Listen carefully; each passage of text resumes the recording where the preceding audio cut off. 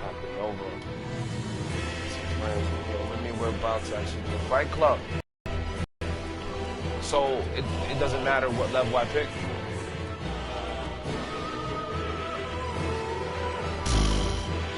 Man, I'm already at 318 character. I'm still moving through this game. And mind you, I haven't even beat Pontiff on my new game plus. But I have a character that's my black character. Fuck it, I got more shit there. Let's go there. Let's do it.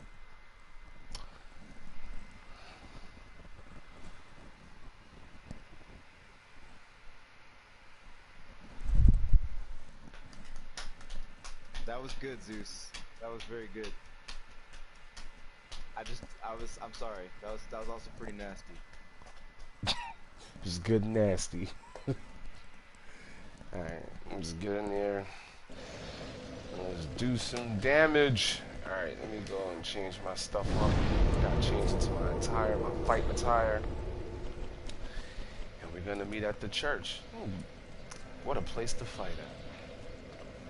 Oh shit. He's trying to get his kid on his arm, my bad. Alright, so we're going to the church.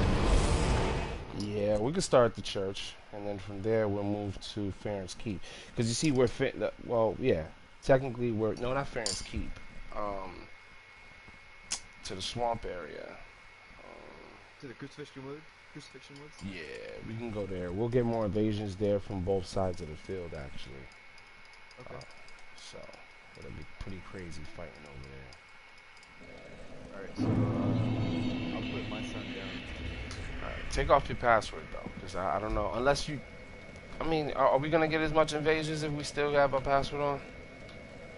Yeah, like the invasions doesn't matter. It's if you want to get specific phantoms like on your side, you need a password. Yeah. So like it doesn't matter if you have a password on, you're still gonna get invaded regardless. Yeah, that's true. That is true.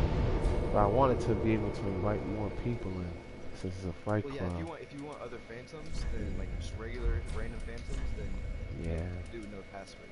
Okay. All right. All right. Let me see. Bountiful. I don't even know why that would be necessary. Because remember last night we got invaded by what's his name? We were just chilling. Mm-hmm.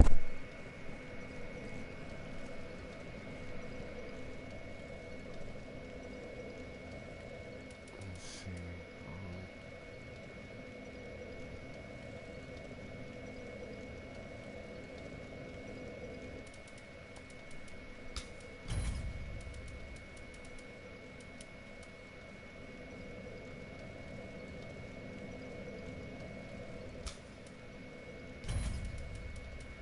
Do some couple randoms.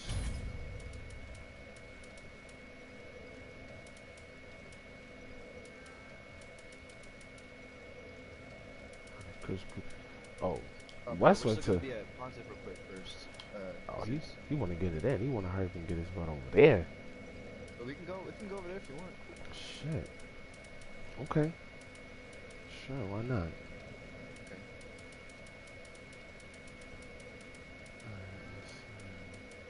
Oh, mind you, will I still be able to summon you guys in?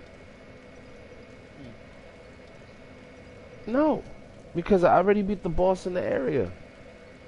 Oh yeah. You guys would literally have to come in as phantoms. Okay. Shoot. Yeah, yep, that makes sense. Yep, exactly. That's what I'm saying. I mean, on my new plus character,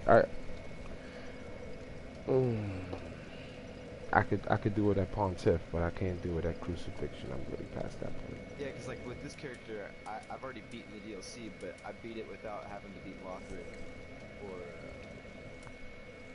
what's his name, Aldrich. He said then we gotta beat Pontiff. Yeah, because like with this character, I haven't beaten Pontiff, which is why I'm probably able to summon phantoms. Oh, let me summon y'all as phantoms. Shit. Because I haven't been summoning y'all as phantoms. I've been summoning y'all as invaders. That's not what I thought. And Unless you have a character that hasn't beaten Aldrich either.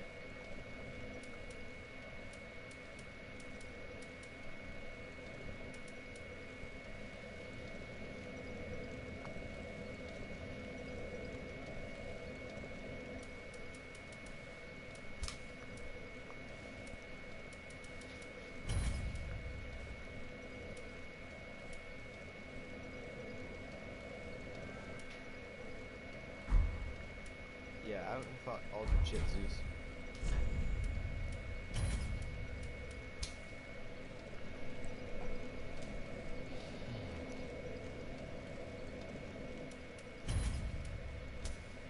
I skipped over Aldrich and Lothric, I believe. Oh wait, no, I think I have. Let me check. I think I already beat him. I don't even know at this point. Let me check.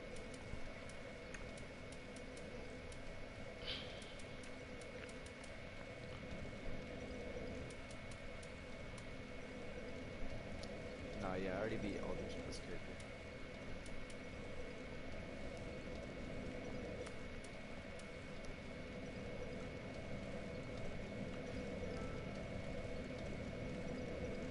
I can summon you guys at Crucifixion Woods on my account. Okay. It's level 30. That's perfect for me because I'm level 25. Alright, so we're going to be going over there as cooperatives then. Alright, sounds good, yeah. Right. And then we'll get tons of invaders because if you have 2 phantoms, you get tons of invaders. Okay. So I'll be going there. I'm level 25, so if I can drop some stuff for you too if you're level 30 needs some stuff.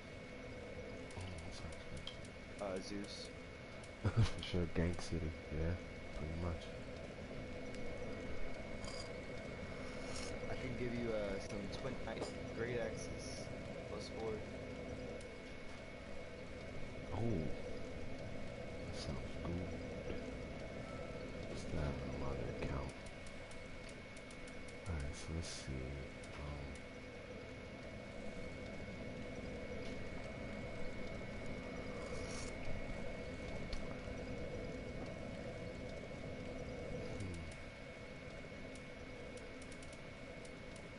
Alright, my sign's down. Shit, you're already there. Oh, I can drop a ring of favor if you need a ring of favor, bro. I have a ring of favor +3.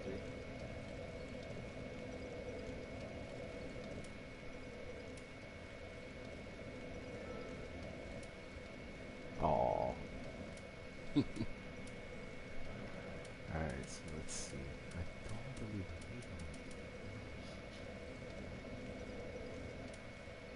My sign's down right by the bonfire.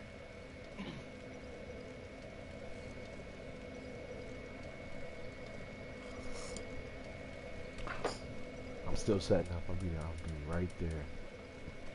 Let's see how many invaders you guys can pull.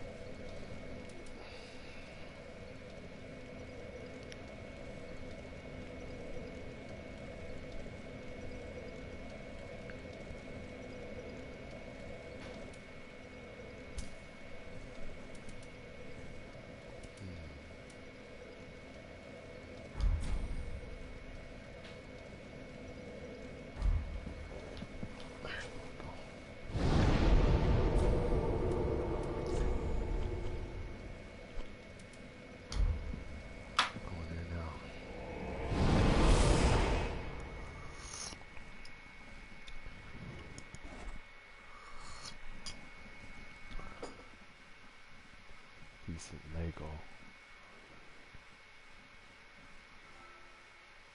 I have no idea what he even meant by that. Me neither. That was like some code talk. Yeah, probably, because when I think of Legos, I really think of Legos. He's in the picture. The fuck is that? This is League of Legends or some shit? Oh, League of Legends. Okay, yeah. Great Shadow Legends. Oh, okay. Alright, so where you guys at, in the water already, or? No. We're still by the bonfire. Oh, bonfire, okay. Password or no? Yeah, it's GG3. Alright. God, you got invaded. Here, take this ring real quick. Take this ring real quick. My sign is down. Don't leave the bonfire until you see it.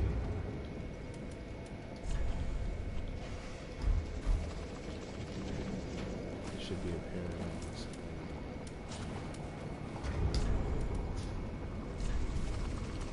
Switch this up real quick. I'm actually still choosing my stuff.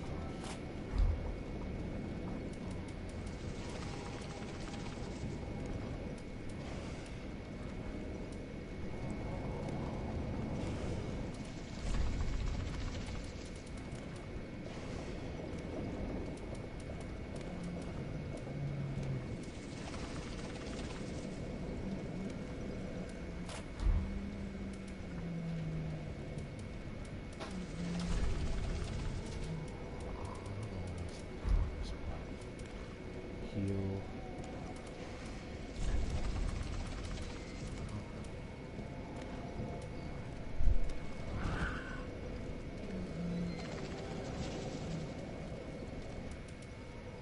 God damn. I thought you wanted to be friends, Zeus. We thought we were making friends here. What happened? We're still at crucifixion. We're by the bonfire. Alright, I'm on my way. No friendship? Oh no, I messed it up. My bad. That was my bad, Zeus. I didn't see that you're bearing it.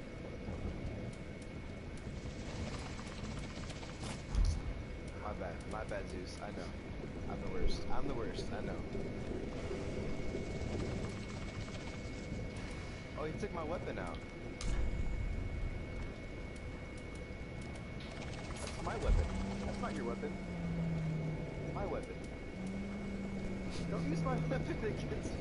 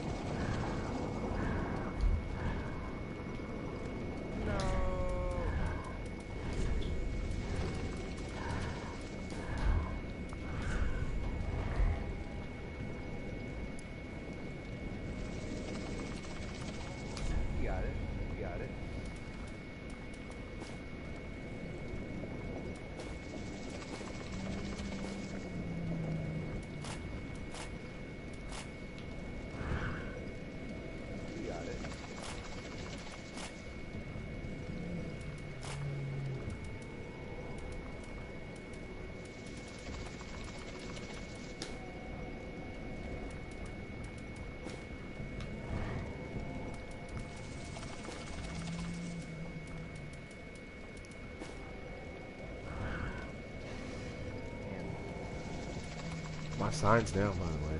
I'm about to put it in the water wherever you guys at. Yeah. No, I just died.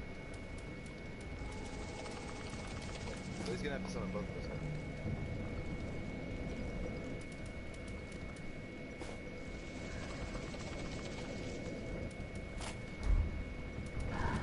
Good thing, Zeus, we could have had a friend. Had to swing.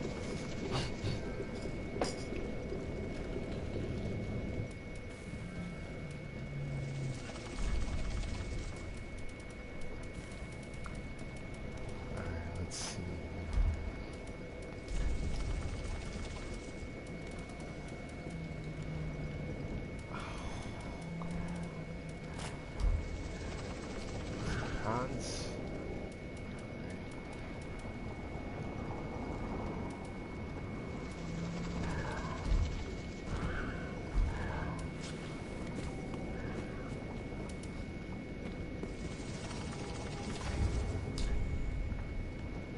I see apparitions of people running around. Telling a great deal.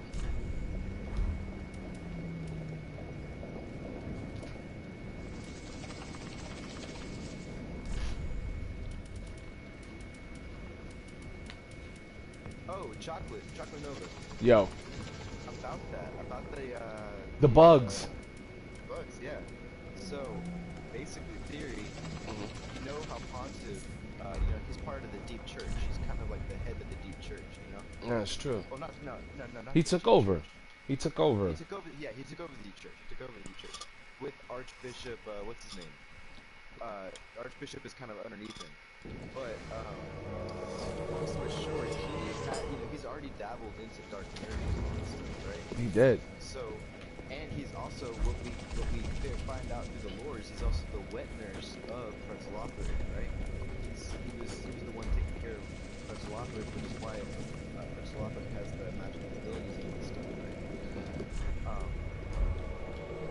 So basically, what if he was trying? Because what you find out in the game is that Chocolatenova and the princes are scared of angels. They're scared of these angels that are coming down on they're basically, that's why they have that giant blockade on the bridge. They're scared of all that stuff, right? And so what would be better to fight, these divine angels than dark magic, dark occult magic, like gnawing, all this dark magic that we know of. And who better to, give you this dark magic than Pontiff, or recommend. He's coming from this side. Doors. He's starting to throw arrows. Go ahead, I'm listening. Well, we have an invader. Get up. We have two invaders. Alright, hold on. We're gonna continue this right now. Oh, look at you, big boy.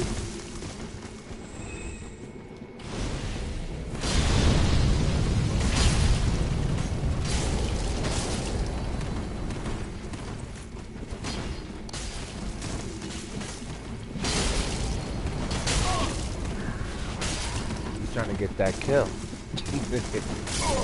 I knew it. No time to heal. Oh my gosh.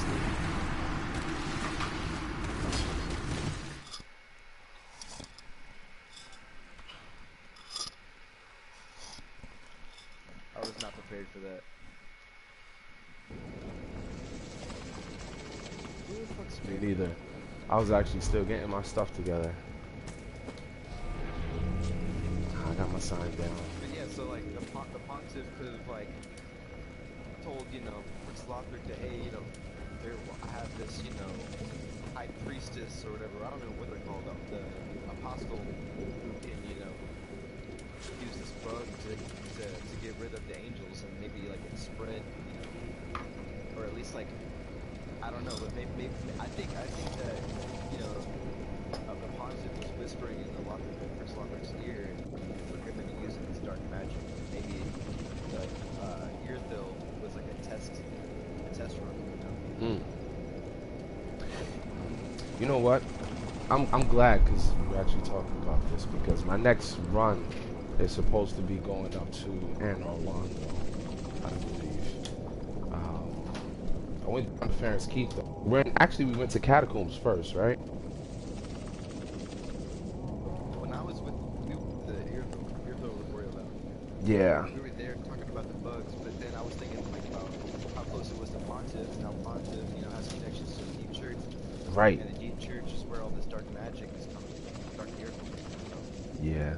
So you know what? That beckons. I'm glad that you brought that up, man, because who was alright, so we look at the situation with what's this kid's name? Aldridge, right? Yeah. And we're like, okay, we know where Sullivan came from. Where the hell did Aldridge come from? Now mind you, I'm not I'm trying to stay on the same topic in which we're talking about the bugs, the twin princes, and Pontiff. But we know where Pontiff comes from, right? But we're not really sure as to where does Aldridge come from. We just know he has these dreams, and when he dreams about certain things, he can actually obtain the god's power just by dreaming of them. But he had a real bad problem. He was part of the church. He started eating men. No different than what Gale was actually doing when you meet him in the end, right? Gale's like sucking on the blood of the pygmies, and he had the Darksouls inside him the whole time. He said that Aldridge came from Gwendolyn and Gwen. Who's that? Zeus said they came from Gwendolyn and Gwen. I'm not sure. Did they create him or something? He was human. Before he became that big sludge. Yeah, yeah, he would devour people and he became like a sludge. Right. Exactly. So, He was kind of like smoke.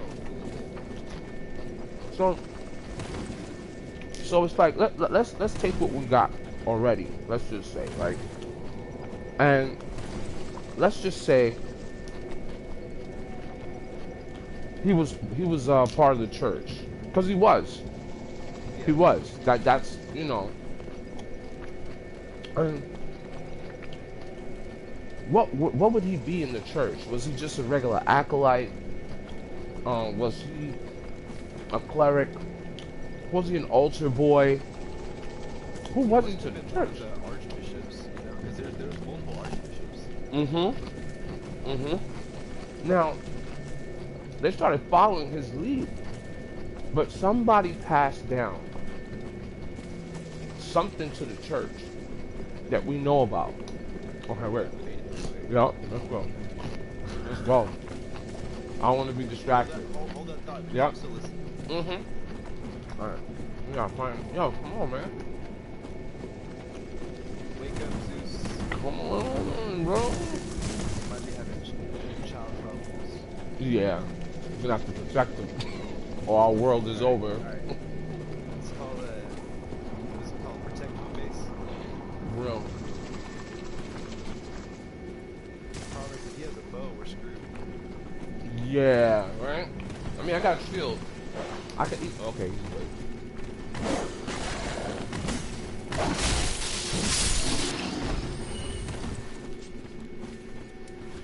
I don't know where he's at. He's somewhere. Follow the leader. But he's not.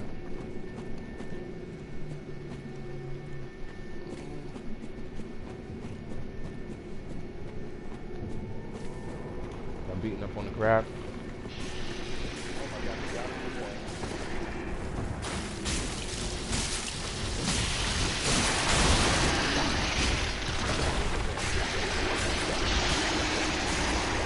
Oh shit, I didn't see that.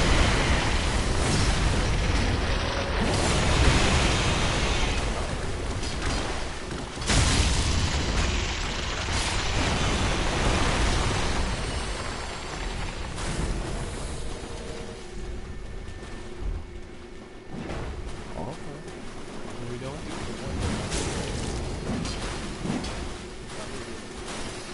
Oh, you know. Let me do it. You want to duel him? Okay. Sorry about that. Alright.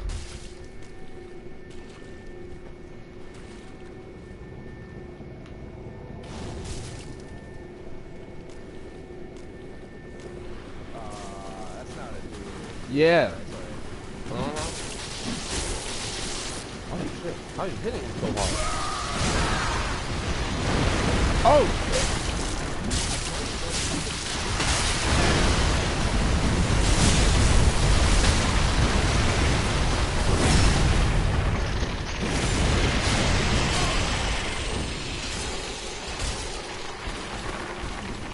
I haven't, and that's a good buff. Hey! I didn't even know he came in the game. Yeah, Yo!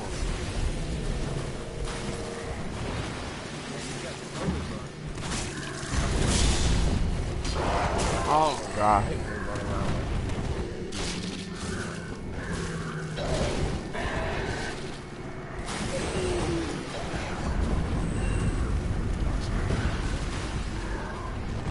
yeah, we need to clean out distraction. I'm really trying to mind, no, bro. absolutely. You mess with that at all? I do. I upgraded to using the wing knight axes just because it's just, yeah, you can add different elements to them. But that was one of my first one-handed that I used a whole lot. It's really good, man. Like,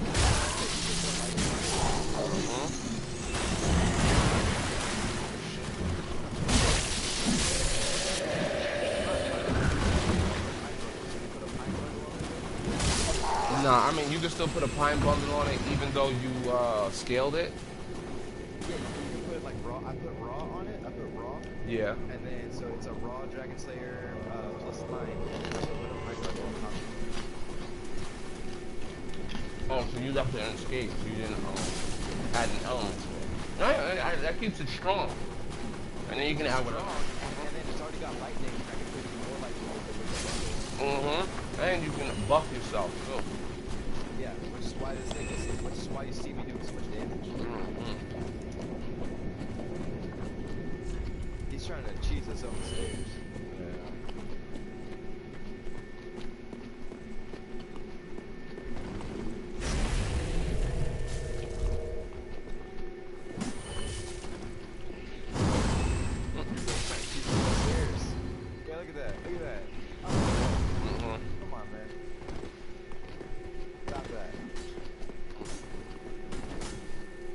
Watch out, he's gonna cheese you. Yeah, he's got force. You go down, buddy. Watch out. No. Point down. I can't even. My hands up in the air. I'm about to change my gesture around. Shit. That was some cheese. Mm-hmm. I call Yeah, he got close to the stairs. He was trying to get that easy kill. Let me see. Oh shit. Actually, that would be the best. That would be the best thing to use with this axe instead of having to actually add an element to it. Yeah, don't ever put an element on the Dragon Slayer. Like, don't put lightning on top of it.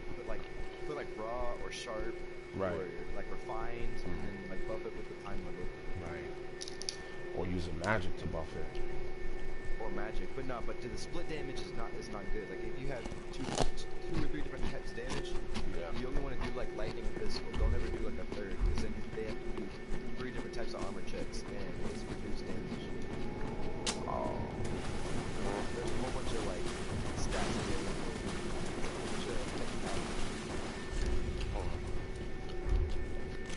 He's trying to do a duel. Yup. Respect.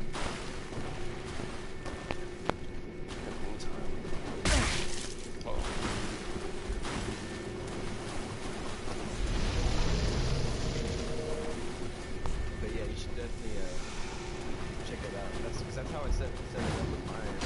It just melts me, dude. It really melts me.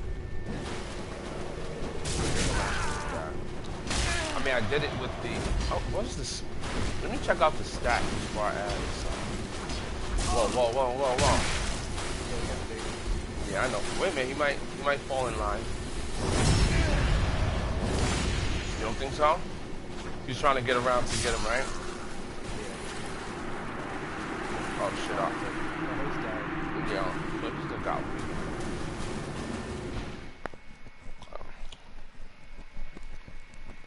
But yeah, you gotta try it. You gotta mess it around. Like, put like a stride stone on it, and put sharp or something on it instead of heavy or whatever. Yeah. You're right. Being able to give yourself a power up, two-handed, a war cry, and stacks. You're absolutely right, bro. You're absolutely right. He said he's gonna give us some time because he has to put his little one down, so he's gonna be back up. I mean, we can invade ourselves. Oh no, not ourselves. We can't invade ourselves.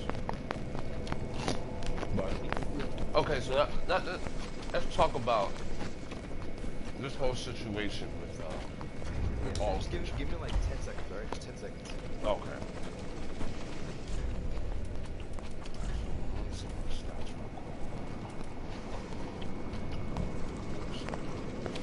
Physical 134. It was already going down to something.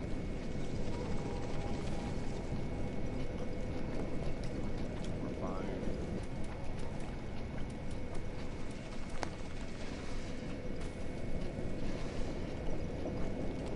No more damage. Alright, go back.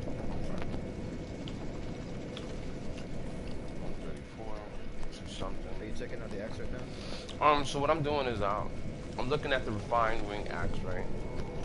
And because I refined one of them, and I'm trying to compare it to the Dragon Slayer that I added dark to. I mean, Dude, obviously. that's what I'm saying. Like if you put dark on a Dragon Slayer, just hear me out on this, okay? Hear me out for like the perfect example is the dancers twin blades, because they have magic and fire, Right. and the physical. They do 3 different types of damage, and they honestly, even if you upgrade them to like +5, I think it is, they don't do a lot of damage, man. No. They have to go through 3 different types of armor checks. Yeah. One for the physical, one for the fire, and one for the magic. Right. If you just have like 2 different types of attack, like lightning physical, or just straight up physical, or just straight up lightning, you only have to pass 1 armor check, and you just end up doing more damage overall. So if you just stick to straight lightning and physical, Yeah. you will do more damage with that weapon. Okay. Okay. So basically, just add a refine or sharp or whatever, and then add a buff to it. Yeah, basically. It's like with my build, I'm level 25, so I'm putting raw on it, so I don't have to worry about the stats, and it does the max amount of damage, and you mentioned the lightning.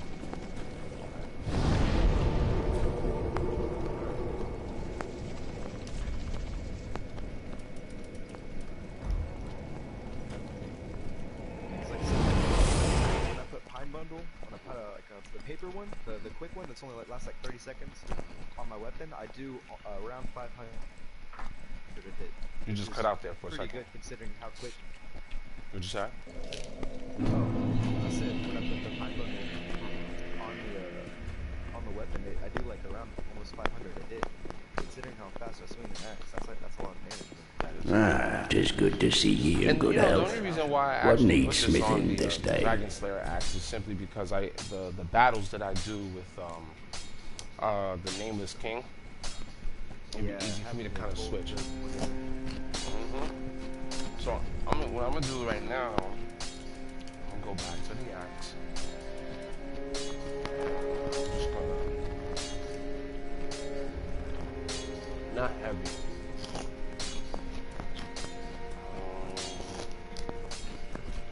I could make it raw, but then I lose the pluses on the end.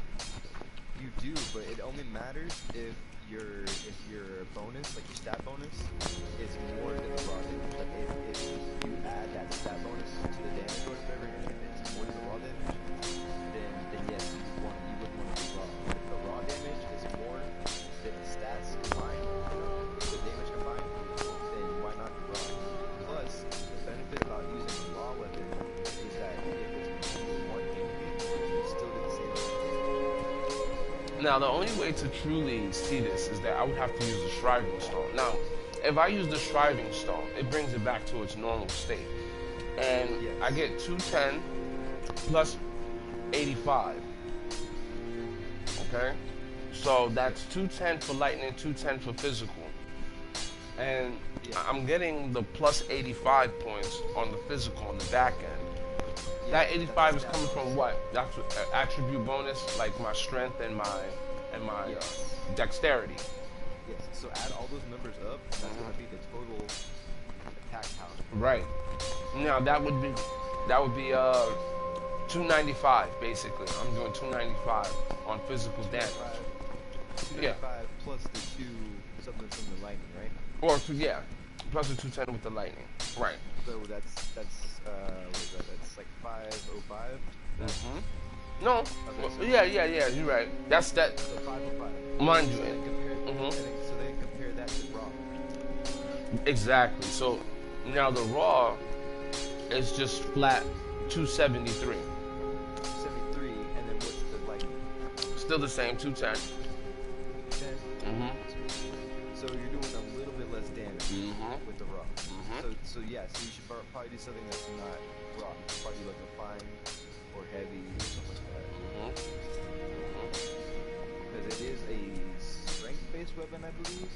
It's strength and dexterity. Is it C in both? Yeah. No. It's right. Well, let me see. Let me go to Shriving Stone. Shriving Stone to bring it to D and E. So D for strength, E for dexterity. Yeah, so if you did like heavy on it and you have pretty decent strength, you'd probably be doing more damage than raw. But the thing is that you wouldn't if you like the benefit for me is that raw was the most damage for my setup, right? And the cool thing is that if I one-handed, I still do the same amount of damage as I would if I was two. But if you don't have raw, then you have to two-handed to do the most amount of damage. Right. So we said, you're right. No. I'm glad we had this conversation because this is good. Because now, because I'm starting to understand how to use these gems a little bit more. So 210 plus the 85 makes 295. And if I do go with heavy, it brings the attribute to C, which is good. D to C to me is good because nothing else is really bringing it there. And then it will be 194 plus 107. So that's 200. 7 plus 4 with extra 1 on the back end. That becomes so that's 300. 300 and what is that? 9, 11? No, 10 technically. So 7, 8, 9, 10, 11, 1. So that's 301. 301 plus the lightning. Plus the lightning is 210. Yeah. So that's 3. So that's 510. That's 511. So that's 6 points of more damage than you would with raw. Right. Heavy's giving you 6 points more damage. Exactly. So now let's compare that to the sharp, which is around what? That's for more dexterity build. Yeah. So like basically, so just in my opinion, just right now, just comparing it to strength, right? Strength. If you're trying to maximize your damage output, of course, you could go for the strength or for the heavy Dragon Slayer axe. But for versatility, freaking raw is not that bad of an option. Like 6 points is not that bad of an option considering that you'll be able to one-hand it and still do basically your maximum damage. Right. So I mean, because I'm looking at sharp, right? And sharp is giving me more. It puts the dexterity from E to C. That's a hell of a bonus jump. The strength goes down, but it doesn't matter because it's not affecting too much. It's just affecting nothing. And then what would the total damage be with more? You know why? Because it's 194 plus 113. So 3 and 4, 7 plus the 1 with the 9 is 10. So that's already 1, 2. That's 3. So 307. So now, yeah. So, yeah. 307. No, it's 307. It's right. It's 307. Yeah. So 307 then plus the 210 is 570. So now that's more. The sharp does more damage. Yeah. Sharp is more than heavy. Yeah. Yeah. Now, all right. So let me see. Refined is the scale changes a little bit. So 183 plus 115. So 5 and 3 is 8. Plus 1 and 8 is 9. So that's not gonna work with refined because that's both bonuses coming from strength and dexterity. So that's not working. So raw no, refined no. So I guess I gotta go with sharp, and then from there I can just add any type of element to the axe. That's if you're trying to maximize damage out. Right. And I do. Damn, I only got 1 sharp gem left. Where do I get sharp gems from? Forgive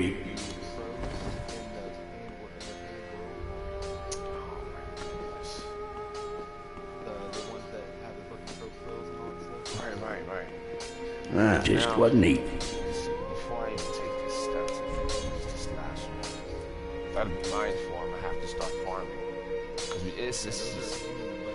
yeah, man. Not only that, but it's just the idea.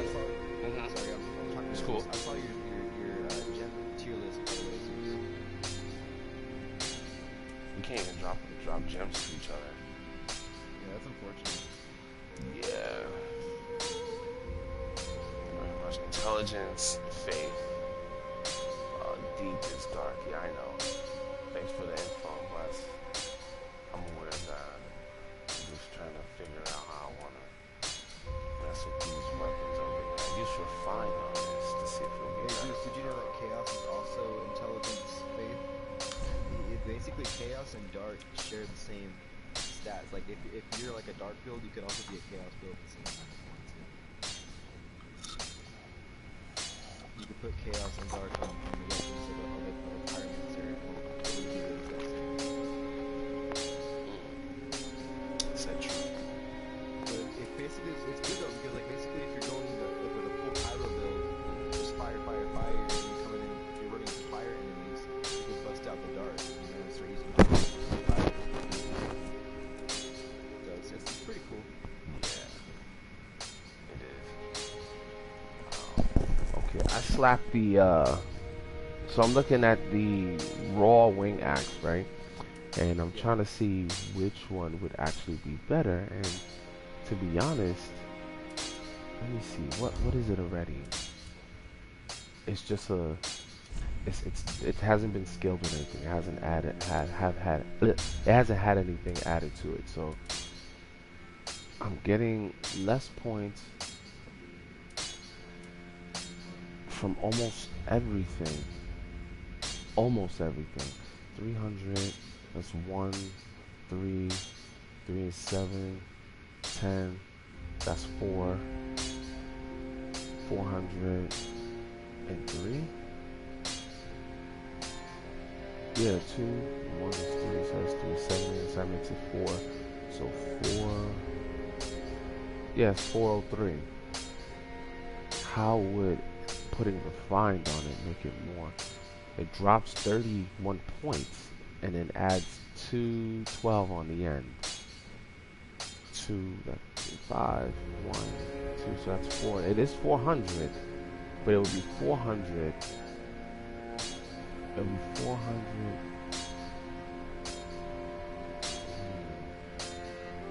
Actually, it would be more. It would be 400 and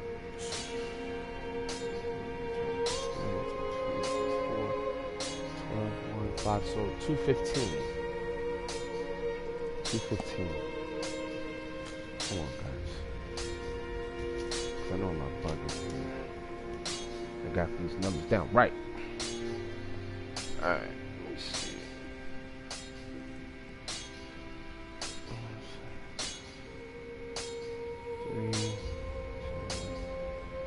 Scales. Yes, that's 403 on a normal. But if I use refine, then it's 203. Thank you. Blessings right back too. 3, 5, 1. Yeah, shit. It's more and it's better. Period. Period.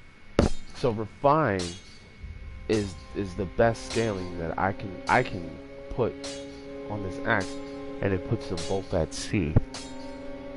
I mean, right. So now, okay, so I wasn't all bad that I made a refine. So that is the best that I can have with those axes when it comes to physical. Unless you don't want to buff your weapon with like a pine bundle or something like that, unless you don't want to put magic on it or something like that, right. Never ever put a gem like a lightning or fire or chaos or something like that in your weapon, because then you won't be able to buff it. Right. And like buffing it is literally how you maximize it in your weapon. The plus 10 weapon that's refined, something like that, yeah. Buff is the maximum damage on a weapon. Right. Yeah, I've been dabbling here and there now.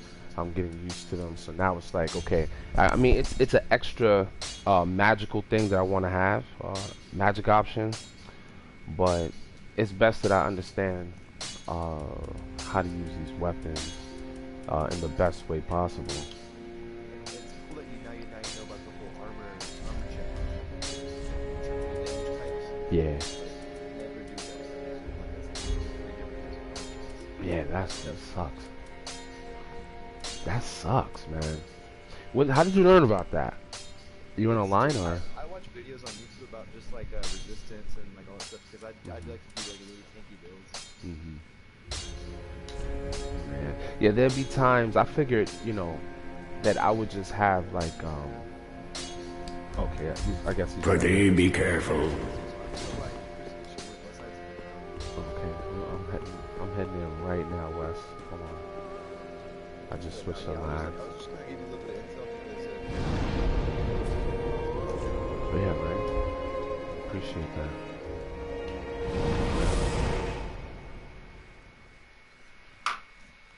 So, let me see. Okay, so now I can do the max, and then buffing it's probably gonna give me even more damage at this point. the only issue you will come across is just as long as you have enough souls to buy pine bundles and all that kind of stuff.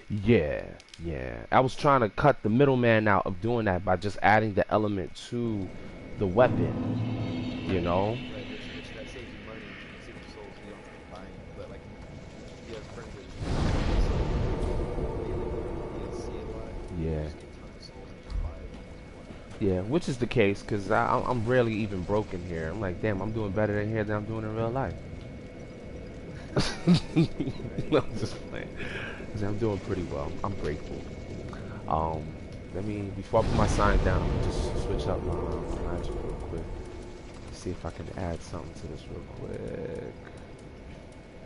And then I'm gonna jump in with you guys. Ooh. Now, if I add, let's say for instance, I add lightning to this weapon, which already has lightning, it's gonna add more to lightning, right? Yes, that's like I said, like for example, I put lightning on Dragon's Ear, which is training lightning. That's great because you can still use armor checks. Plus, with lightning, it just does more damage. It's just the best case scenario. You are right. You are right. Like, for example, like the Merchant Hand Sight, the one that does dark damage. Yeah. Or like the Mad Crucifix. Yeah. If you put like Dark Blade on that, you're just putting more dark damage on the dark damage weapon. So that's the best case scenario for that. Alright, so let me see. Somebody got the best. I haven't leveled up to, let me see, 248, 240. Keitha has the best for spell buffs, man. Hands down. You'd want to use Philinols, but nope. Keitha's Chime is the shiznickle. So I'm gonna go ahead. Ooh-wee! Feeling lucky. Alright, come on. Let's go. I want to try this out. Somebody's gonna feel this thunder. Alright, my sign is down, Wes. Come and get me. Pick me up. Alright, Zeus. For real. I'll protect you. Praise the sun. Somebody put this in right here. This cannot be. This was somebody who put this here.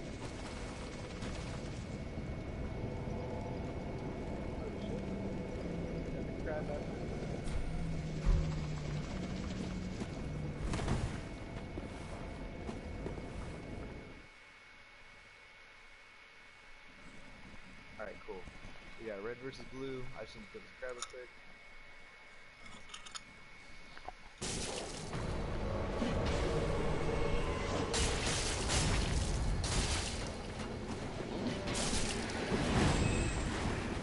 I see.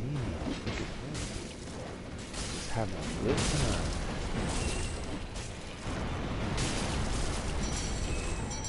Oh, got him.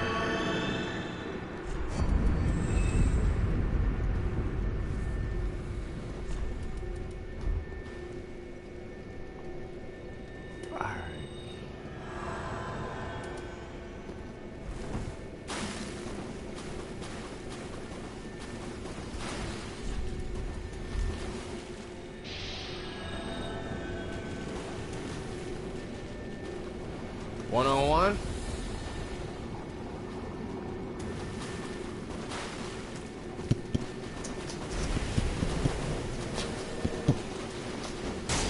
Yeah.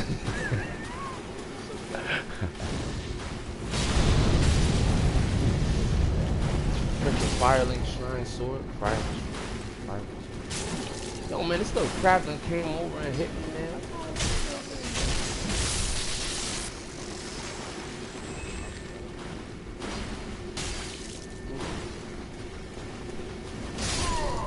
Oh no.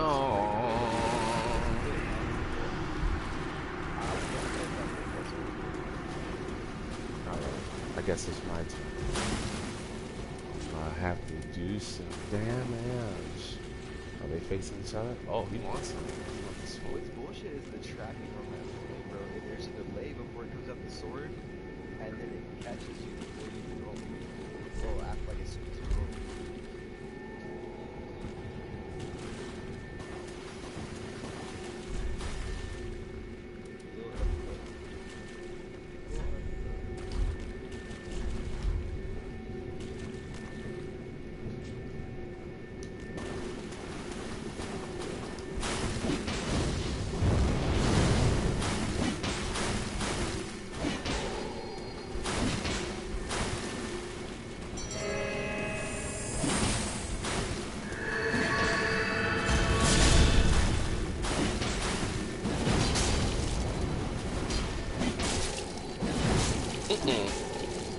What is that move that he got going on there?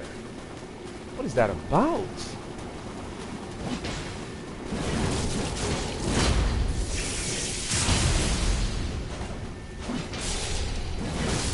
Oh my god, yo, why does it do that? It has like this effect on my character that makes him like almost like a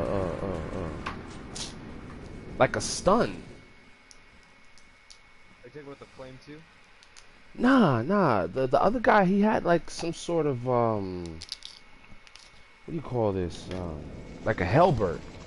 But every time he hit me, it was like he was stunning me in a way that would just make me slow down, stop.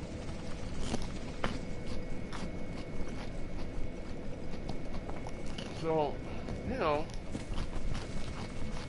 it's all good. Come on, sign down again. What's up, bro?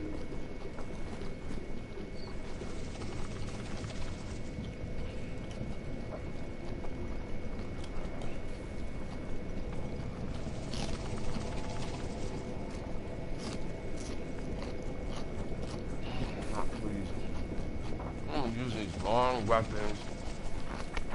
Just be hitting me. I don't appreciate it. Not one bit.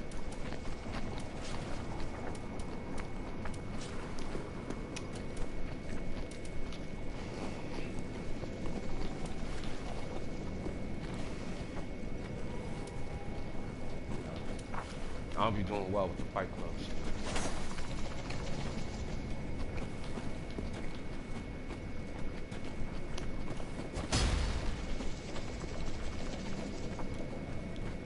Yeah, I think that Pontiff is probably scared of Lord. Mm-hmm. I think that he originally, saw potential in what she could do and he grew up with her. And then as soon as she got crazy, he was like on the same page and locked her up. But originally he wanted her as a weapon.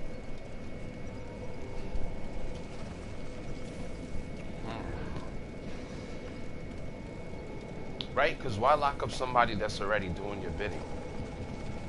Unless you're scared of what you do, Like I said, just like Loki, the first person to dabble into something usually has the most experience with it.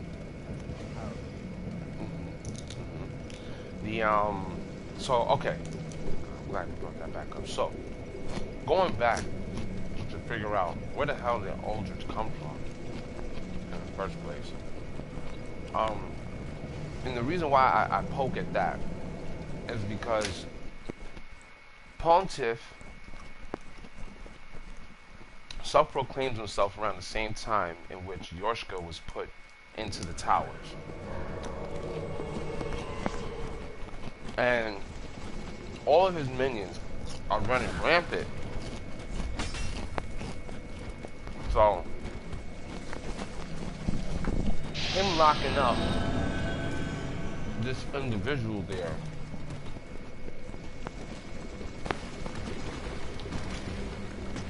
I don't know. Maybe you're right. Maybe you're right.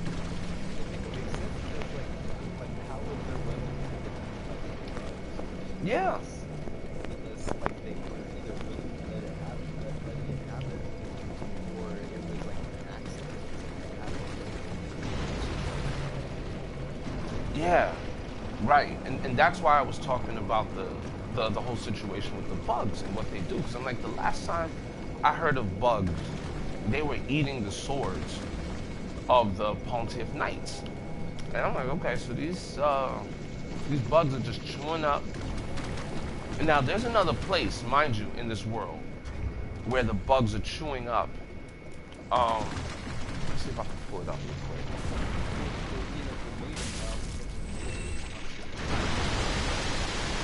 Right. Not only that, but here's another item. Right? Right? Walnir's holy sword. Okay? Eroded by the abyss. What's eating it? What? Eroded by the abyss. Yeah.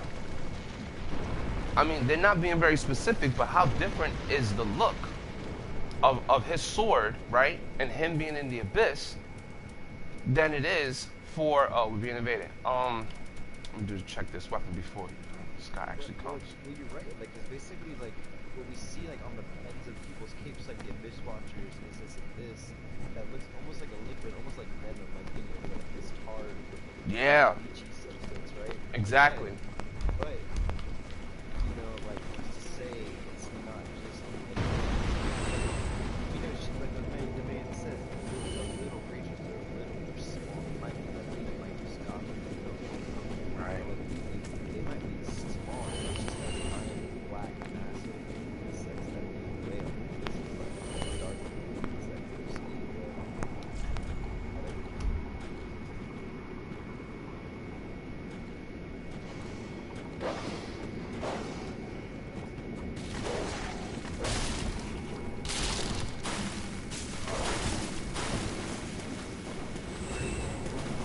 So I took it to a nice little area, in a swamp area. Hopefully he comes down.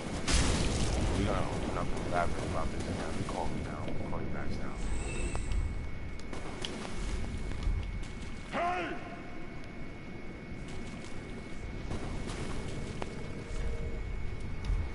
Hey!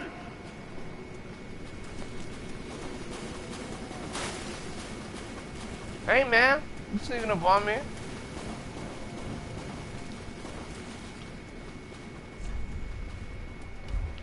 Hey! Oh my, he's just going in from where he's at. Oh, that's you? Oh, you gave him the business. Oh. Good grief.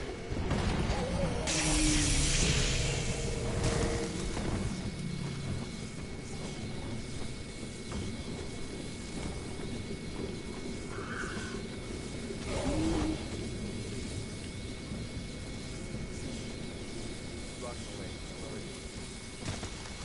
It's alright. If you don't want to fight, it's fine. I'm a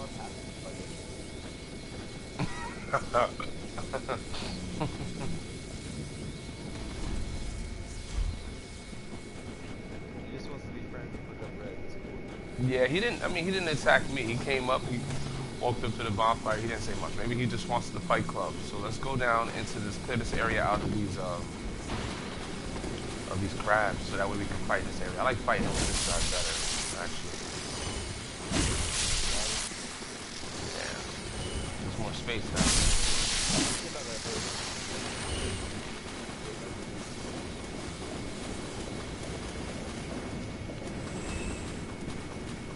He probably knows what we're trying to do. We're looking for fight club. What?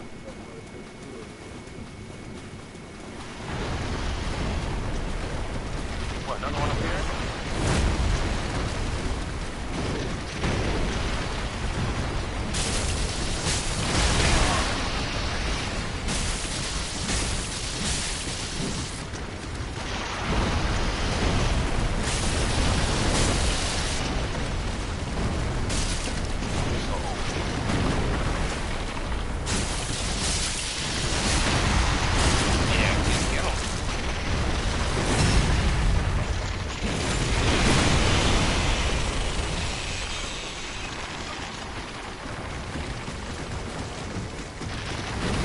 Oh, he must have ran.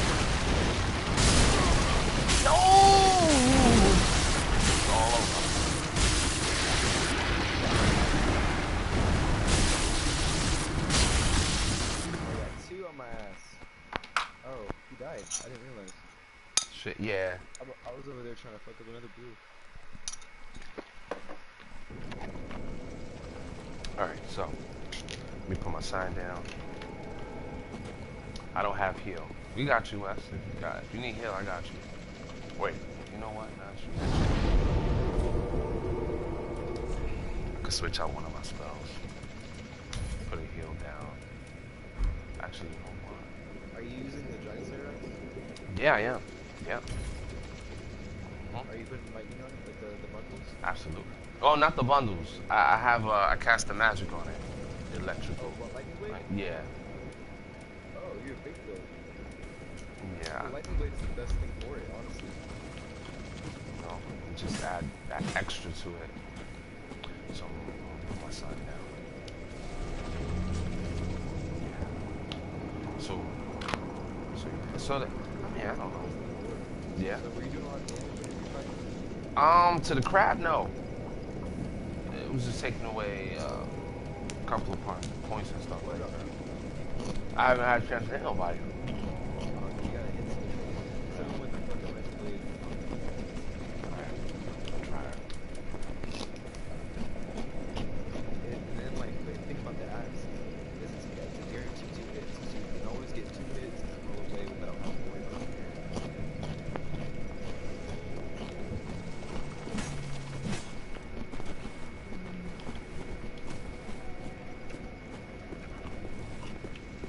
Yeah, that with the buff definitely will do some damage.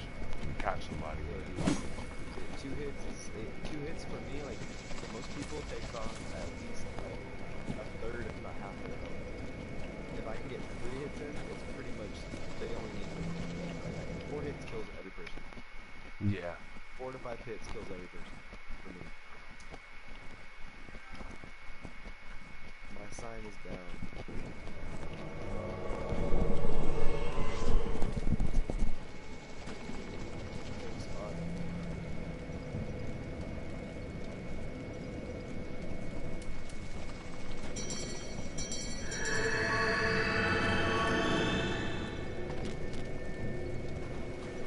About to clear this area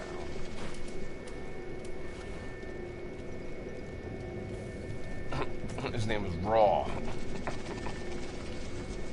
Raw. Kind of raw.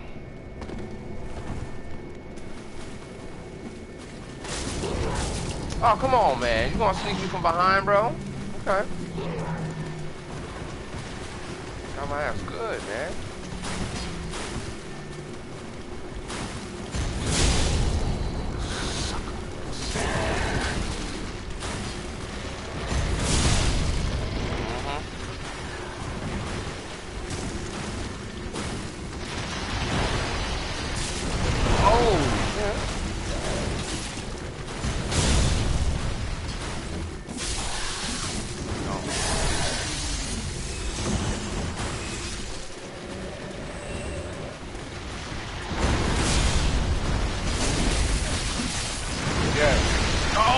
God, ass.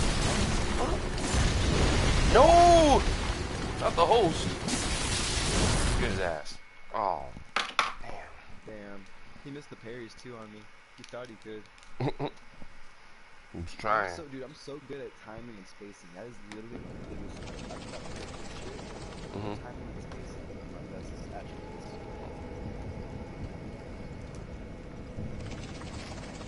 Gotta work on that then.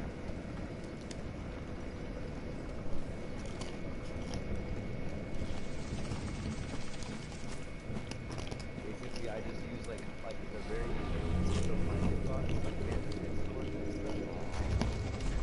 Wait, like I usually wait for the punch to swing twice, sometimes even 3 times, and I always go in and understand it. It's just like little strategies like that. Right.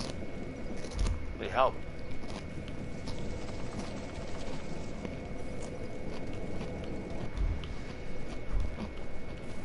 A little bit.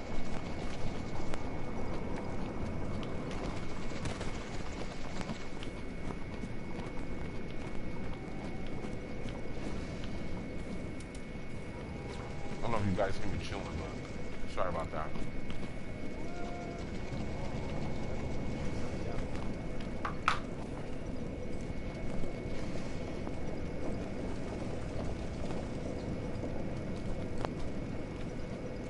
Spring City is another place that we can go.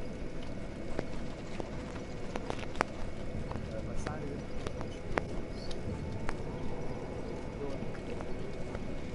I'm near the bonfire. You want me to go to where you at? Russ gotta get a mic. the same place because you said you were put it down. You are the last one.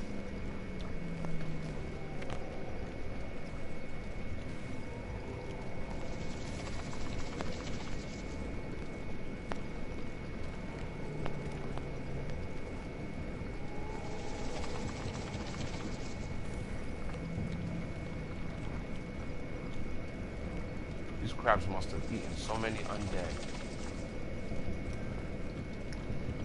Had to go by whatever's. Why? I got you. If we get a chance before we're not getting invaded, like if these win invasions, we can be killing all the enemies. In the stage, right? Yeah, because they just basically messing us up while we're trying to kill the invaders. Yeah, and they know it. And they don't care. Kill all the crabs first. Agreed.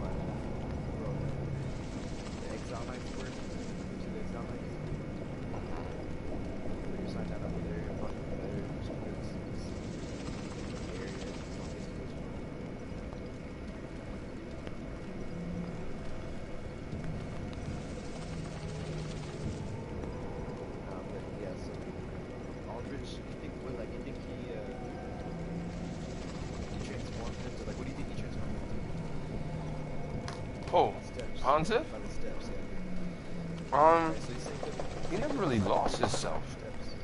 Oh, by the steps? Okay. No, that's okay, it's cool. But I don't think Hansa ever really lost his physical or his form. When you go to him, I'm in Aldrich, I'm sorry. Aldrich, he lost his form with whoever he ate last, or whoever he, how do I say this? Not who he ate last, but who did he dream about last? Because his ability is being able to dream of certain people, places, and things, and actually inherit their ability. So, you know, his whole thing is kind of weird in that way. But, I mean, I watched a video where they were talking about, like, maybe he has some sort of connection to not Aldrich, what's his face from part 1? He's one of the Lord Vessels, if you will, or one of the 4 lords. Do you think Aldrich like dreamt of Smough and gained his power of devouring? That's why he's called devouring God. That's why he devours Aldrich. Well, the question is that, I mean, I only know Smough. I don't know Smough to be like a devourer. I mean, his armor suggested. Was he though? Yeah, that's what the basically I think his armor or something in the Darksouls 1. One of the items they say that he was one of the loyal knights of Gwyn until he was exiled or shunned because he was a cannibal who would eat the bones of his victims. Smough? Smough. No, get the out of here, y'all. Yeah. Hold on, and that's not in here. What is?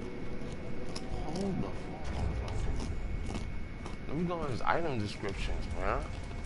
See, I haven't really gone that far yet. Let me see something. I could look that up still. Darksouls Wiki. No, but yeah, Smough is definitely 100%. No.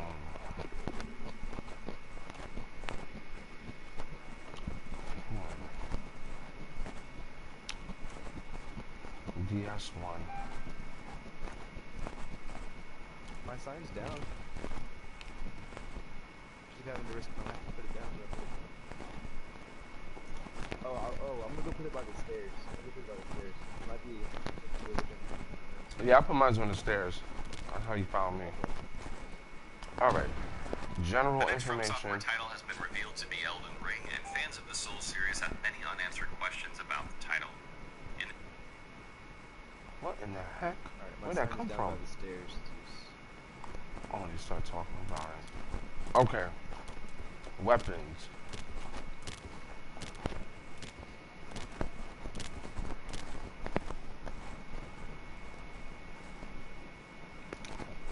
He has a great hammer. So let me go to great hammers. Smo's hammer. Okay. Executioner. Smo loved his work. And ground the bones of his victims into his own feed. Wait. And ground the bones of his victims into his own feed, ruining his hopes of being ranked with the 4 knights. Yep. There's supposed to be like a 5th knight, Smo, but he lost his title, his chance, because he was a cannibal and was drowned. Wow. Look at this asshole right here.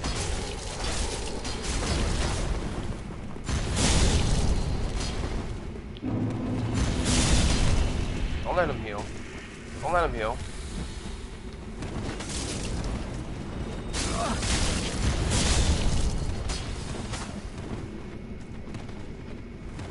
Bro, you ain't got no honor, man.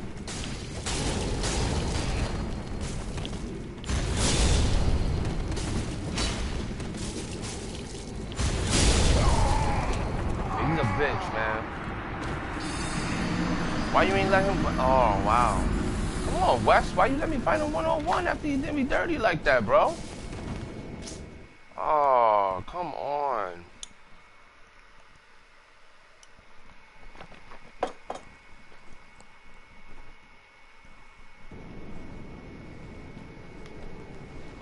My sign's by the stairs, bro. By the stairs, the exile stairs. Yeah, I'm gonna sign there too. Put my sign right here. So it's on the stairs, you can't miss it. Mine's like right at the base of the stairs.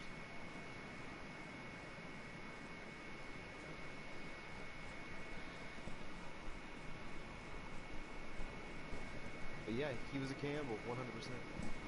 Alright, yeah, so let me go back. So it might be that Aldrich started devouring people because he jumped with Smo, and that's why he's in Smo's chamber.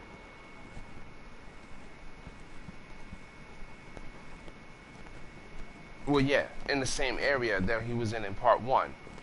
Yeah. Basically, with Ornstein. Right.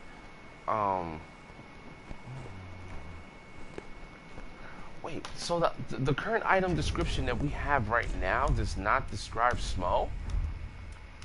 Smo, what? As a cannibal? I'm not sure. I haven't read his opinion. Oh, man. Well. It's in Earthville, I know. Here we go. Twisted Great Hammer associated with Smo, the last knight to remain at his post guarding the ruined cathedral. Yeah, they don't talk about it in here.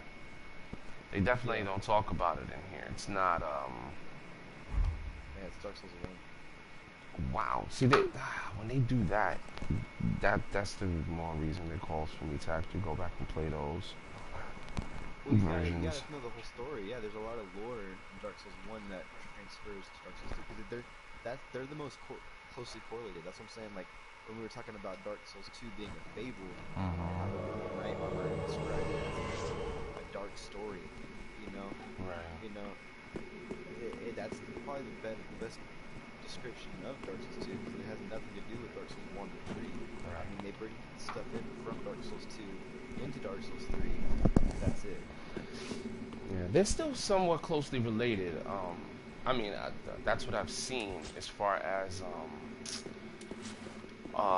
when I started listening to the lore, these guys who made the videos. There is a small kind of correlation to part 2 and part 1. Like for instance, the giants, right? And then we have giants that are actually in part 3.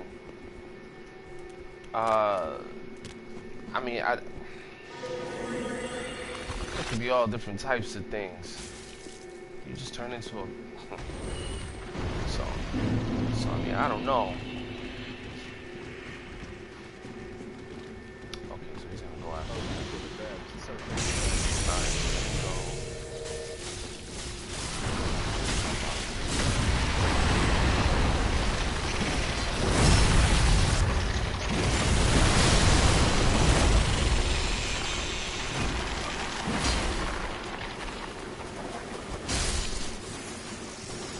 wanna go for the big crab?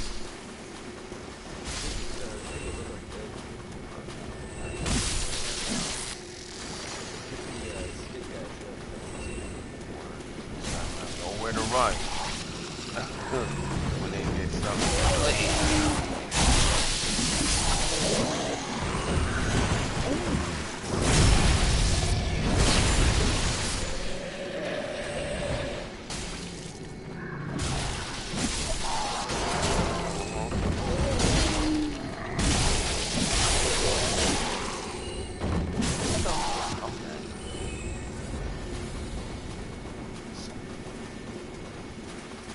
Definitely wasn't right. Oh, I do. I really do. I'm about to put out a warp real quick. I don't even have enough magic for that. Shit.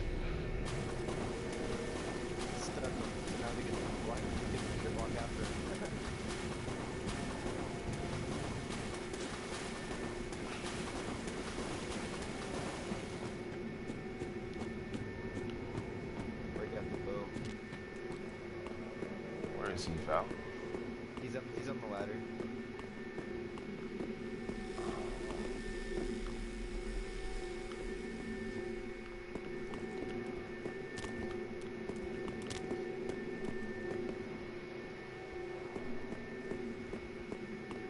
I mean, I'll sacrifice to hit him. No, I can hit him with the bow. Yeah, you can. Watch.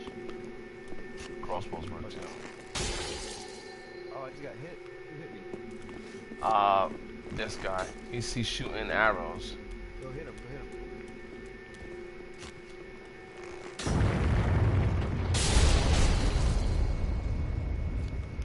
Alright.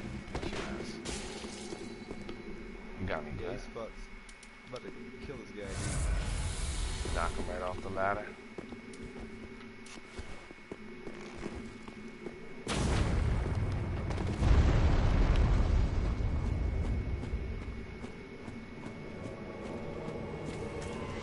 Somebody else just came to play. Alright,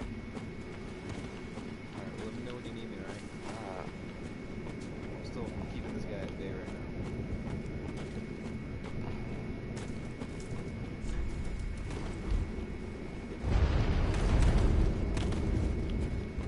This is hilarious. I'm really taking shit.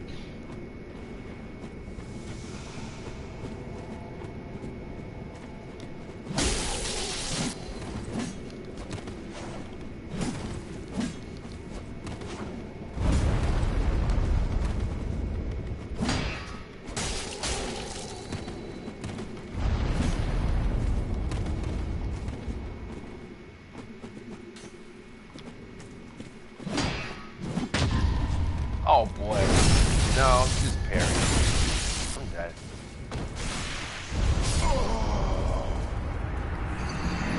Yeah, man.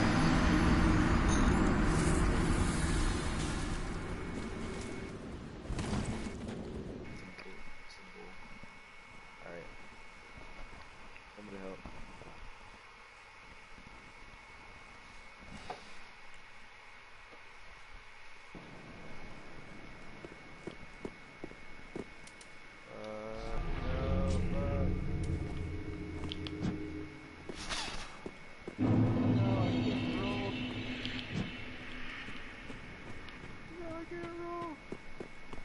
I got my sign down. Can't So. roll.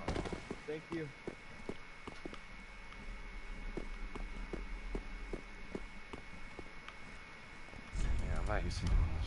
right quick.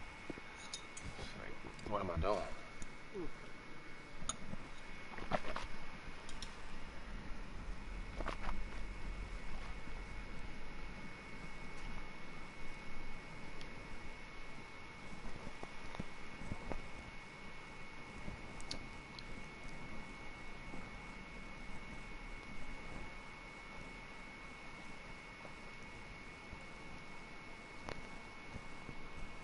Yeah, it's not good. I was stuck with the bow in my inventory, so I couldn't like swap Zeus. I need to put all my shit in the storage box because right now I've got too much stuff in the inventory.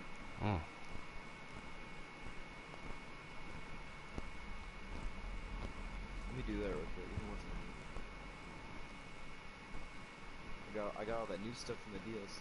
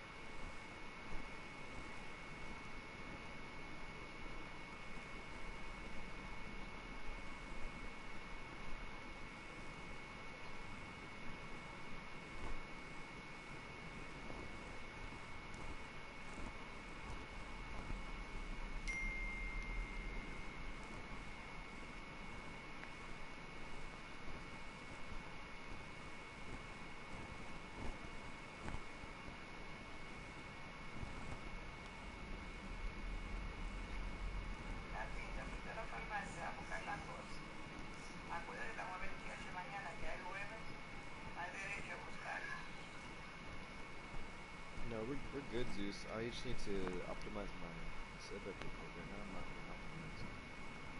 I just need to buy some more time numbers.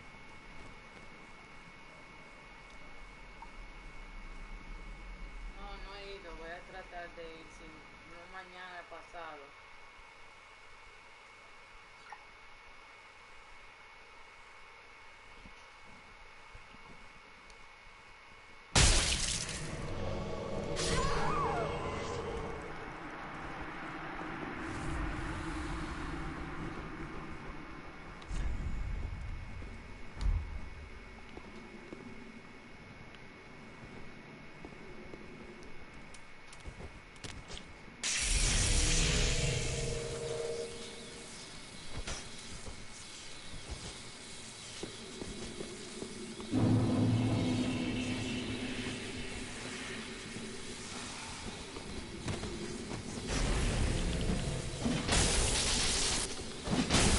Oh, come on, yo. Here we go with this weapon that he got. It makes that sound, that dong, dong. And then my character seems to be stunned. I can't. Because I don't understand the dynamics and how that works and how to get out of that. That shit is ridiculous, man. What is he using? I don't know. He's using some sort of that same weapon. It's like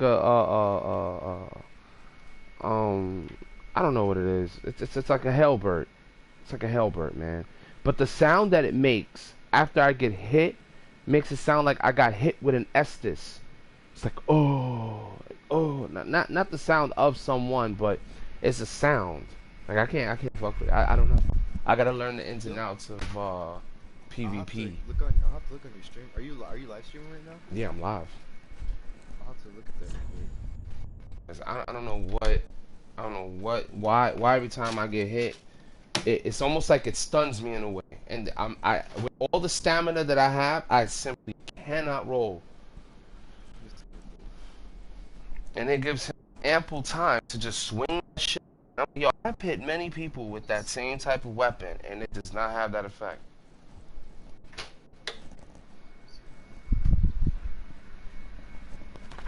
I'm good. I'm about to do my thing, man. That shit's whack. About to switch up my shit. I gotta go back to Is the renovator? I think so, yeah. I see some black. Oh my god.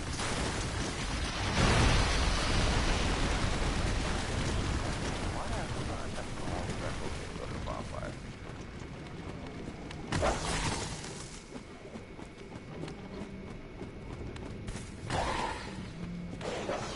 That was used for the sword, the hammer.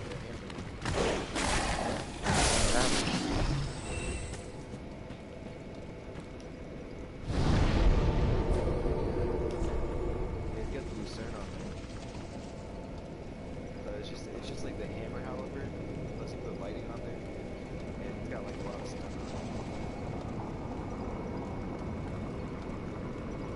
on I don't know. That shit's whack, man. I don't know. I'm about to switch it. It is very cheesy. It's very cheesy, and that's what was used on me before. And I'm like, yo, what the fuck? I don't understand. There's no real challenge in that. I don't know. I know. I need to figure out how I'm gonna get my skills up so I can actually do that shit.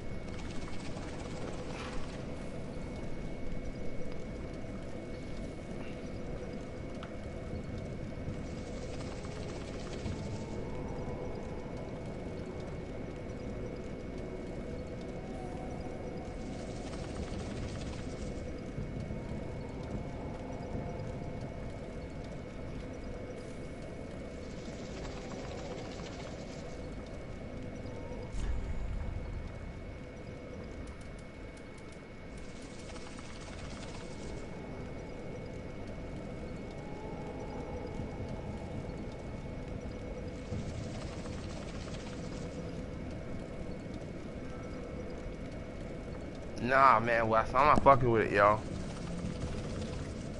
I'm good. I got my fill for tonight, man. I got my ass beat. Now I can take my ass to bed. Nah, I'm actually gonna be, gonna switch around my stuff. I'm supposed to be doing my there. walk. Talk a little bit more about the work. We can definitely do that. I'm actually about to choose my other character. I'm about to quit out this character.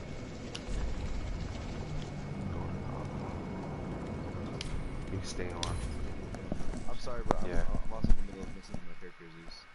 Give me 1 second. Not that.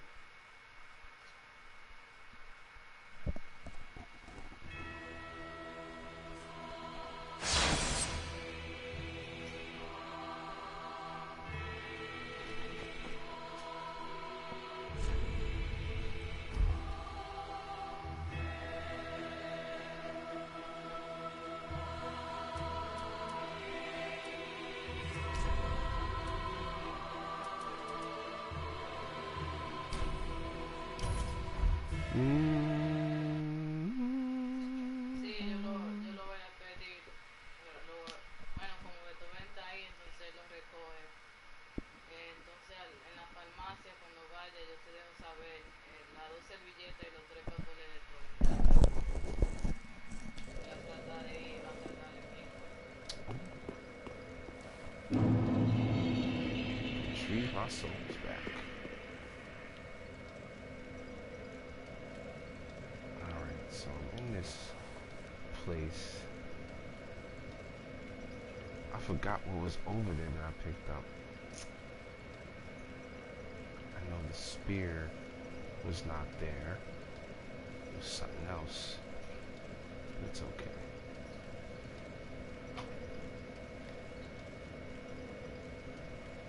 There is something up with this sword. It swiggles. Why does it have a swiggle to it? Which sword are you talking about? The candles, what is it called? The cleric's candlestick. Has like a little swivel to it. It's a faith build weapon.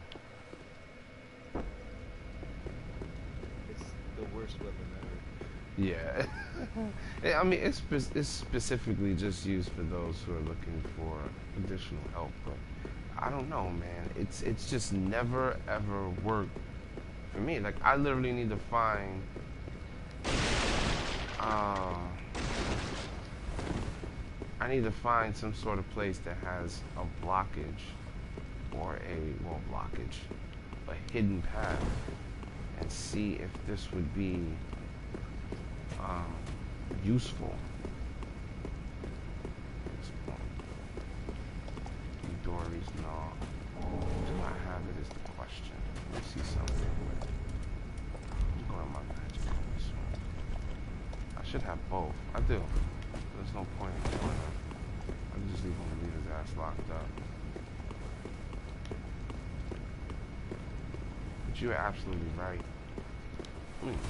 Not right, but you. It's a pretty good hypothesis, probably.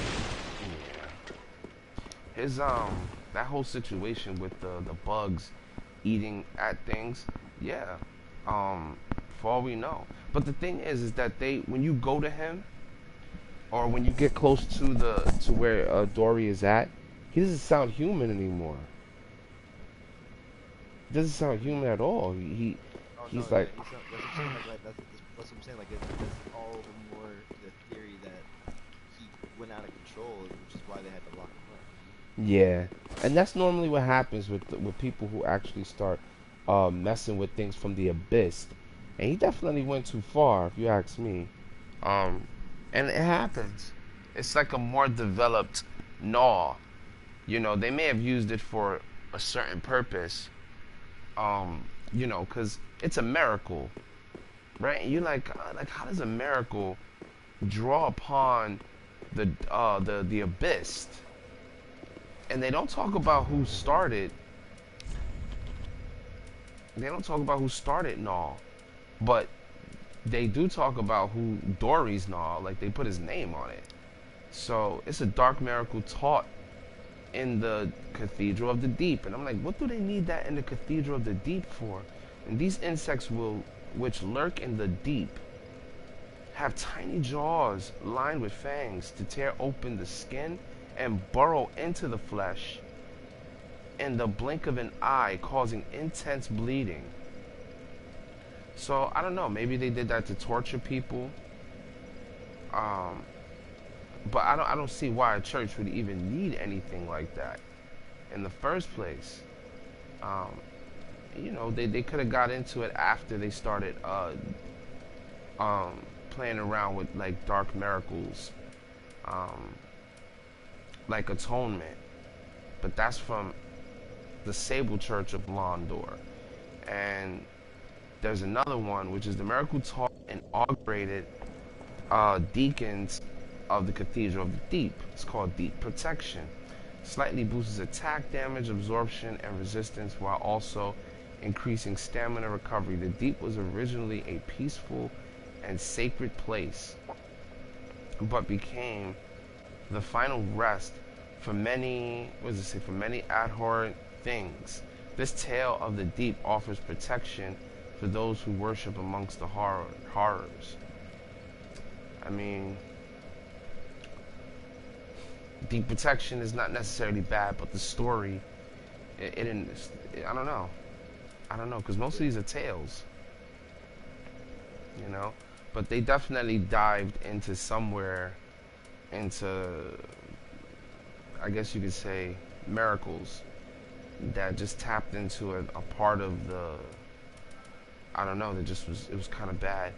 Dark/Abyss, OG, Alturius, and Manus. Yeah, I mean, that's part one.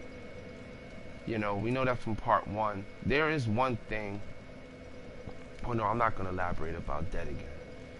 I don't even know if you even have that magic, bro. Which one? It's called Dead Again. Oh, that one, the one that, yeah, I don't think I know if I have it. That symbol that you see on No, I don't have it. on the I know tome, the spell. yeah. But that very symbol that you see in Dead Again, that comes from Nito. Like his weapon that you get in part one, Looks like that. It just has a longer blade to it. It's like a almost like not a scythe, but if you break the top part off the scythe and I don't know, maybe some decrepit shit. I'm not even sure, you know. But Like it's like a yeah, but it's definitely Nito's work, and it says "dead again" is what it's called. Sacrilegious miracle of the Sable Church of Londor. You bless a corpse, transforming it into a trap, so it probably explodes upon touch or something getting close to it. It looks like dark, and for all we know, you know, the dark soul or whatever dark energy that's inside of it is probably just trying to bust out of that undead creature, trying to get towards something that's actually a light being, which would be something that's living, causing it to explode. I don't know, you know, but it causes that type of damage. You know, I don't know anybody who's actually used those miracles in the game. So sometimes I just feel like they're just there to tell fragments of the story. So I find the Sable Church very interesting. Like, yeah. I want to know more about that, like the three sisters and all that stuff. Absolutely. I mean, we learn about them in here, but when I think about Londor, right? I think about part 1, which I don't have a lot of detailed information on. Damn, Zeus, you left, bro? I was gonna tell him that I was gonna see if y'all wanted to go fight Gale. Oh, I could. You need Gale on your file? Yeah. Oh, hell yeah. Tell Zeus to come back. Hell yeah. Oh, he's gotta go. Oh, fuck, man. Alright. Peace out, bro. So yeah, man. I don't know, man. That whole ordeal. Gale, that's another thing I gotta try to figure out. His whole situation. Alright, so what I'm gonna do is I'm gonna switch over. Man, there's a lot to uncover. Most of the stuff is in here, I promise you. That any information that we need, we can expand on just with the fragments. And you know, if we play part 1, you know, we get a deeper insight on it. But when I think about Londor, I think about part 1. And when you try to go down to what they call New Londo, and it's like you can't even go there because they drowned the whole city and they killed all those people there. I'm like I have not gone there because supposedly I need like a certain type of item so that the spirits don't hurt me or something like that. Oh, you never finished that? Nah, I haven't traveled down to Milando. Where I've gone is I went to Anor Londo, right? I defeated this guy, helped me defeat Smo, and all that good shit. And then of course I've been to Izalith. Not far down, because there's like a deeper level to where I was at, so I only was able to get in that area right there. And I think what I need is the Lord Vessel to get in. And I thought I was supposed to I'm like, okay, so who haven't I beaten? So stupid me. And I hate playing. This is the reason why Darksouls kills me sometimes, because you go and do certain things the first time around thinking that that's the key to getting where you want to go. And I went to the Painted World and killed Priscilla. That's not even the Lord Vessel. So I'm like, damn, I was supposed to kill her. Yeah. But, do you know about the Great Hollow? The Great Hollow. No. There's a secret area in Dark Souls. It's in Blighttown, and if you go all the way down in that secret area, 1, there's a good ring, and 2, there's a secret boss, and a bunch of side quests, like if you defeat this one specific side quest, you'll be down there, and there's a dragon coming down there, and there's Oh, I know what you're talking about. You talking about where the dragon is at, where those freaking hydras are in the water. Yeah. Yeah, I went all the way down there, all the way, all the way. I was trying to follow that quest. Well, I haven't had a chance to do much with that quest line dealing with Secret, but you know, because I haven't gotten that far. But you know, So you've never beat Dark Souls 1? no, I'm still. Right now, my character's in Orlando at the freaking bonfire. I think I was supposed to kill, Gwen. Not Gwen. Guinevere. No, Gwendolyn. I think. Do they have a... How are you playing it? Are you playing it on the PS4? Yeah. I should download it. Why don't they cross platforms with that? If we could play people on an Xbox for certain games like Call of Duty and stuff, then just cross platforms. It's all online, same games. I don't know why they do that. I had a PS3. Oh, so you don't think? Oh yeah, that might be the reason why you won't see me. But I mean, it's the same thing, man. It's the same thing. It's all the same game. The console, there really shouldn't be a difference. I don't know. Stop bitching.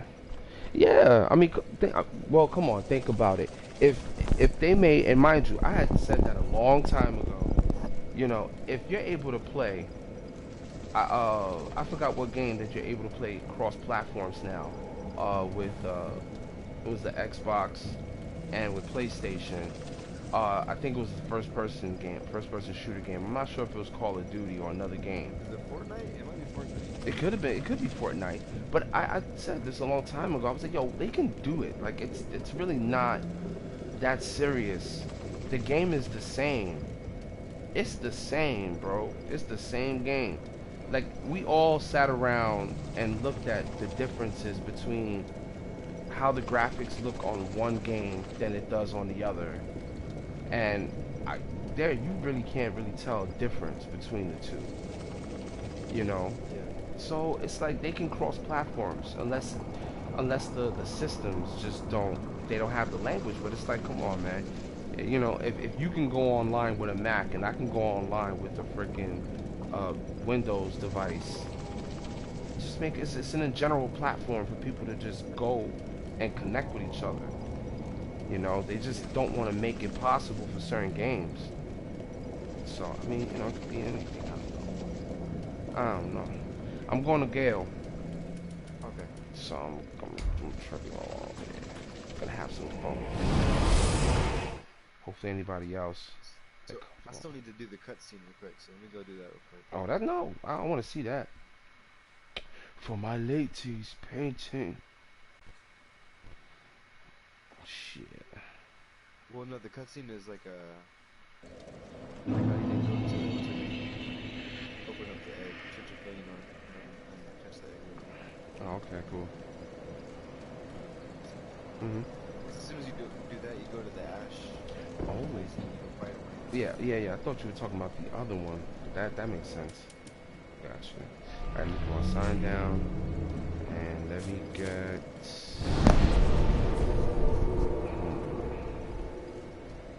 Let me change my magic. Because I really don't need these rings on for this fight. He's weak to lightning and thrust. That's interesting. Hey, let me look it up. That's what his arm is. You said lightning and thrust. So chop ain't gonna work on him. Oh, that...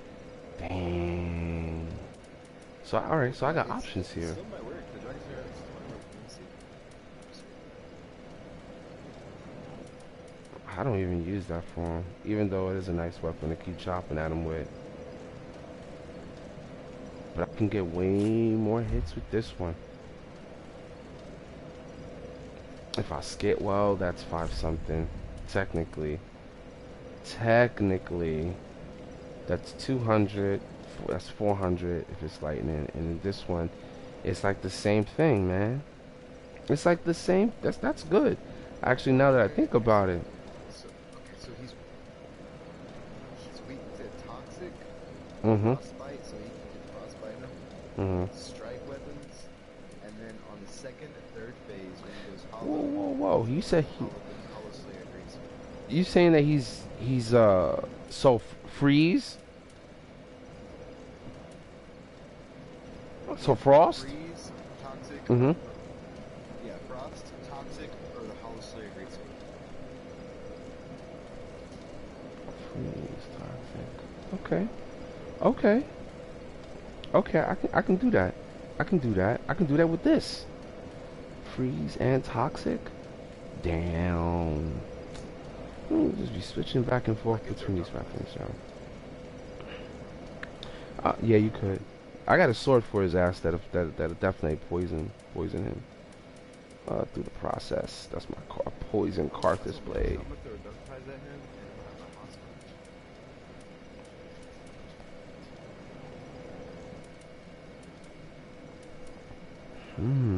Yo, this definitely. Let me see now. White talisman. Nah, man. Let me get my axes real quick. Let me get my axes real quick. All right, so I was looking at the Remember I was looking at the Winged Knight twin axes. All right, and the Dragon Slayer. So far that's about 400 and change, right? So like 400 points, right? So the Winged Knight well, not automatically, but at +9 is 203 plus 212, and that's with refine. And that's the max. That's the best that I can do with that weapon. Yeah. Which is basically equivalent, almost close to the sharp Dragon Slayer's axe, which is at 10. It's close. It's close. If I was to actually add lightning to the Wing Knight, it still doesn't compare because this still gives you a buff. The Dragon Slayer axe gives you that buff, and that allows you to hit really hard. You know. But what I haven't compared is the 2 hits, because like when you press the L1, you attack twice with the Wing Knights. Right. I've compared the damage of that compared to one swing from the Dragon Slayer's axe. Exactly, and that's exactly what I intend to find out right now. You gotta compare the two. Which one does more damage? Yeah. Alright, let me see if I can actually roll off. Okay, yeah, I can roll, so I'll keep them equipped it. Alright, my sign is down. Let me see how many bloodstains out here. I still have to get this place. Yeah, you cool. Don't worry about it. I'm still looking at this shit. See what I can do here. Let me see. Let me see what's going on. I could take away the string.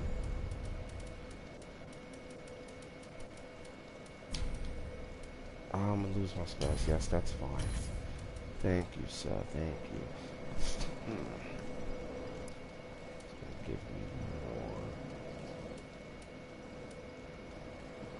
dexterity. 2 points.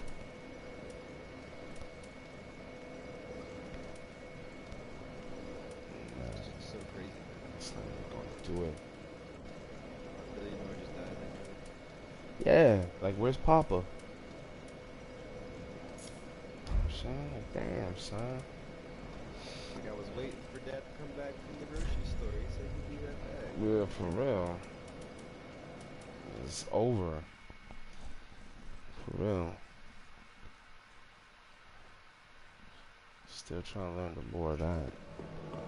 Our ordeals, close and Where's my Gale? Let me go, like, let's go talk to, what's her name? Let's see all the stuff that we're missing. Alright. You want to beat this chick, right? And get her, Yeah. Oh, shit. I didn't change out my magic. Fuck. Alright. Hold on. Alright. At least I can adjust my, my other stuff because I don't think I'm going to be doing... Okay, got that. What else?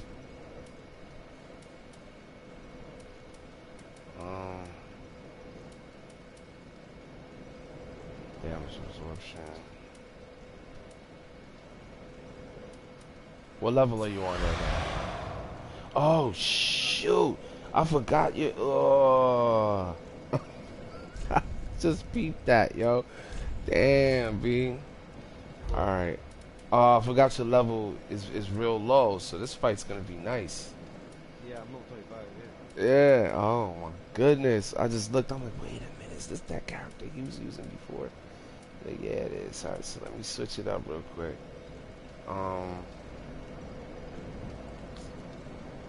Oh boy, this is definitely gonna be fun. Alright, boost attack when HP is low. I wouldn't need it, I'll be trying to heal. Increase damage absorption when HP is low. Nah, you know, I'm gonna go ahead and put that ring on. That's gonna give me back some heal. And I'll switch my weapon later on that one, so. I'm gonna just use this so I can have my second chance. I'm not gonna do nothing else with that. Until I get my ass back here again. You going, bro? I'm chilling with my boy over here. You're not gonna go and kill this chick? Oh, she's at where she's at? Yeah, she's over here. Does he die, or does he actually make it to live? I don't know. I've never watched him crawl the whole way, but we could find out. We could find out. Because most of the time when I play with other people, they're ruthless. They kill him. You know? And I think I probably chopped his ass up too on my file. Wait, so Alright, so wait, let me come back then, because I like to see that too. Sit here and watch him, but I'm around. He'll still be there when we come back. Yeah, that's that. Yeah, come on.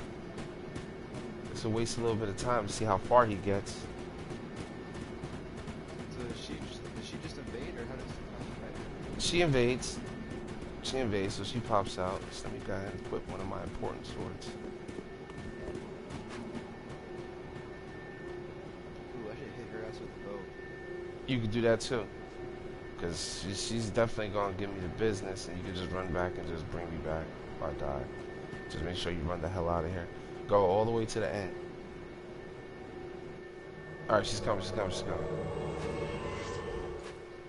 What's up, ho? What's up, man? Like, you know what I'm saying? It's been a while. Go ahead, use that flask. No, you don't. No, you don't. Yeah. Smickety smack smack. Oh, no, you don't. Oh, that's not how we do it around here. Oh, she caught me. You. No, you don't. Ooh, my goodness gracious, alive. Go ahead, use your flask. Oh shit, no. She's coming through. Nope, she's using her flask. Man. Get your ass out of here. Oh! Oh my god, you were doing her so dirty.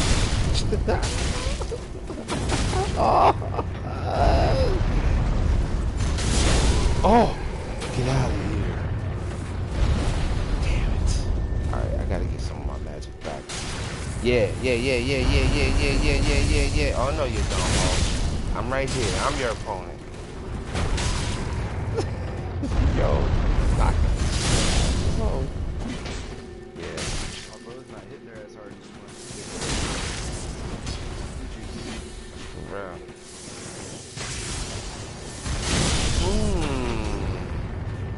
How'd you miss? Get her. Yeah. Yeah, hold on. Yep, no, not around here, huh? Get her. Thank you. Bitch, you gotta fight for your right. Oh, she's over. That's it. That was a good fight, bitch. That was a good fight. Knock my energy down. Yeah, that's a good one. I like that. I like using that one, man. Because when you use it, it's unlike the other ones. The effect, it helps others. It gives others the same ability, and you can put it away, and the effect keeps going. It's not like the other ones. Oh, really? Yeah, go ahead, give it a try. Crave favor. Mm-hmm. It's just like Gentle Prayer, but you don't have to have it equipped after you use it, so it can keep going. You can just put it away, Yeah, and I get affected by it too. So it's one of the best chimes for that purpose. Best healing chime. Look, motherfucker still crawling. He made no progress. Yeah, he did. Wasn't he down there? No, he did. Look. This trail stopped. This is the beginning of this trail right here. Nah, the trail was down here where you met him, wasn't it? No, but like, look at his fresh trail. He had stopped the whole time we were driving. Nah, you wildin'. For real? Nah. Look, is it, if you look on my screen, there's just a black spot right here where he was sitting. Was it there? I could have swore it was down there. He was right there. Alright, so let's No, watch him. He came from down there. Yeah. But since we went around that bend, Yeah. he has not moved from the spot. So I guess we gotta be present. Yeah. Okay, cool. I mean, we don't have to, or I can just kill him. No. I've never seen anything where you actually let him crawl all the way up and see if he actually does something. He's trying to make it a billion. He definitely is. You find out, we could have just told that motherfucker, like, yo, she gone, homie. But, yeah. But what's funny is that you said the Red Hood's coming for us, and I'm wearing the Red Hood. You were. He probably thought something different. Oh, he's moving. I wish I could kind of just pick him up. Just go, yo, alright, come on. I'm not even lying. Some of my characters look like straight up clowns, but I just worry about them. If I have like, Man, listen. I think when we all started off, we kind of just wore whatever was necessary. And so did I. You know? It's only later. Because really in this game, to be honest with you, if you know how to dodge, defense ain't you can just wear whatever you want. yeah. You know? And I'm pretty good at dodging, but like I love tank builds because you can literally just eat a whole lot of hits and just swing through them. Right. Yeah, I guess that's why Havel's thing is like the ultimate. Because like, dude, I couldn't tell you how many times with the absorption that I have on, I'll just eat. Like right now. Well, no, this is not a good. This is not a good setup right now because I don't have my ring on. Is that do you think Havel's armor is better than the armor you got right now? I would imagine so, because it's like the heaviest. Yeah. Right? I mean, like if I were to set it up to where I had like 4 feet absorption, and then I put on like Void sword or Void shield ring.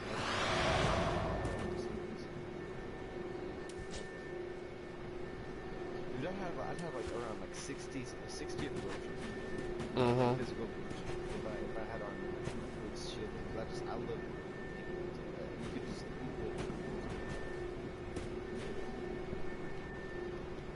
Yeah. That actually goes together, to be honest with you. You got the red hood with the red gown that's coming down out the armor set. yeah, So it's a good it look. wasn't so bright red. Yeah. Yeah. That's actually a good look. Think about that. So I'll be looking for some good stuff that looks good. Well, you know what hood might go with it? The one you get from the Pyromancer. Oh. It has a design on it, though. Yeah. Oh, well. It's a little lighter. Yeah, it does look cool from the back. Because it looks like the hood goes with it all together. Yeah. It just looks like the hood you got on is cleaner than the rest of the suit. You're like, yo, man, how many times did you wash that, man? What's going on? Dude, chest piece I don't ever take off. For real. That looked dope, though. That looked real dope, that one. Because it really went with it. It blended with it real well. Yeah. This motherfucker's still crawling.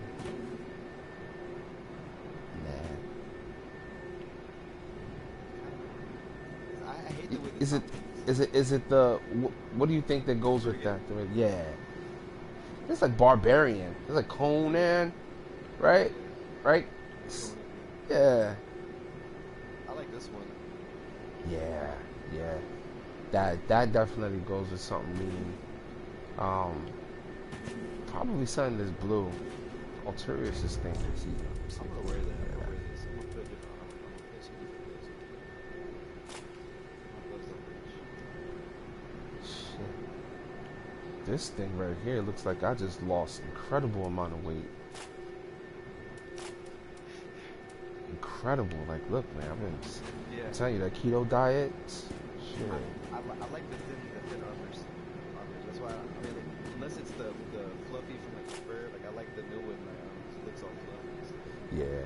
You be looking brolic as shit at the mill work, man. Real brolic. I like that. Let me see. Did he die yet? Nah, he's still climbing. I don't think he's gonna die. Shit, he got away from this dude. I can't believe he's still crawling. I want to see what happens when he makes it to the top. I've never seen it before. I've never seen it before. Like, yeah, like this is... I like this drain suit. The drain suit looks nice. It has that fluff on the top. Yeah, I like the drink too, yeah. Yeah. Let me see what else. And of course, there's the Faram armor, which really looks nice with the color scheme. Looks good, depending on what you rock with it. Let's see what else. This chick armor, it looks good. I can't really see the colors of it. This looks pretty good. I'm gonna roll this. Always at the doorway. Mm-hmm. You're getting there.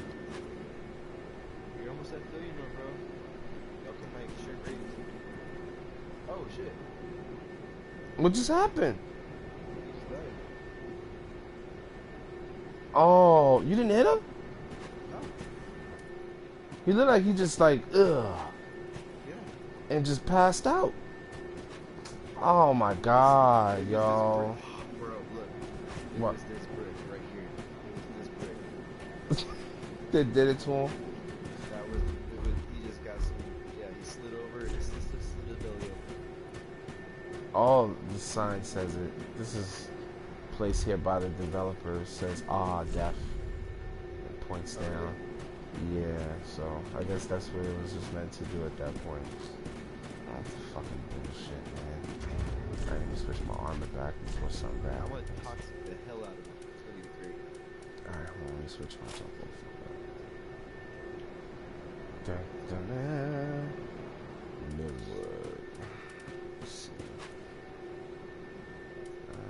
Go back to my regular armor. Actually, maybe I should just rock out like this. Come on. Let's do it. The king is in the building. Yes. We're about to... Oh, let's get you He's these... got his scepter and everything. Yeah, right, I wish. They don't give you scepters in here. Is it the lone knight? What is he doing over here, bro? He's the same... I believe he's the same one that's roaming around in front of the whole thing.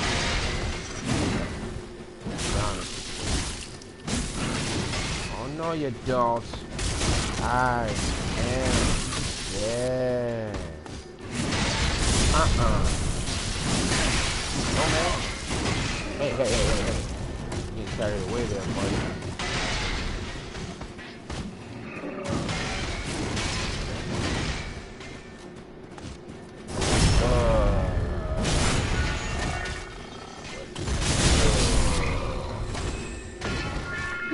One arm up in the air. Perfect. I didn't even get to put my heal spells. I have no heal spells, bro. It's alright. Shit. And fuck around, I'm gonna have to wear my hand, yo. Matter of fact, you know what? I'm gonna do that right now. Just so that I can get an additional, Oh, I can't. I can't, bro. I can't. So let's see.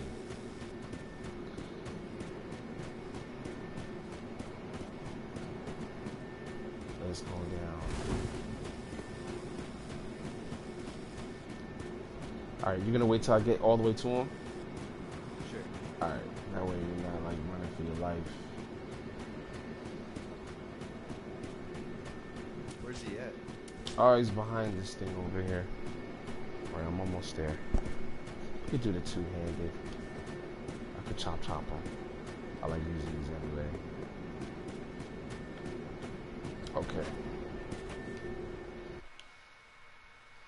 Bring it down. Cutscene. You know there's 7 chairs here, right? If you ever get a chance... Huh? Yeah. Coincidentally, 7 chairs. And then there's 7... I mean, those things look like... They could be the... And they got long hair. I'm like, are those the witches of Izalith? I don't know. No, there's no way because we know, like I said, 2 of them we know for sure were transformed with the mother. Did they leave anybody? I don't know, man. I don't know. I don't know why there's 7 of them though. It's got to be some sort of sickness. Are they eating him? Yeah, he's sucking the blood out of him. What? Because Still here. the blood of the Dark Soul, that's where the Dark Soul's at. It's in the blood. Hand it over.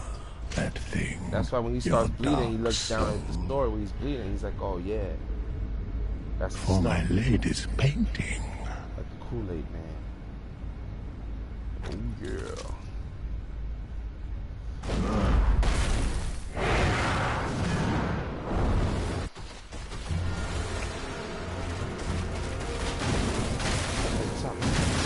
Alright, you don't disrespect.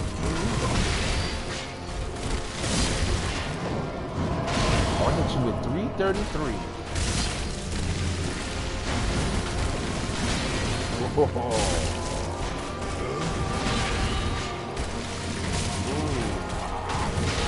Oh, you just dunk playing everybody.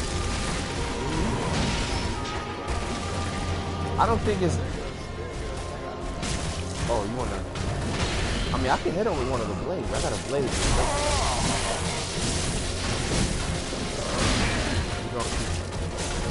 Oh! Come on, sucker. Yeah, and I'm gonna keep talking to my down. Ooh! With the blade right now. This blade, all it does is talk. And bleed like that. Watch out! Oh my god.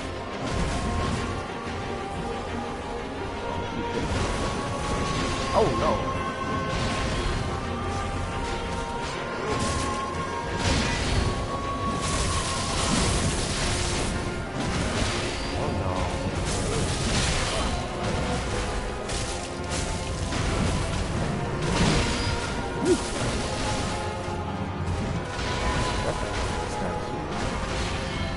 Fast is going down.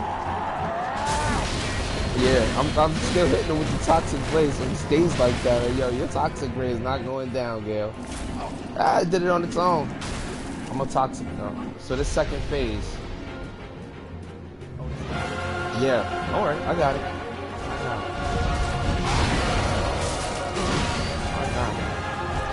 I got it. This blade is pretty,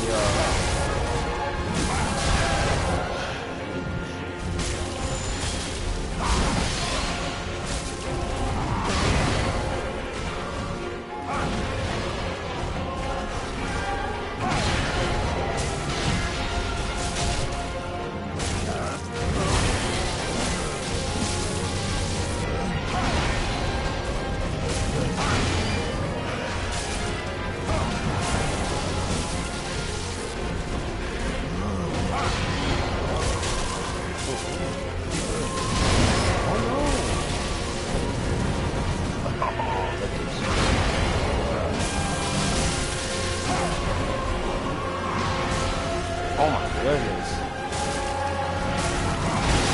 Yeah. Please don't die.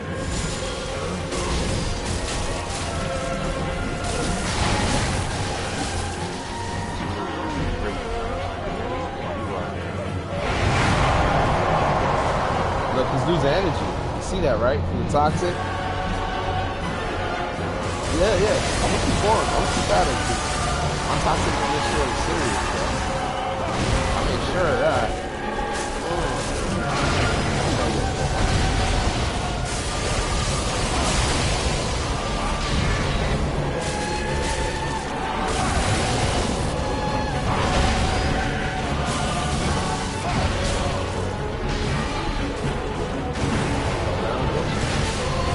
I knew you were gonna let him get you. That's what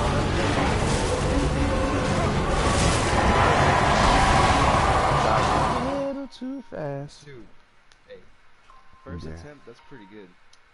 Yeah, we could have beat him in that first one, to be honest. Dude, you was good though. Yeah, yep. I got him with the blade. I got him. I'm gonna keep chopping him up. If I can add this to another blade, I would. But it's good on the carpet. Oh no, you're putting poison on it. Let's see. Let me see. Got this file. I got Toxic Mist. Toxic should do the same thing. It's Toxic Mist is intense poison. Oh wait, no, I got it. I got it. I got it. I got stock though. Stock. Okay. Yeah. But you heard the Toxic Mist? It says creates intense poison mist. Yeah. So it's poison. Yeah, toxic mist. Is that what you used on him? On the weapon. The weapon I have, yeah. Just keep on hitting him with that. I'm gonna let me see. I gotta get my magic. Shit. Oh, and I should put on my miracle too. Yeah. I have what's it called? Tears of the Nine. Yeah, please do. Keep that on, yo, cause our energy's so low. It's not even funny. I'm trying to see what am I. Okay. Here we go. And then of course, I mean I don't know how. I put it on, and it's only a one-time go. Like I put it on with the bonfire, and then I take off my rings, like stat ring for it, because I use the priestess ring to put it on.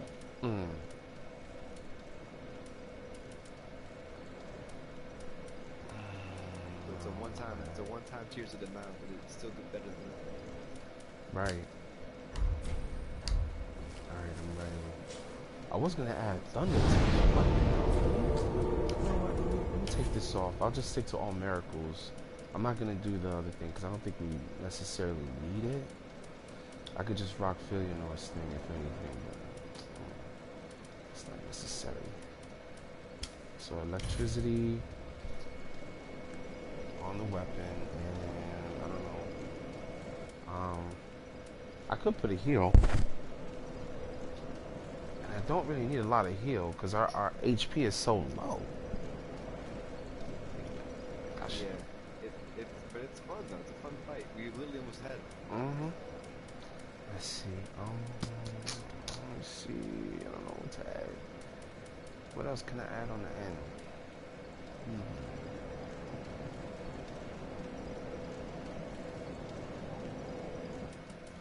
You know, I always wanted to try to see if I can like put the sacred flame inside of his chest. I mean, if you're feeling really, about yourself, if you feel like you're not gonna get hit at all, then you should be running Red Tearstone Ring and Dragon's Blade. I mean, the Dragon one and Warrior's Blade and do tons of damage like that. And I can take the aggro while you just do a bunch of damage, then you just cannot get hit, like at all. Oh, I definitely don't have a problem with that. I mean, I do. What kind of weapon you want me to use? Just basically use the most damaging weapon that you have, like the most damaging weapon overall. One that does a lot of hits too. Like if you have one that's pretty quick, like the Raw Dragon Slayer's axe will probably be perfect for it. And then basically, just use basically just drop your health down to like nothing. Like you can use like dung pies and toxic yourself, so it's like or poison yourself, so it's not basically just attack it while you have the buffs on. Do you have the Morium Blade? I do, and if I lose energy, I'll definitely stay in like the high range. I'll get that that buff. But you have to I'm saying so if you want to start with the fight with the buff already active, you have to already be in the range. Yeah, so I'd have to like stab myself, right? With like the sword. If you have the katana to stab yourself with, then Yeah. yes.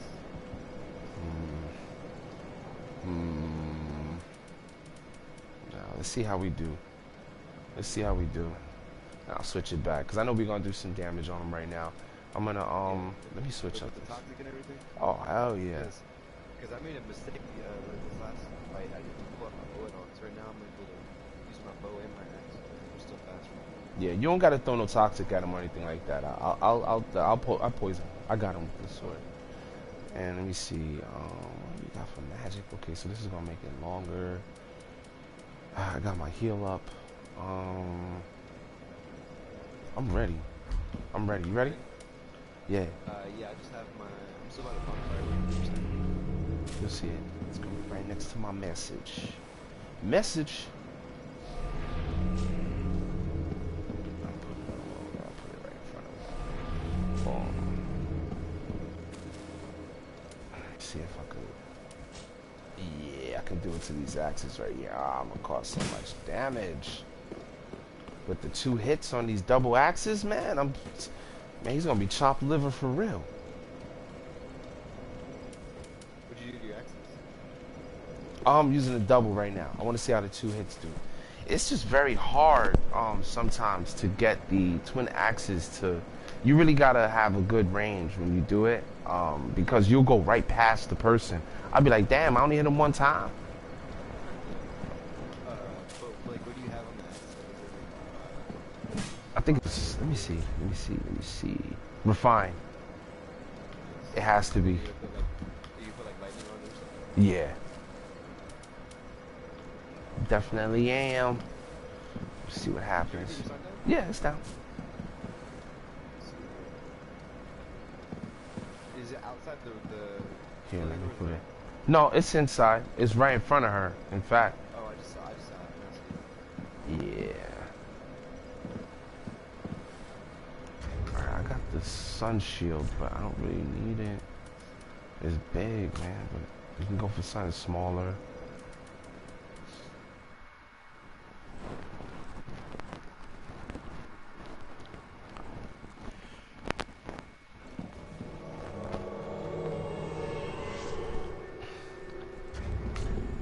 See, switch out my shield real quick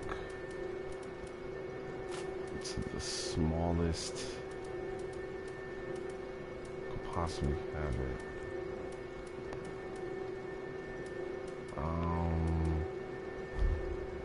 That's it. Yeah, I'm ready. Let me buff.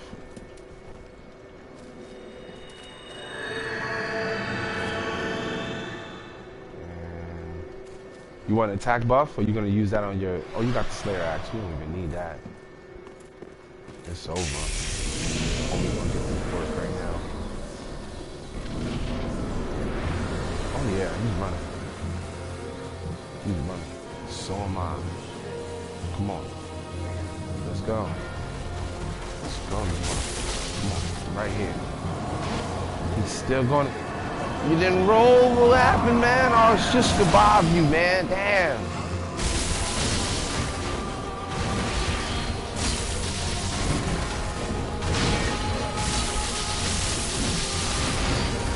Yeah.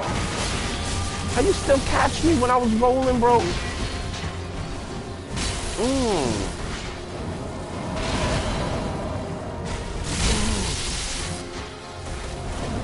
Watch out! Oh my goodness. Oh my goodness gracious. I'm gonna have to equip my yeah,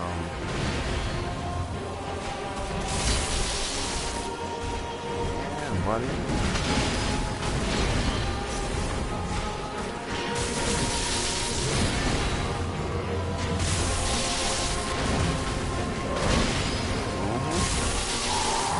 Come on.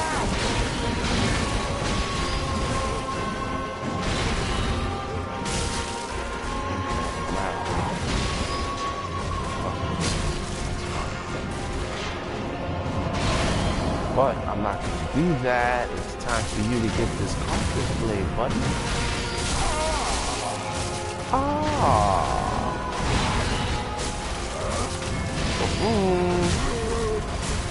No! Oh my goodness. I almost got hit by that. Watch out. Oh man.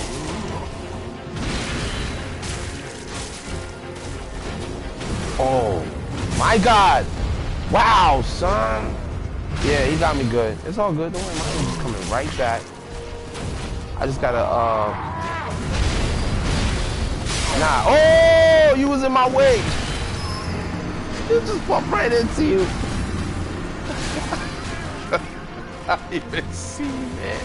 I'm like, why can't I move? Oh, shit. Don't die. You quit.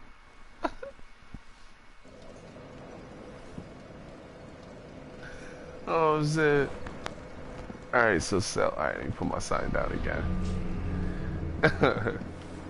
We got him, don't worry. My sign's down again.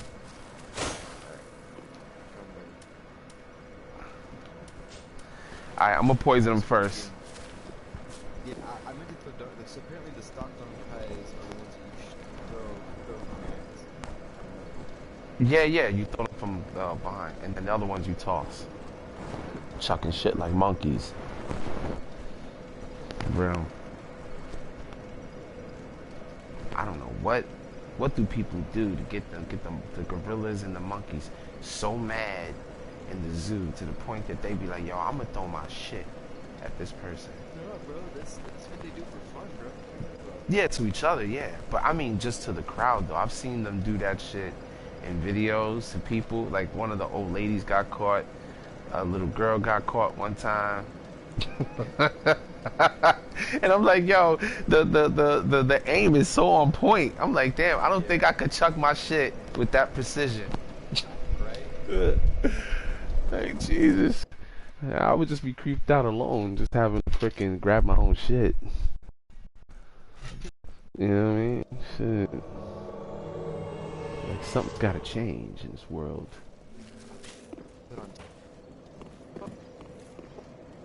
That had to be the most funniest thing. God be looking down on earth, just be like, yo, watch this monkey real quick.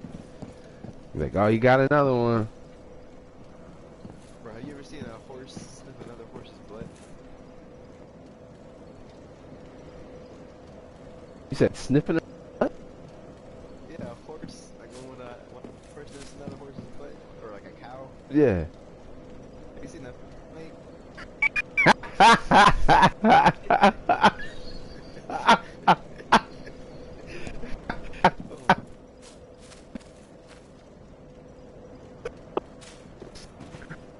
Oh, no.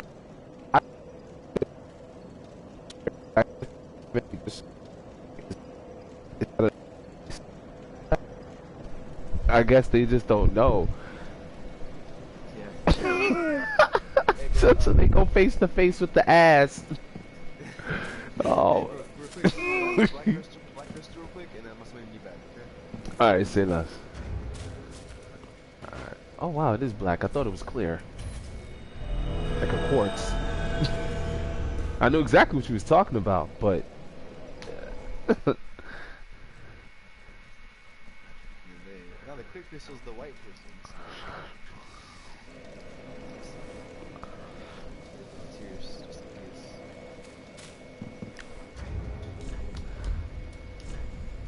alright, so let me put my sign down again. Let me see.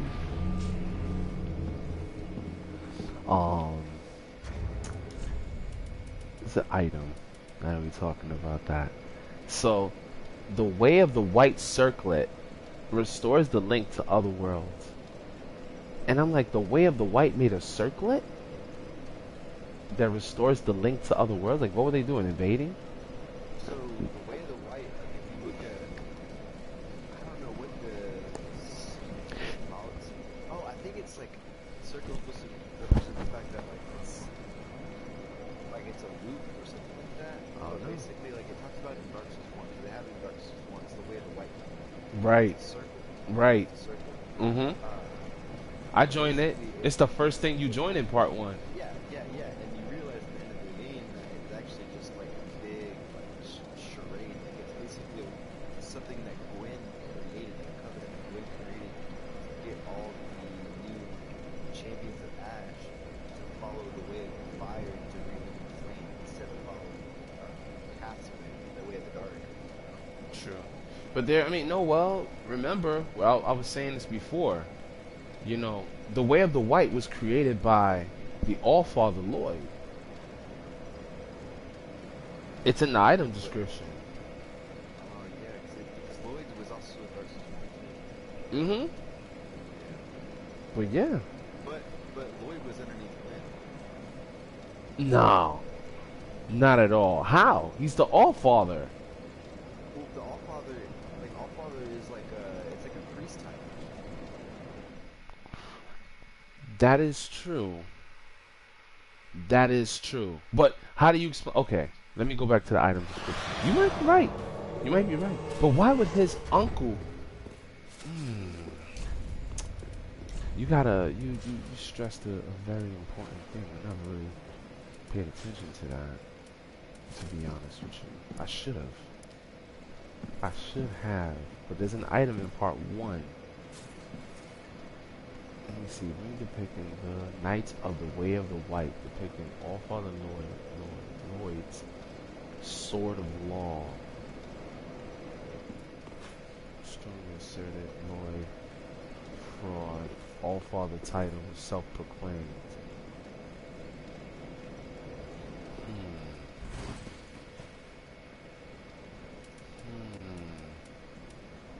She got me sound like Sigurd right now. Oh man. Okay, come on. We're gonna run it. I'm down to look at it again. I'll find the item. Because it's probably part written. Yeah. Let's go.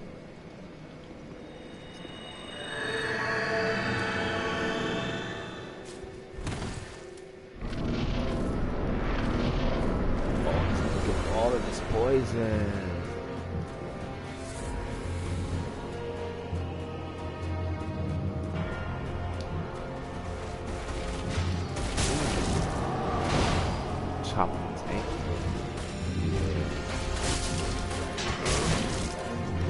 Yep, you're the man of the hour.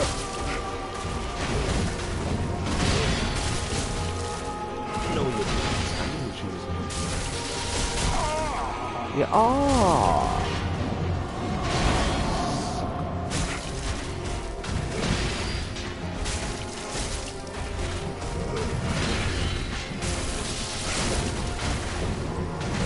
It's poison. That's it. You gotta keep the pressure on. God, no pancake.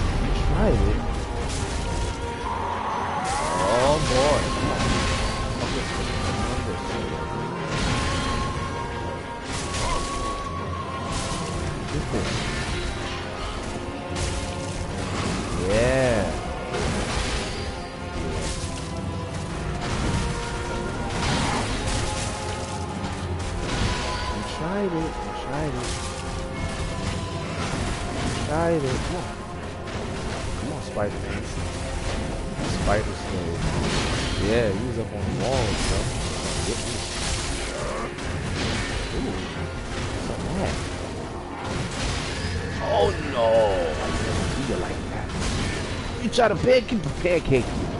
Let's do it again. Alright, I gotta like them arrows, some dirt tank. Ain't like that.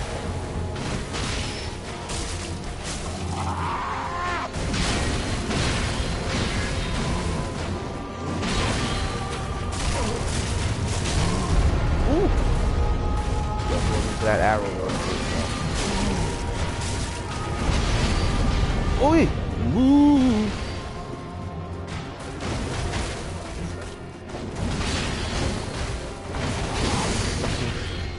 Job turkey.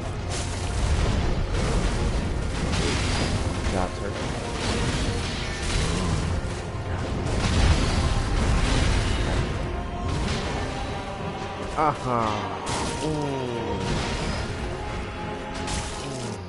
Got it. Yeah. Yep, I got it.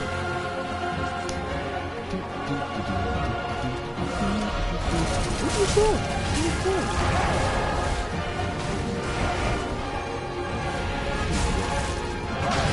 Oh, you didn't even want me.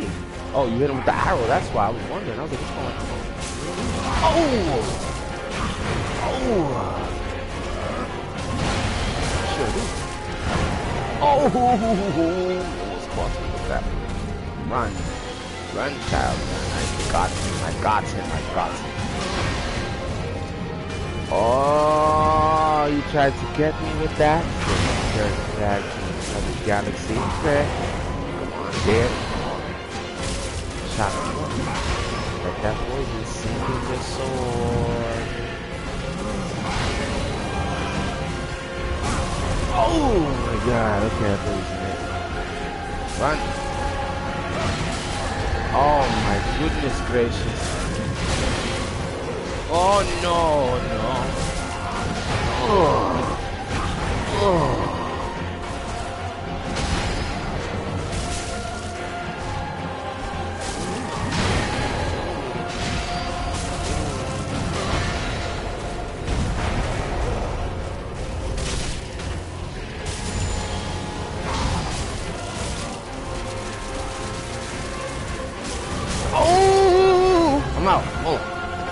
I gotta get some energy. Some energy. Okay. Try it. Yeah. Oh, he tried to hit me with the crossbow. What's up, buddy? Yeah, that poison working on me. I'm about to switch on my weapon so I can do some real damage. Run. I got it. I'm coming with attention. Let that out, man. Yeah.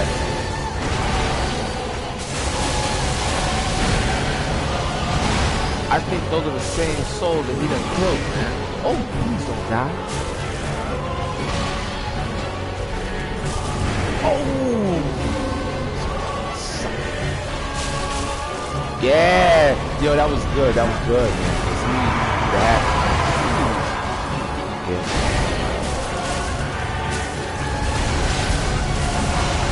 Alright, I'm switching.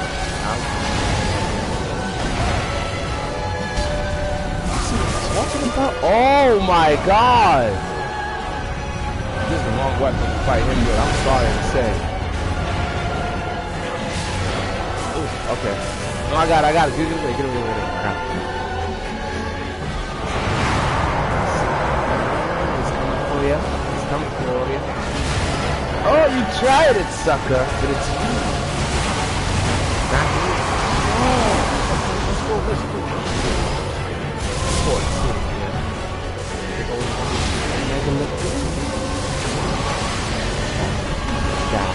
Don't die. Oh my goodness gracious. Like now, my lord. Oh no. Oh no. I'm gonna get this one last bit.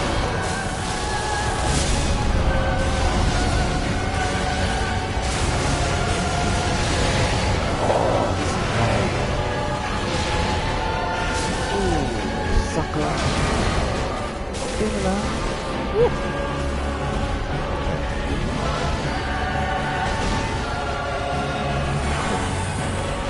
Alright, I'm ready.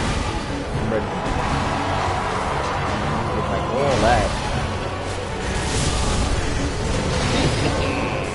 Yes, sir.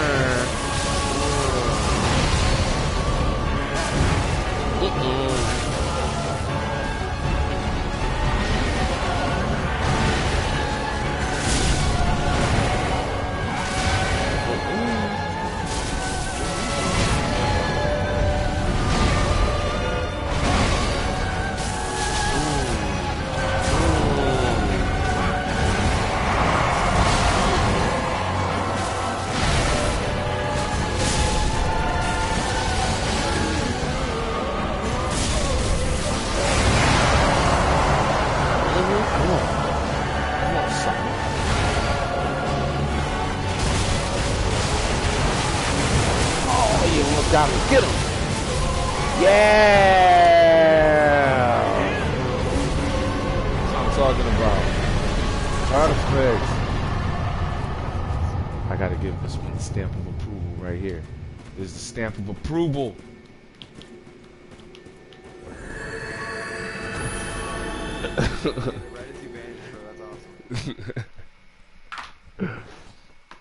Oh man. Now I'm finally able to use Gale's greatsword.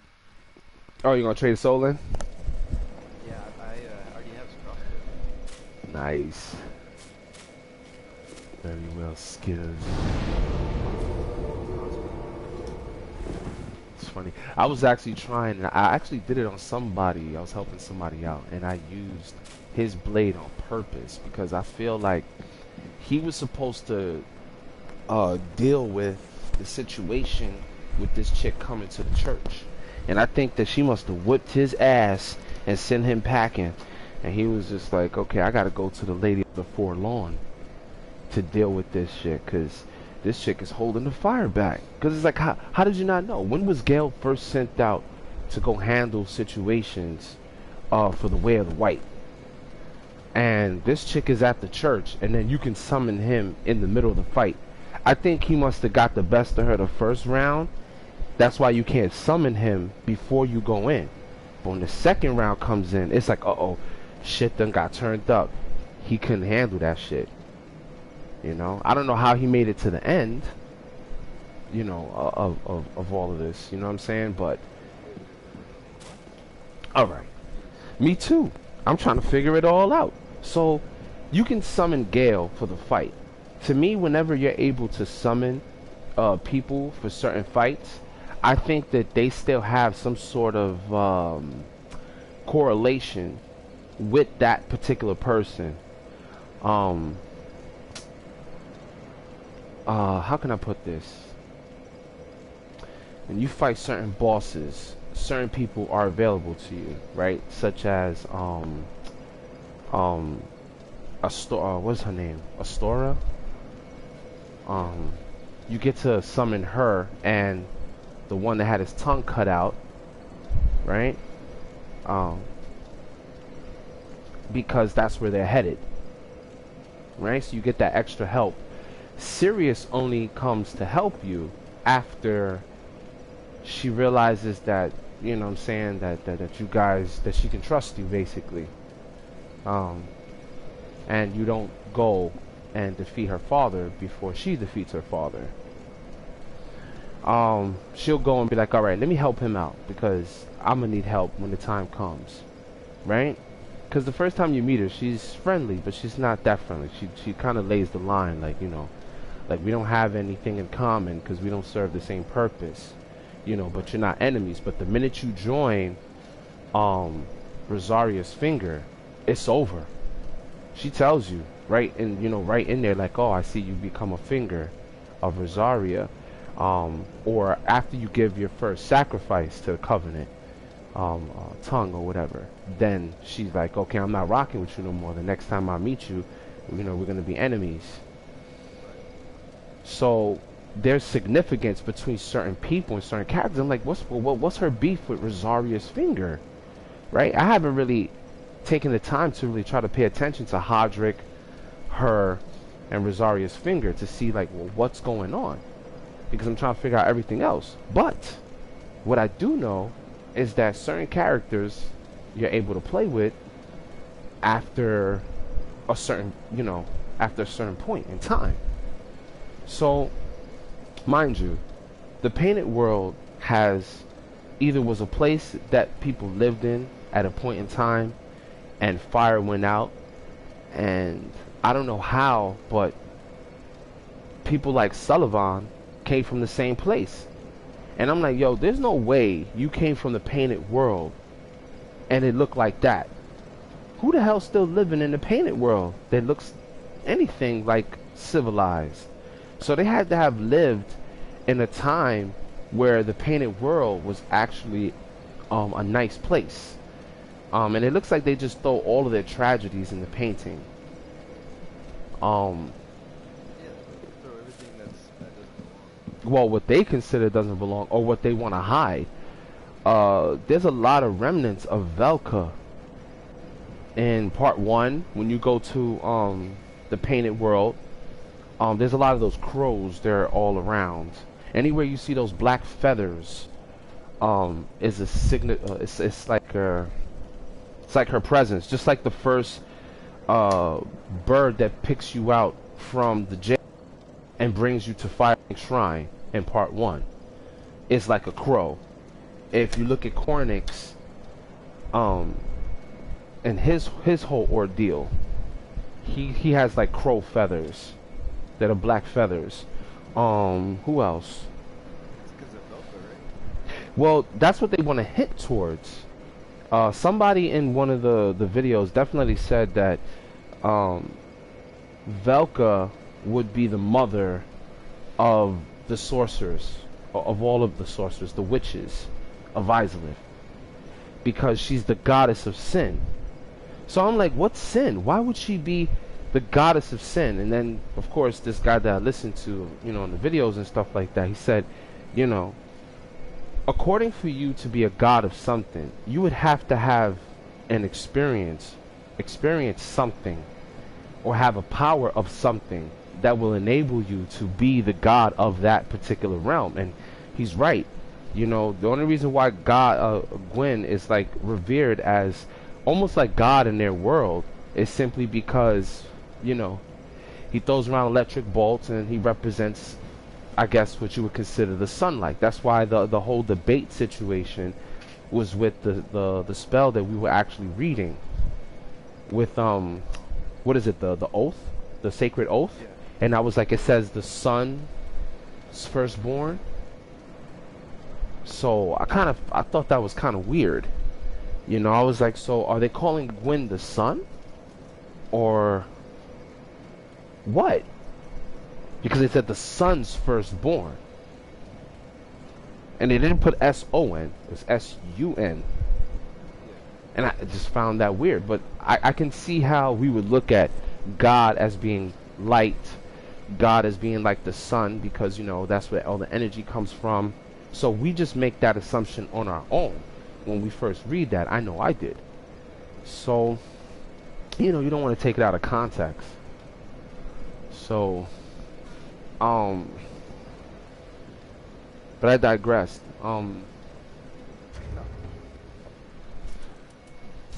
Yeah, I mean, I'm still trying to figure it out. So like, but like, did you finish your tangent about the bugs and all that stuff? No, because that it's still up in the air. I mean, the only correlation we have is the weapons that they use and the fact that this individual is locked up. You know, if you go to where, you know, to where it's at, it says show item info, because you don't really get a weapon from him or anything. We know he's an evangelist, right? So one thing we can do is that we can actually go to the evangelist's clothes and open that up. So it says robe of the evangelist sent from the cathedral. These teachers, all women, so you know it's a woman now for a fact. Okay, only the women can be evangelists. These teachers, all women, came to enlighten inhabitants of the undead settlement and sent carriers on the path of sacrifice. So, you know, for all we know, they could have been deployed to have those who are undead work for the way of the white to become clerics, perhaps. This dude says to you, the guy that's a Hawkwood, he tells you that there is a secret path that that's connected from, oh god, what did he say? And I'll be looking for it too. In the game, he says there's a secret path that leads from the cathedral to, oh, I forgot where he said, man. But he was hinting at that they were basically bringing bodies from the undead settlement, which is probably called, it was probably called something else at a time and point, right? That led, there was like a secret path that led directly to the church. And of course, that sacred path would be a path that they probably were bringing individuals to the church so that people can eat and devour. Because it's like, what church, you know, what town would allow a church to go around eating up their children and eating up other people and stuff? And that's all you see when you start to make it to Irithil. You see them like in like church, like, and they have all these statues of children and stuff like that. But you know, the children are being hidden, or more so placed, near Philionor's church, which is where, you know, that's a bonfire, where she's at, under that tower. So I don't know what that signifies, but you know, the fact that she's on, the fact that all of the evangelists are women. We know that Dory is a woman now. We know that she went too far in miracles. Does it say, so wait, so when you were reading the description, it says that the evangelists, they serve in church, right? I mean, yeah, it says the robe of an evangelist sent from the cathedral. These teachers, all women, came to enlighten inhabitants of the undead settlement and sent carriers on the path of sacrifice. We have to go through the path of sacrifice. The road to sacrifice is called, Gotcha. Okay, so like, and it goes directly to the church. so what they do is they're teachers, they're missionaries. That's what they do. That's their role. So To indoctrinate. better, yeah, to educate. You know, so if they are like dabbling into these dark miracles, they educate you about all this kind of stuff, and they also they give hope to the undead, who are basically outcasted by the gods. Mm-hmm. They give hope to them, right? Through these dark miracles, they tell these dark stories, these dark tales. Mm-hmm. Because every miracle that you cast is actually a story, actually a tale that you tell. Correct. That's where the blessing comes from. Yeah. So they tell these dark miracles, they tell these dark tales, but the more you dive into it, there's different levels of faith and religion. So maybe who's to say that Dory or whatever was like not one of the biggest or the best what do they call it, evangelists. She's the one that dug the deepest into the book that they read or whatever, and discovered Gnaw and then magnified it with her own powers and made it her own. Mm-hmm. And then basically Pontiff noticed the power that she had and talked Aldrich into maybe considering using her as a weapon against the angels because they were put this fear in the angels. That's Mm-hmm. why they like kind of like sealed themselves in the castle, how we barricades. Well, they definitely went after the the girl, who was So caged. guarded by the angels. Yeah, and she died in that cage, But the war or whatever the situation was, Aldrich, if you read his description, he had a dream of devouring this little girl. What's Yeah. crazy about the little girl Mhm. is there's a theory that she is actually still alive and she's actually the Rosaria. Now, see, okay, so let's go, let's dig. See, that's interesting. All right, so what are the two things that we get from Aldrich? We get his soul. Yeah, we get his soul. We get 2 rings and 2 weapons that you can get from his soul.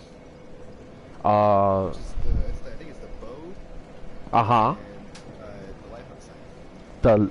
Okay, so this is where the significance comes in for hold on, I think the heater turned off. Yeah, it did. Okay, so here's where we can actually go a little bit deeper. So let's start off with Aldrich's ruby, because in this file I don't have the what do you call the life scythe. Yeah. I don't have it in this file, but I have it in the other one. So it says, so Aldrich's ruby, right? A malformed ring left by Aldrich. Saint. He was a saint. He was a saint. Now, So you should honestly, before we continue, yeah, you should look up a definitive tier list of religious roles, because we have archbishops, right. we have deacons, we have saints, Mhm. and then we have who is the Allfather? We have an Allfather. We got an Allfather, right? Now, So now we're trying to figure out who's who and what was what and what could have possibly happened to all these different things.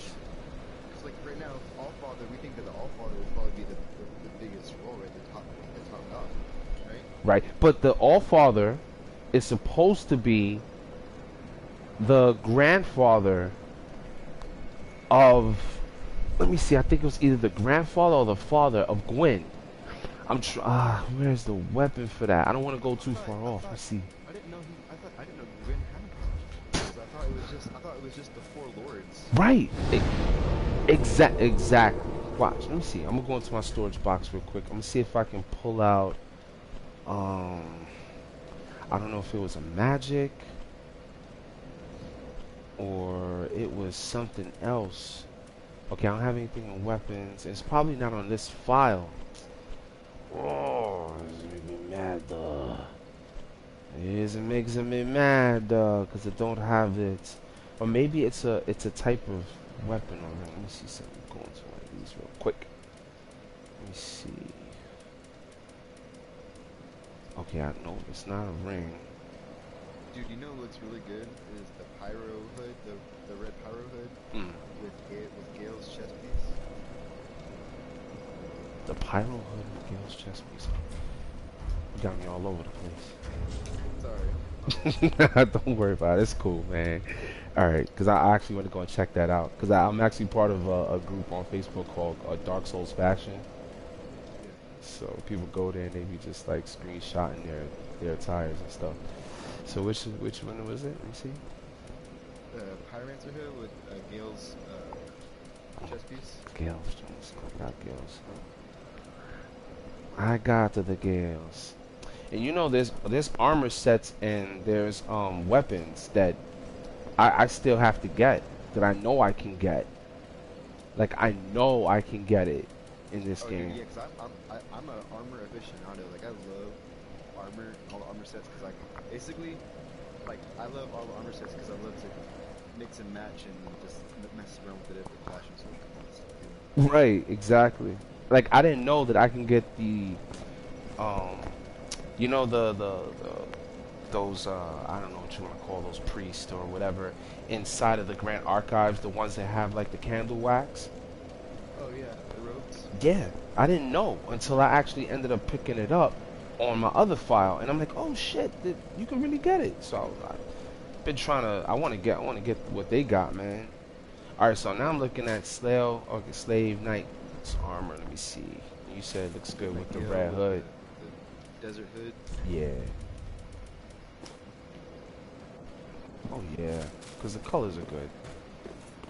Yeah. It doesn't like it was washed out. The colors weren't washed out. It looks like it's supposed to be. That's the way it's supposed to look to me. Right? Yeah, that should look dope. That should look dope, yo. You know what? Oh my God! Just looking at this right now.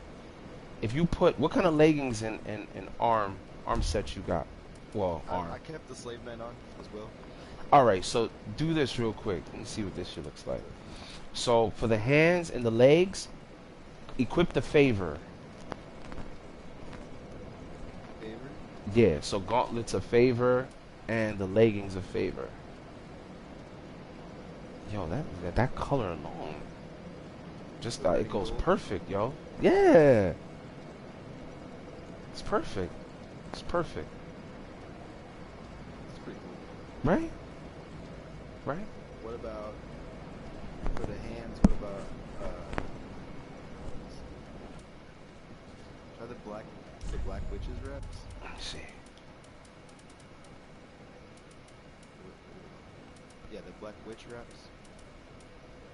Carla's Black Witch wraps, yeah. And then we just need to find a better legging. Color are they? Oh, they purple. They're purple. Could We go put with on that. the Carla's black witch wraps and the pyromancer leggings on it. Carla's gloves. Carla's gloves and the pyromancer leggings with the leggings. Tell the difference between those two. See. Okay, yeah, you can see the difference. The wraps are okay. See. I'm trying to keep like an all red. I'm trying to get like all red. Yeah. I'm trying to look for that for you too. Yeah, if you want to keep it red, man, I'll be honest with you. The only thing red is probably the desert skirt is red. You're gonna have one leg out though. That doesn't look good with the chest piece. Yeah. Don't. Let me see. I mean, the only thing you can really go with is probably the gold, or for the legs. I mean, there's no real red pants. Xanthus maybe. Xanthus. Xanthus legs or the gold legs.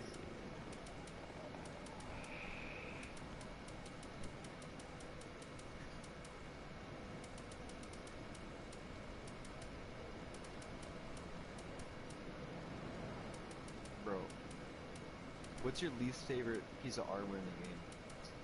Least favorite? I don't know. Yeah, I can give you mine like right now. I don't know. It's the freaking Wolf Knight leggings. Artorias' leggings.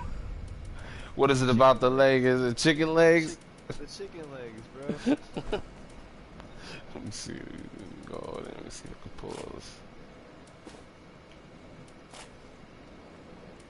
Black leggings, Shadow, Leonards. Oh no, that doesn't look bad at all. I'm trying to find it. Wolf Knight. Oh man, them caps are small. This is way wicked small. What the hell? Let me see. Eastern. There's Morn.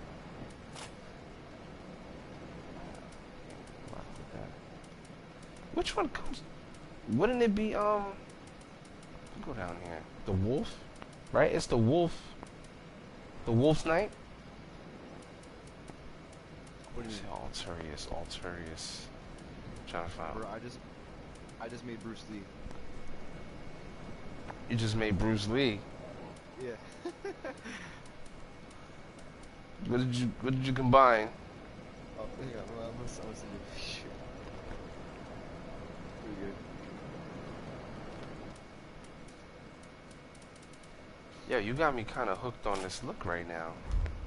Which one? The Pyromancer with the Slave Knight? Yeah, it's pretty clean. Yeah. That's what I've been rocking So, ever since I beat him. even the brigand. The Brigand gloves, yeah. Yeah. Oh shit. That gold with it just looks proper attire for that. You can do the brass, anything that's golden brown will do the trick. Let me see what the leggings, the brass leggings. The brass leggings are okay with it. They look slimmer. It's a slimmer, more dull look. But if you're going for shiny, then you would definitely go with the favor. That's another thing, man, I want to talk about too. The guy who wears the favor in part 1, he's locked up in the church.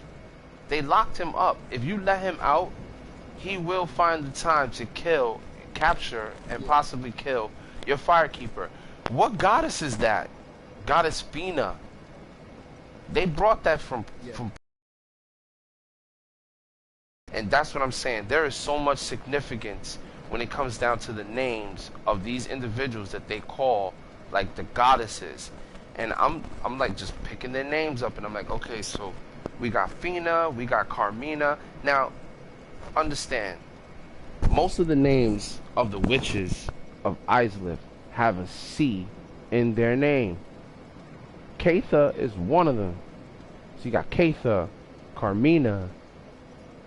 I don't know about the other ones because I haven't gotten that far. But I mean, I can figure it out if I just keep going. They don't have to all start with a C though. So I mean, I'm slowly figuring it out. I'm wondering like what Fina has to do with in Dark Souls 3, like, because she only really had a small part in Dark Souls 1 at the biggest, at the best. You know what I'm saying? Like her literally the only time she's mentioned is in his armor. Yeah.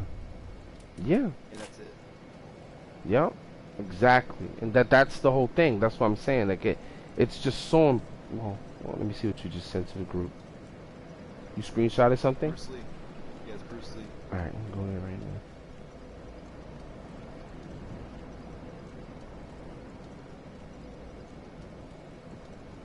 right now. Whoa. Yeah, for real. For real. You fixed that one up real good. Dude, my favorite cosplay, I'll show you right now. Oh, actually, I don't have the brass armor. I need to go get that real quick. But basically, get the do you have the brass armor chest piece? I do. I do, Alright, put and I that on. should. Let me Put see. that on. Go there right now.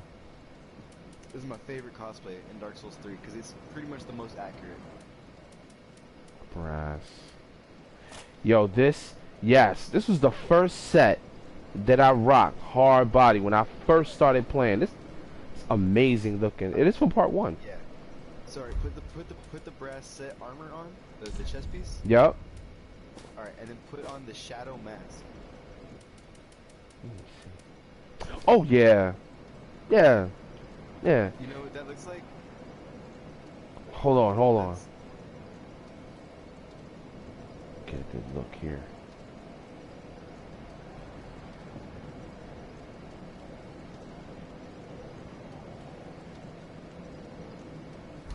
No, I can't think of it. I don't know. Scorpion from Mortal Kombat. Oh wow. Yeah. Yeah. And the gold plate on the forehead is going right perfect with the suit. Now, what would you put for the gloves and for the legs? Would you keep it the same? Apple's gauntlets for the gloves because he's got the chains because you know Scorpion does the whole get over here shit. Yeah. And then you can put the brass things for the boots too if you want. But that's the Scorpion cosplay. Let me see. Pull some. Yeah, the silver goes with the silver. And the legging? Just the brass leggings. Regular brass legging, okay. It's a Scorpion. You could put pyromancy in your hand too, make it look like he's using fire. He uses fire in the game. Yeah, that looks dope. I like that. I really do. I just find it weird though still. Who killed this guy? Ooh, which one? Wolnir, y'all. I'm telling you, one of these, cause you got me rocking the ninja hood, the assassin hood, right? And you find this down in the garden, the king's garden, right? And he said that there was one. Well, no, not that he said. Jesus. What was the weapon? The weapon is a katana. It's not bloodlust. It's the black blade. And we were talking about this too. A short katana, which isn't really short, right? That's what we had discovered. Wielded by the swordsman and distinguished guest of High Lord Wolnir. A distinguished guest, a high-ranking guest. This shiny black blade is thick but shorter than the typical katanas. The swordman was a master of a rare technique, traces of which can be observed in his weapon's strong attack. So, I mean, obviously that's not important too much, besides the fact that it was a master of a certain type of technique. I don't know. Like, I do believe it does dark damage. No, it doesn't, actually. But it is a black blade. So I don't know if this individual must have been like a ninja assassin, or maybe he was a general of some sort. Maybe he could have been the what's it called?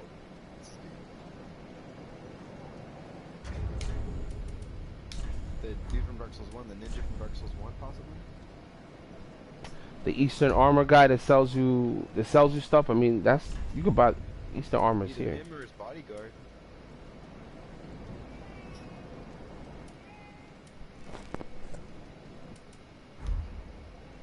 I don't know. I doubt that'd be the case. I mean, well, you know what? I don't doubt it, because anything's possible. We're still trying to put this together, so. Yeah, or it's a separate character entirely, you know? True. Now, the Eastern Armor I know comes from a character that's in part 1. He's a merchant. Comes from the Eastern land. Yeah. So, I mean, it's a dope costume. I think it's one of the most decorated costumes to get, to be honest. Yeah. But man, yeah. But I've never really rocked it before. I don't know. Maybe I'm just waiting for the right stuff to kind of put with it. I don't know. What is there to wait for? I guess so. It's mainly good against Slash, like Atomic and stuff. Right. So, let me see.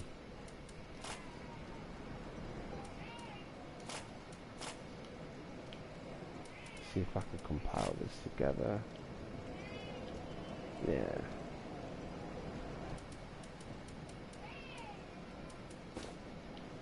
And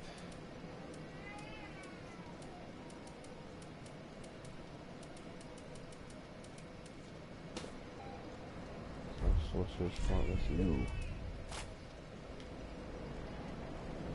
There's nothing that can really go with this besides another gold frame kind of thing.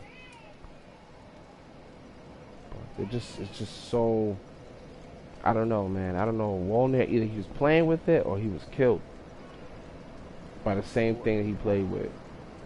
Well, Walner technically is still alive.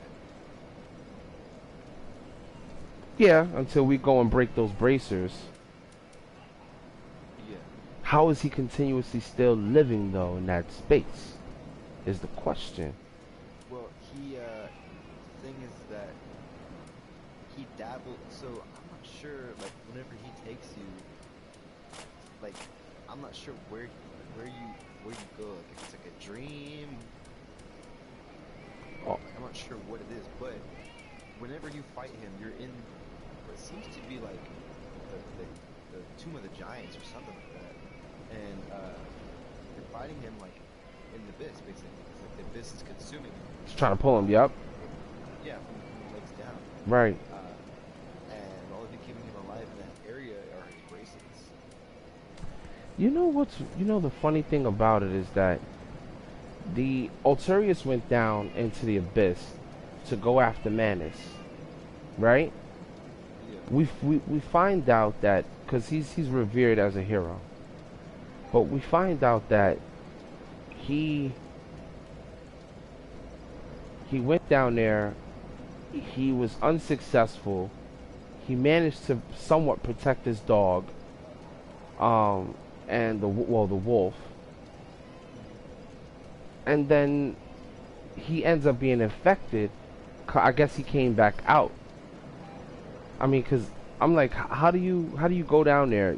You don't kill Manus, right? You protect your dog.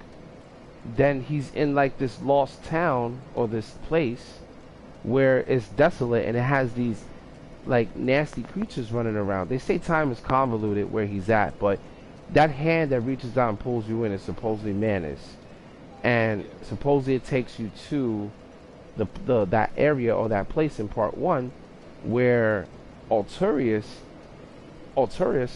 is kind of locked in that tower or whatever, or he's stuck in that tower, or maybe that's where he chooses to be. I'm not sure. But if you ask me, I haven't really bumped into anything in part 1 that suggests that it's been infected by the abyss. Altarius, it seems to be the only one that was truly by the abyss. Well, it doesn't seem like it's affected by the abyss because are you talking about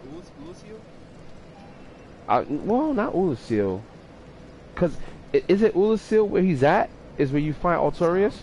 The town? Yeah. Okay, so the town after you fight Altarius, the town that you go through, it's called Ulusil. That you go through. But where is he? He's in the arena before Ulusil. Okay. So alright, so that's good. That's good to know, right? Because we know, and I know, right, that when we go to the Great Swamp area in part 3, right?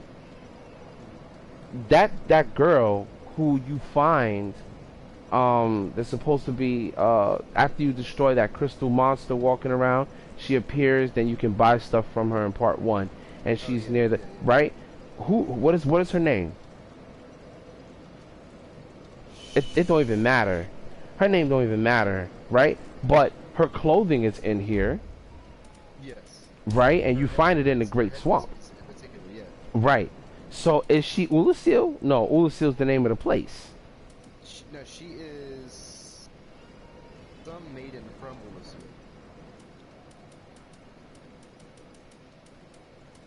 Let me see. Where's her clothes? Here it is. Oh well, it was an antique dress that she's rocking. So it's not even a name there for her, but that's her clothing. We know that that's her clothing. That's her rockaware or whatever, right? So she ends up.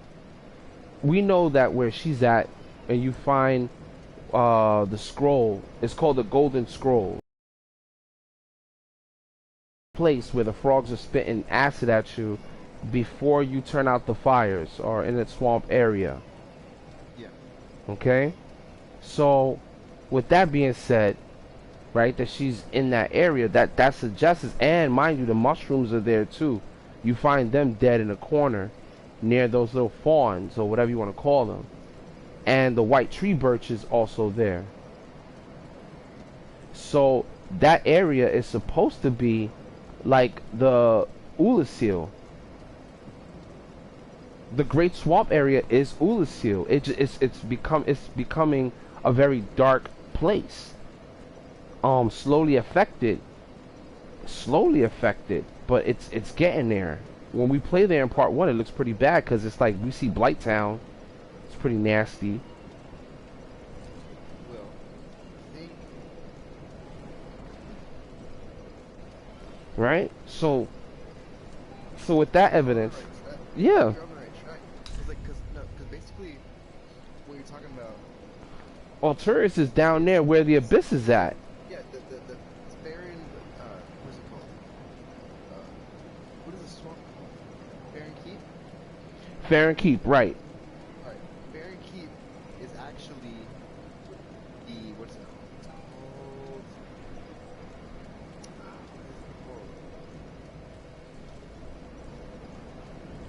the fucking, the woods that Sif is in, like the wolf. Like, with Tori's grave. I forget the name of the forest. I forgot the name of that forest. And you're right. You're right. But yeah, because like that because basically you from Dark Souls 1 you go back in time and you see that where Artorias' grave is, where you do all that PvP in Dark Souls 1, is actually the same forest from Ulusul. It's the ancient forest, right? And then in Dark Souls 1, in the present time it is now a more ancient forest where the stone golems, the ancient guardians that used to guard them, turned into the stone golems that now use time magic. Obviously, they're ancient and they've been around forever, so they use time magic. Which makes sense because there's time travel and shit going on. But either way, I digress. So in Dark Souls 1, it's already ancient and it's already been time's already passed. And then in Dark Souls 3, apparently there was like a flood or something, and now it's all swampy marshland.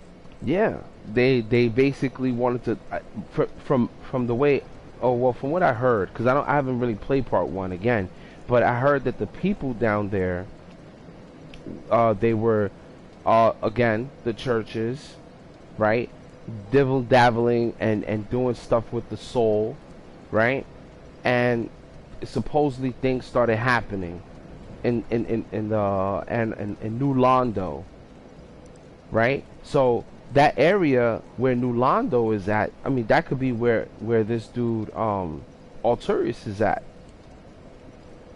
New Londo? Yeah, New Londo, because New Londo is not up. It's not going up towards Anor Londo. It's down. It's down. It's below the Firekeeper's tower, or the Firekeeper's place, whatever they call it, tower, whatever. You got to go down the elevator to get to New Londo. Then you might be right, because then you might be right. You might be, because like it kind of makes sense geographically because Darkroot Basin. It's called Darkroot Basin. Right. Darkroot Basin Right. is above New Londo, kind of, because like there's that valley, So if you were to go directly down and kind of to the side of Darkroot Basin, you would bump into New Londo, like the gates to New Londo and the Four Kings, which they fight in the abyss, basically, you know? So it would make sense that the Four Kings share the same boss chamber as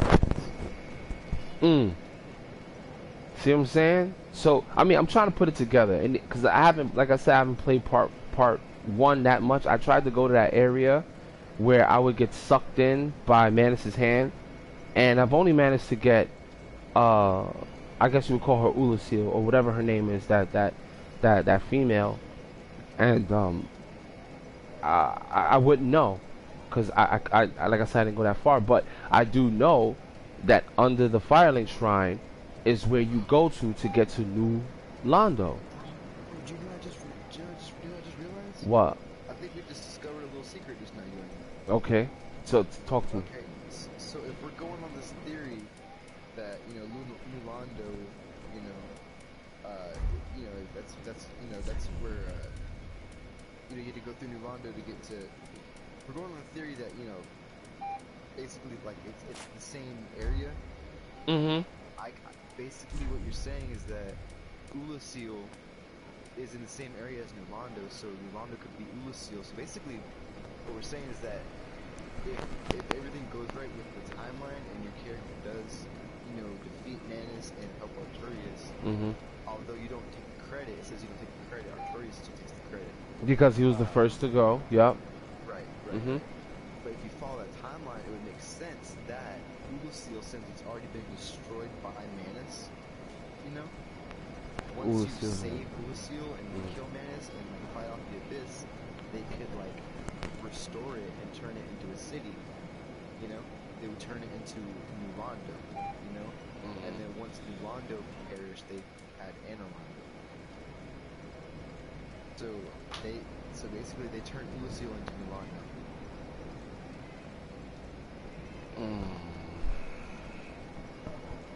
That's my theory. Let me think about this.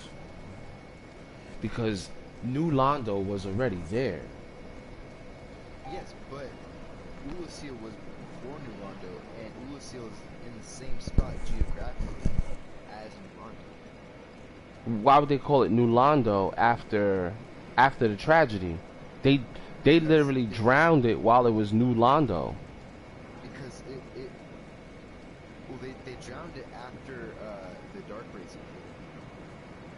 But before that, they might have wanted to kind of start anew, you know, after Manus, after the Abyss and everything. So they might have, you know, because basically, you know, the sources, the golden sorceries that you get, they're like lost in time. Like, people don't talk about them. They're hidden sorceries. They're the people that, like, and the people that do know about them, they're like, whoa, where'd you get that? You know, like it's basically a hush hush, wink wink thing. So it's like it's almost as if they were trying to erase it. You know, they even read over Artorius' history and saying that he was victorious, which we both know. Knowing damn well he wasn't. Right. Yeah. So it's like, you know, maybe they tried to create a new narrative. So instead of it being Ulasil, they're like, okay, if we rename the city, once we fix it up, we're going to rename it New Londo. How could they fix up a city like that? I mean, you meet one of the... Because you know, it was drowned. Yeah, it was covered in... Nah, because when you go through Darksouls 1, yeah, in Ulasil, it's still perfectly fine. It's dry and everything. The only thing is that there's abyssal creatures everywhere. right. It's got some abyss on it. So... See? Clean that up. Now, okay. So there's abyssal enemies that are there, right? Okay, let's pick off of that for a second. Now we know like what happened in New Londo. Well, basically, we know for like it's actually in the lore that the creatures that you encounter there, they are very humanoid. Right. They were humans at one time, and they have these like weird, like parasitic, like almost like tree root thing, like at their head. It's a really weird looking head that they have, and it's from basically what they say the abyss. The abyss transformed all these regular civilians and people into these creatures. Mm-hmm. And then of course there are those who were infected that are in Blighttown, that are where the spider lady is at, Katha, or who is to be Katha. They have these like infected, it's like an infection that you get in your head, and then eventually your head turns into like this infected kind of thing. And I'm still trying to break that aspect down and figure out what happened there. I'm not sure what she had. I think she had some sort of disease. I'm not sure. Oh no. No, it was the fire. It tells you what happened with her. Basically, she drank the poison from the swamp. She actually consumed Blighttown, like the swamp itself. Who? The spider lady? Spider lady, yeah. She drank the poison. She drank Blighttown. Basically, what happened is that all of her little followers, like Eugene, I think his name is, or Eugene, or whatever his name is. Yeah, that little thing with the thing on his back. Yeah, the thing that's protecting her. He tells you that for him and others, whenever they got poisoned, she like sucked the pus from the wound, like sucked out the poison. She healed them. Yeah, she healed them. Right. That's why they pledged their life to her. Right. And allowed her to like put eggs in them. That's Right. So that they're carriers of what she's trying to produce. So okay, I remember somewhat of that information. Now, mind you, so she's healer-like, right? So she can heal, right? Okay, great. So let's go. I'm gonna go back here for a second. I'm glad you brought that up. So Katha's chime, right? Sacred chime, blessed by Katha, goddess of tears. Rare amongst Kareem clerics. And as you know, anything that's from Karim always has like a demonic look to it. Even I mean, look at this dude Morn. He's from there. He's from that church. yes, but Morn, from what you read on the thing, I think you read it from his armor. It's like the only armor of its kind. He's like the only one of its kind. So this one says affected by intelligence. Now, the fact that this chime is affected by intelligence shows that she had to be like either one of the witches or close to one of the witches, because everything down there was pyromancy anyway, right? And not only that, it says a rare thing for a miracle catalyst, which is a fact because most of them are used through faith, right? So it says, and also agreeable with miracles that lean towards the dark. Can I tell you something? Yeah. Alright, so in Dark Souls 3, Mm-hmm. you have to use intelligence and faith to cast pyromancy, right? Correct. Okay, so that's the same thing. Well, it's not the same thing, but that's in Dark Souls 1. That You cut off. You just cut off for a second there. Alright, Yeah, I can hear you now. Repeat what you said. Yeah. so basically you're talking about, pyromancy, essentially. Like, what's her name? What was her name? Katha. Katha. Yeah. If read the last part. I'm sorry. Okay. I'm gonna give it to you. Who's this? Need a body. Need a body. Okay, that was outside the group. Hold on. I got a message from somebody on PlayStation.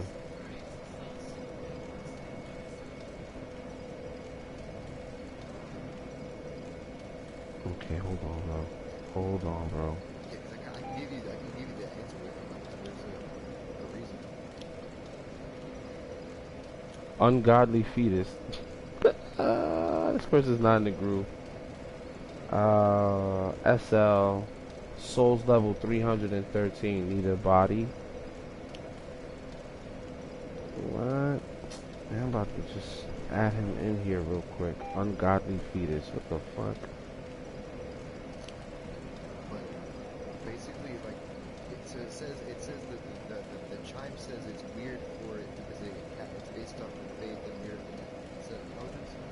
But it's based off intelligence instead of faith, right? It's yeah. So somebody who's more of that build, yeah. Right. So the reason behind that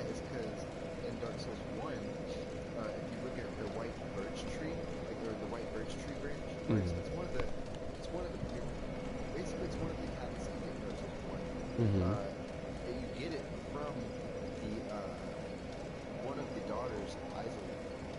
I think you get from the fire steam stage as well. But either way, it just talks about how the basically chiromancy is the very beginning of sorcery. Like chiromancies are the first sorceries that have been revised upon and edited upon. That's why whenever you use the arch-tree branch, like basically this branch, it's a white tree branch, you're able to cast, in Darksouls 1, you're able to cast both miracles and sorceries. And it's because of basically chiromancy is supposed to be the root of both miracles and sorceries. You're supposed to be able to use it for both. Yeah. Like, so Yeah. it makes sense that Keitha's chimes is coming from the spider lady who was a pyromancer. You know, who's able to use both spells and miracles, and she's a pyromancer. She's basically the prime of all this energy. Right. Most of them are though, aren't they? I mean, they're still from a level of benevolence. So they would be able to actually cast miracles and do fire, but sorcery wasn't something that they played with. That became, like, I think, the next evolution state in using souls or using the energy or whatever it is that they use to create. Because really it's all based on intelligence. So that, to me, I think that's where a lot of the fights and problems came from. The fact that you know, the energy that's being used, and sorry, I'm gonna give it back. So I think it's the ice yeah, for something that is more middle ground, such as a basis of fire, right? Let's say fire being the beginning, of everything, right? And remember what I told you, a soul looks just like fire. You know, it looks just like fire, and a lot of times when they draw power, they draw that power from within. You know, the certain things such as, like, I'll give you an example, and I'm not gonna go off track on this one. and when you're done, I have the description, which is very relevant to what we're talking about. Perfect. So power within, which is what it's called. This is forbidden pyromancy amongst those who internalize the flame. A pyromancer fears the flame, however the fear subsides once it accepted as a substitute for strength.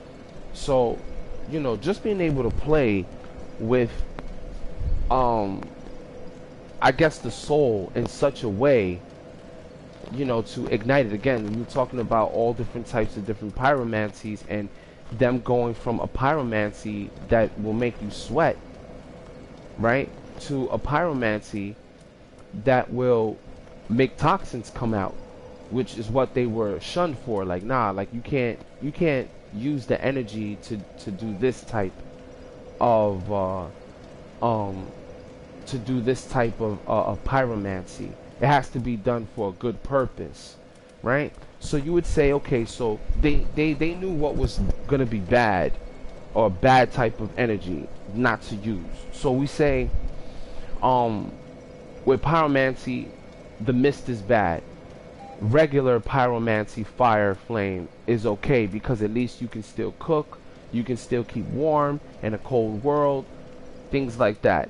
But when it goes off into, you're like, okay, what else can we do with intelligence and with this type of energy? And then now we're able to actually do something which is like sorcery. But I mean, at the end of the day, they already had the dragons in place. Dragons were spitting fire from their mouth, and magic, the idea of magic, had to be somewhat passed down or be taught from the dragons. They didn't like that too much, I don't think, because when you got benevolence that is more miracles, and then you have dragons that is more sorcery, they're on two separate scales. They're like, we're not even using intelligence, we're using faith.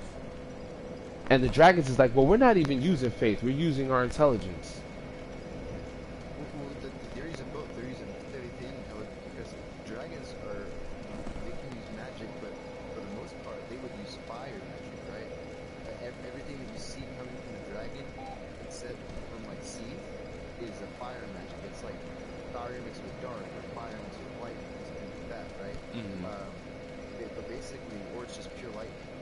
but basically, Seath, he even says it. He's the first one to discover the soul area, and that was just expanded upon by Loki.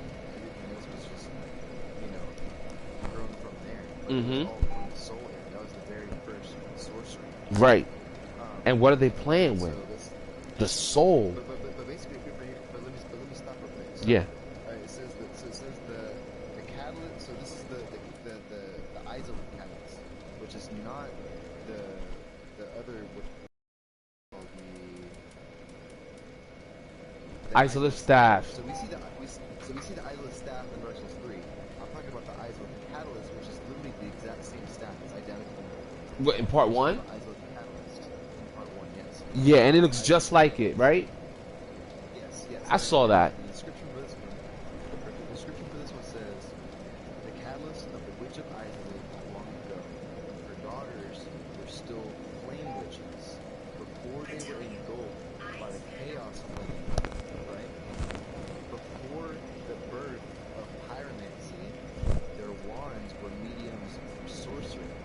Oh. But knowledge of this flame sorcery has long since vanished. All right. Now that's the one from part 1, right? Yeah. That was the catalyst, right? It had to, because right now I'm on the Isolith staff in part 3, right? And it says ancient catalyst of the Witch of Isolith and her daughters used long before the dawn of chaos and of pyromancy, which means that they were using sorcery first, which basically explains everything you just said with the other one. With the birth of the chaos flame, the flame witches were at once both sorcerers and shamans. Shamans are supposed to heal. That's faith-based.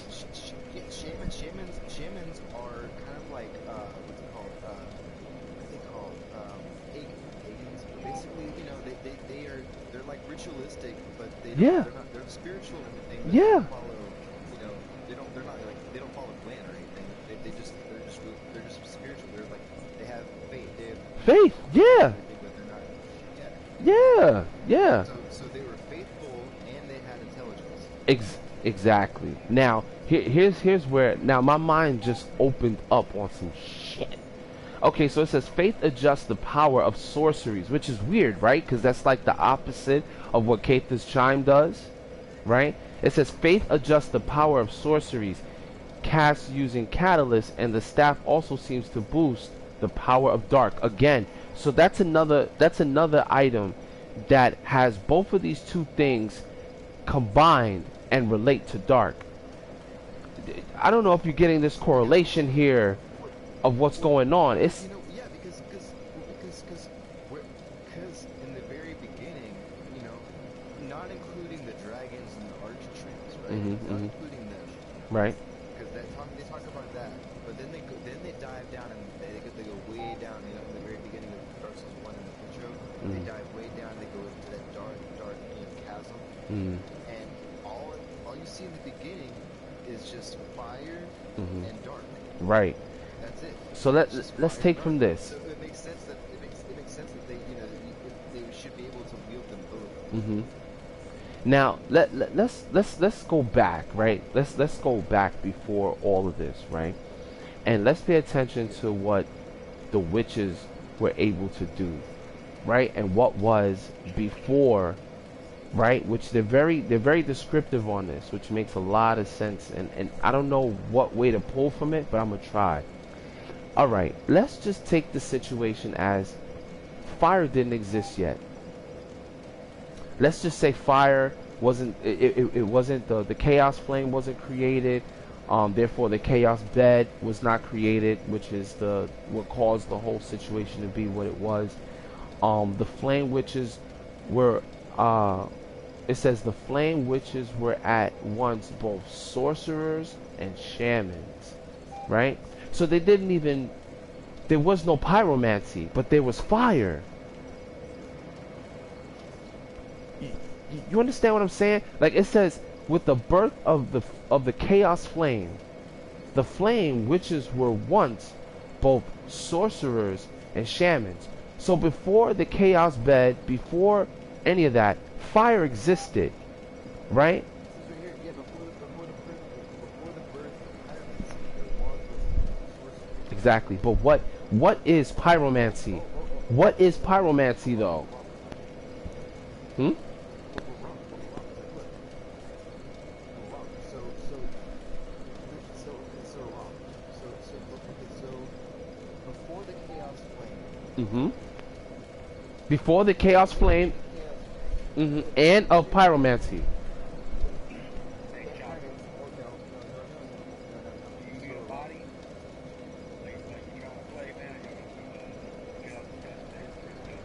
I mean that's we were kind of doing both in the middle.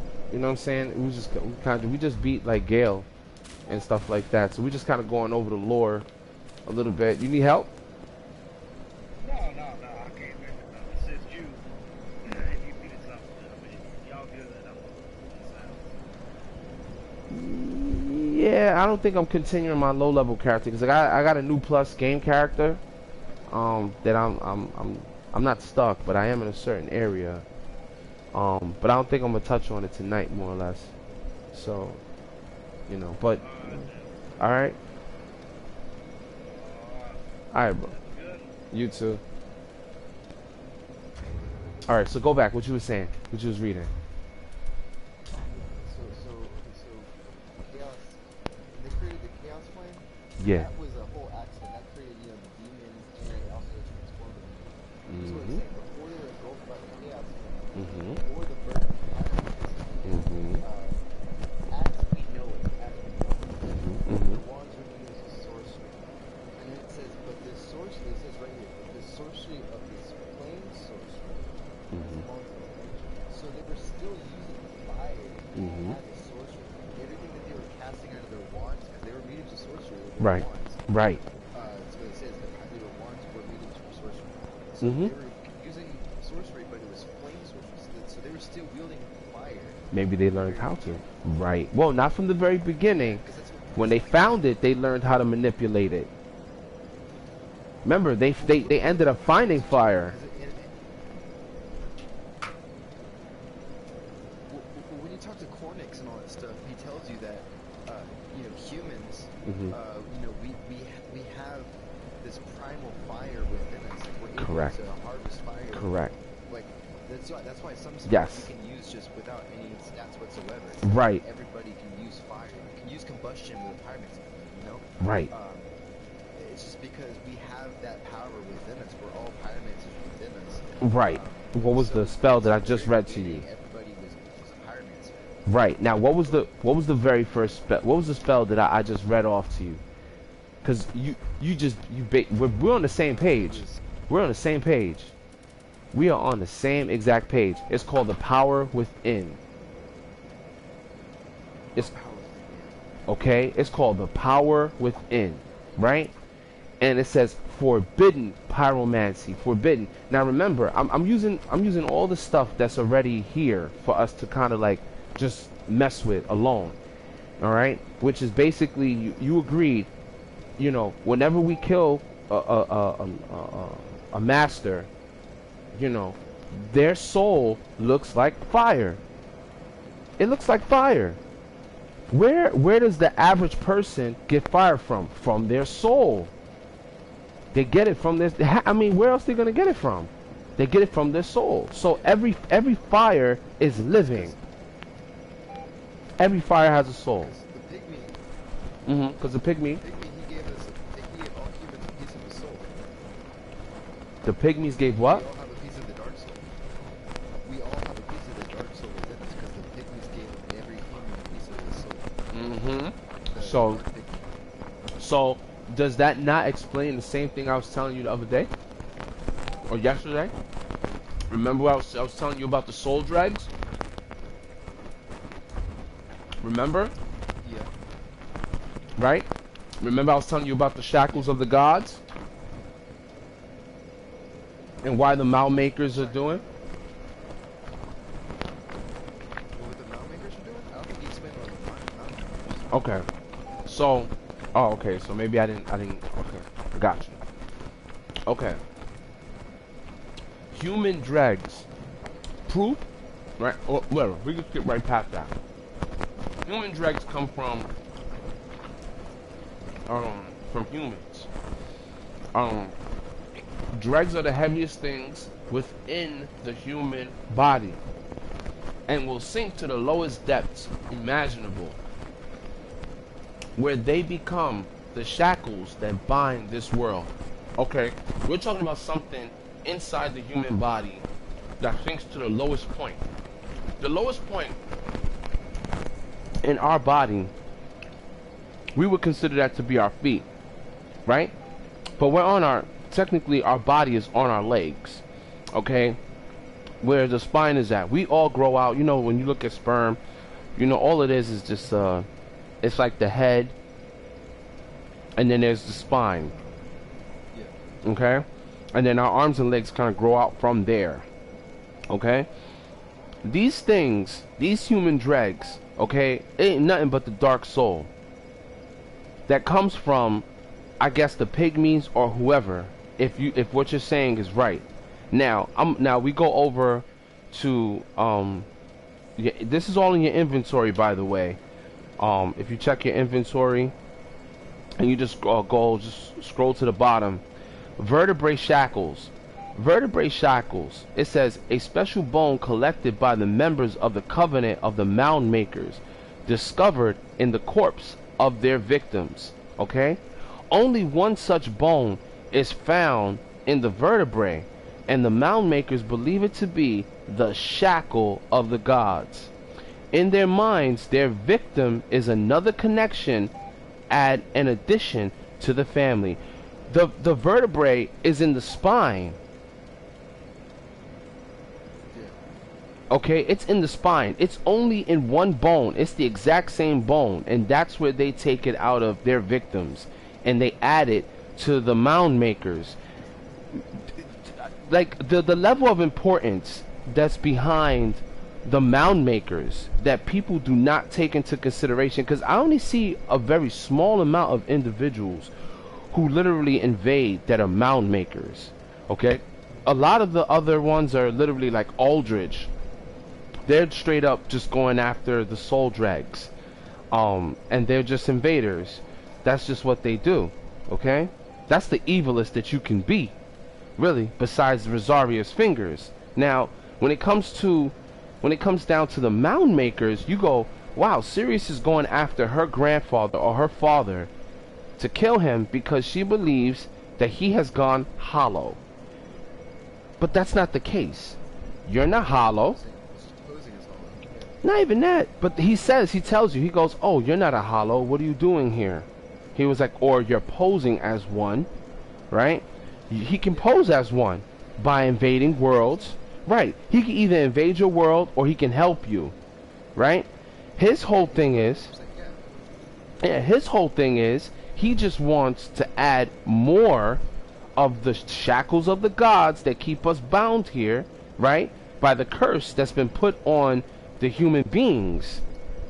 Okay, now if the pygmies added their dark soul onto human beings, then that is the energy that they're scared of when it comes down to us, and that's why Gwen gave us this task to constantly keep the Age of Fire going, because the dark soul that resides inside of man eventually manifests itself, and that's what you see at the church. They're starting to come outside of the dead corpse, out of the stomach. I don't know if you had peeped that when we was, you know what I'm saying, when we ran through there, but I was trying to tell you, look at his tail, because his tail has the bone that is the lower region of your body. You know, it's like your pelvic region, you know, and then it's like a little long part that sticks up. That's the spine, and that's where those things come out of. When the body is done, or it comes into a full form, whatever body that it was once inside of is no more. It's just that thing, and you can tell that thing is a separate entity that's coming out of it, because it's making the dead body move towards you, and then eventually it tries to grab you. It makes you I think it gives you a blood build, not a blood build, but it builds up blood, and it starts to suck your blood, and that's where the dark soul resides. Do you think the spell dead again is you just harboring the energy of the dark soul that's still within dead bodies? Possibly, yes, because you're activating something that is eventually going to turn into the is going to come out of their stomach if they have that dark soul inside of them, if that DNA, if you will, is still inside of them, because not all dead turn like that. Well, the thing is that every single human, Mm-hmm. if you're a humanoid, excluding giants, I'm not sure if it counts for giants. Wait, but say that again? If you're a humanoid, Uh-huh. you have a piece of the dark soul within you. Mm-hmm. Except for the gods like Gwyn and all. Right. And Gwyn knew that. He knew that the new ruler would come. But they get still hollowed, like Gwyn's still hollowed. Mm-hmm. Now, remember what I was telling you about, was it yesterday when I was standing next to, the shade of Londor?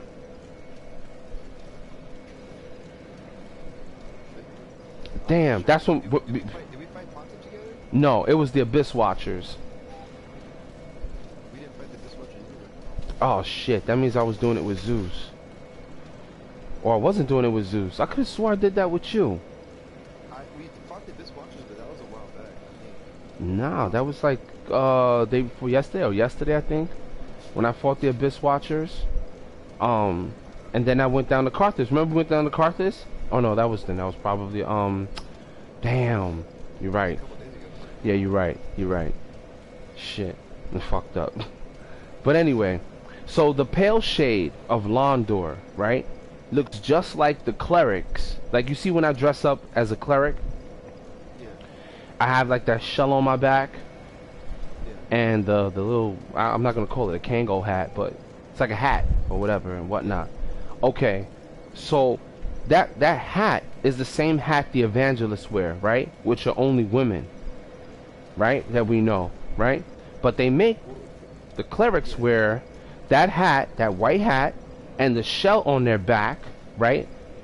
And the shell that's on their back is they wear it so that way they don't become the seabed, what they would call the seabed, and it's in the description of the item, for whatever darkness that they're gonna, or for the abyss, because eventually they start to shift and shape into something. So, you know, clerics technically go on pillages and wear that blue robe only after they become undead. Other than that, you're not a cleric. You would be like a deacon, or you would be a knight, if you will. And the knights, we already know what the knights look like. Astora, what's her name, is a knight. They wore large covers on their backs to ensure that they would not become seedbeds with the spread of darkness. Exactly. And then when you go to Lothric's castle and you see those, what they call pilgrims, right? They have shells on their backs, and it's chained to them. And if you look on their back, you can see how it's starting to spread outward. If you go to, if you go back to the Cathedral of the Deep, I can show you statues where that thing on their back, as a statue, is growing bigger and into something, and the person is holding their face. Yeah, because basically when you see the DLC, it turns into like The pilgrim butterfly. It's like a praying angel thing that creates the butterflies. Right.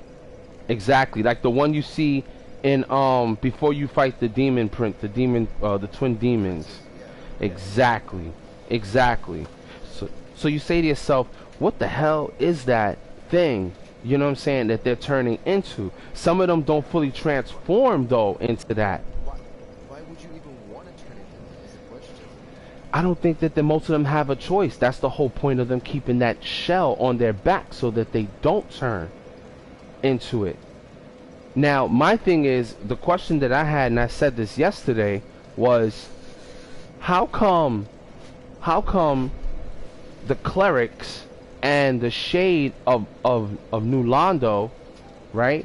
Because you can only have them rock with you if you're rocking with the storyline with the what's her name? She's at Firelink Shrine. Oh my God, she gives you all the dark stuff. Can't.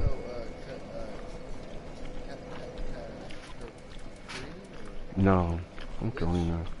No, she's not a witch. She actually has a katana. Oh, yeah. Forgot her name. Yuria. Yuria, yeah, one of the sisters of Londor, yeah, because they're from the church. She sends you help when you go fight the Abyss Watchers. Yeah. She sends you a pale shade. They have almost the exact same attire that the clerics have, because it's church based. But this one is more so run predominantly by the women that were from New Londor. Why is it that they are providing a service to collect and bring together all of the undead so that you can be the new ruler of the undead?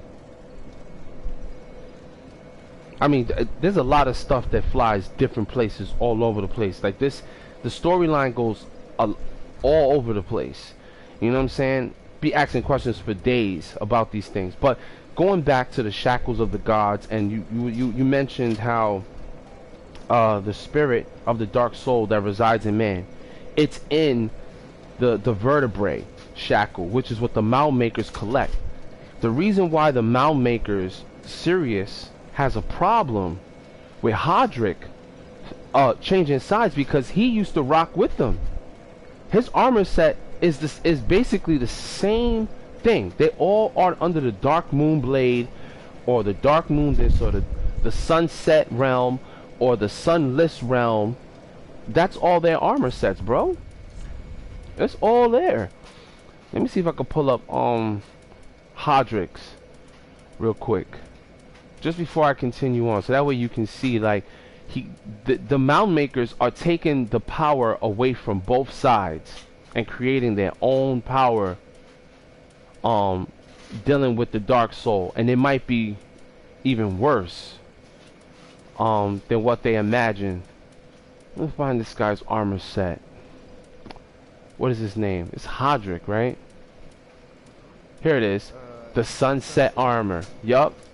So here it is. Armor of Hodrick. Holy Knight. Holy. Holy. Your boy's from the church. He's either from the church or something. Yeah, because I mean, he's using pyromancy, which means he has to have faith. And he has to have intelligence, right? On both sides, right? So he's a holy knight. And mind you, you can cast you can only get that flame that heals you over time, that floats, from that covenant. Exactly. And that comes from the soul, man. That type of flame comes from the soul, where it just constantly heals. You should read the description on Warmth if you have it. On who? On Warmth. On Warmth? Oh, I'm gonna do that right now. So look, it says light gold armor, right? Name for its sunset hues, is now faded and wrapped in taint rags. The sorry fool was known to wander the battlefield as a crazed ghoul, lashing out at friends and foes alike. He got, you know, the one thing you know what I'm saying, that you not want to do is have to go and say that somebody's crazy, and that he's a ghoul, and that he's that, and that he's this. When you go and you talk to Hodrick, he talks to you like you have plenty sense. That's not how ghouls talk. He's gonna attack you on sight, that's for sure. Right, and that's what ghouls do. So this description, it throws you off completely, because it's like, you talk about this man being a crazed ghoul and doing that on the battlefield when he's fighting. Maybe he just didn't care no more about the fight of constantly going to war to keep the flame going on, and there's nothing happening here. And then his daughter here, well, his daughter or his whatever, says attire of the night is the sunless armor, and I guess this is what they give to the females. And mind you, remember what I told you, the distinct difference between the cleric's robe and the pale shade of Londor, there's not much of a difference. The hat is the same, and some of the attire is the same. The difference is that you actually have that shell on your back to keep the men, maybe the men alone, I don't know, from turning into, you know, like these monsters from the abyss. And that soul resides inside the man like a shackle. Our spine, you know, they kind of attach to each other as, you know, as they go along, but this thing resides inside of the vertebrae. So every time they kill another undead, before they're just a corpse laying there, or while they're roaming the fields, and then have this thing rip out of their stomach the same way it does when you go to the cathedral, right? They're cutting them out. They're literally cutting their body in half, looking at their spine, seeing the piece, ripping it out, and bringing it back to their covenant. They're collecting all of the things that has plagued humanity for so long. You feel what I'm saying? Like, because they know you cannot just be going after every single person who is coming back to life, or those who are regular humans. Your man Gwen, he had no remorse. He was like, yo, I'm putting this seal on the humans, period. All of them are gonna get this seal. But you didn't know that the seal, that you were affected by Gwen's curse, which is what they say it is, right? Until you actually woke up from the dead again. And as you've seen in part 1, a lot of them, they take them when they start to lose their mind, they take them to the asylum. And there's a demon that's guarding them there to keep them from roaming the lands and killing people. Yeah, he got scared. He absolutely got scared. He was like, yo, I can't trust none of them. So, and fire's going out. So who's the only people that really had the ability to continue the age of fire? His sister and her daughters. They were the only ones that were shamans and sorcerers, because he wasn't he's not a shaman, he's not a sorcerer, because he doesn't deal with the dragons. He was trying to kill the dragons. Okay? And then the females were the only ones who were able to manipulate fire. The females, they were the only ones who could manipulate fire. Okay, at that given moment in time. Well, we know, yeah. So in Darksouls, Mm-hmm. that's why you encounter the female pyromancer at the very beginning. Yeah. But anyway, what we know at the very beginning is that they are actually one of the strongest. Like, females play a very special role. Yeah. Yeah. With playing in particular. Yes. And they're the only ones that can be fire keepers. They've been fire keepers and the strongest pyromancers. Exactly. So what does that tell you right there? They were the ones, primarily the only ones, or the first ones, to technically play with fire and master it.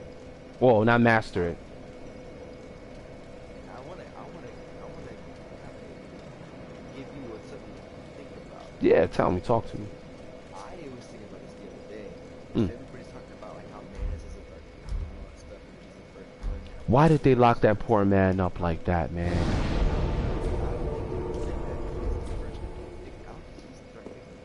And I think in the Dark Pygmy, there's a couple things I'm gonna say. I think the Dark Pygmy Mm-hmm. gave us his soul. He's also the one that gave us the ability to use pyromancy, you know? And I keep saying he, but this is the point of pyromancy. Yeah, because shaman can be man or woman. I don't think the Dark Pygmy was a man. I think it might have been a girl.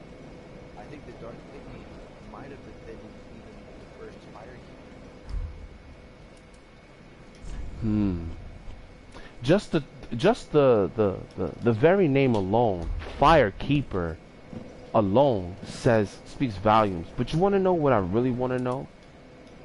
Why is it that the fire keepers must be blind? because Lilith talks about it.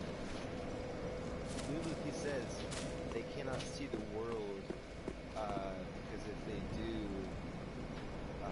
something happens. I forget. No. He says something. He talks about it. I forget what he says though. It's like as you're walking off, he says something. He says, "Do not treat the firekeeper with discourtesy, for she is very much like yourself, slaves to the fire," or something like that. But he says something about the eyes. He says, "Don't give her the eyes." Oh yeah. He says something about when you get the eyes, he says don't give it to her. But when you give it to her, she sees the future. She sees stuff. Well, he tells you why you shouldn't give it to her though. In the first place, like his reasons, which I think are different. You should look up his dialogue online. It says it. Okay. I'm gonna go back and I'm gonna listen to it. I am, because it's like I said, man. Like these are the things that they don't talk about in the lore. Just the Malmaker situation alone, they didn't talk about in the lore in these videos and stuff like that. That's why I said there's so much more to Dark Souls than what these guys put out in the lore, man. I'm telling you, because you can't really make any more sense of the idea of why they're going after vertebrae. Like it's all in the spinal area and all over the cathedral. They're just popping out. Now you want to know what the funny part is, right? The cemetery is right next to the cathedral, right? So imagine how many bodies that they decided that they were going to start bringing back into their cathedral to pluck out the dregs.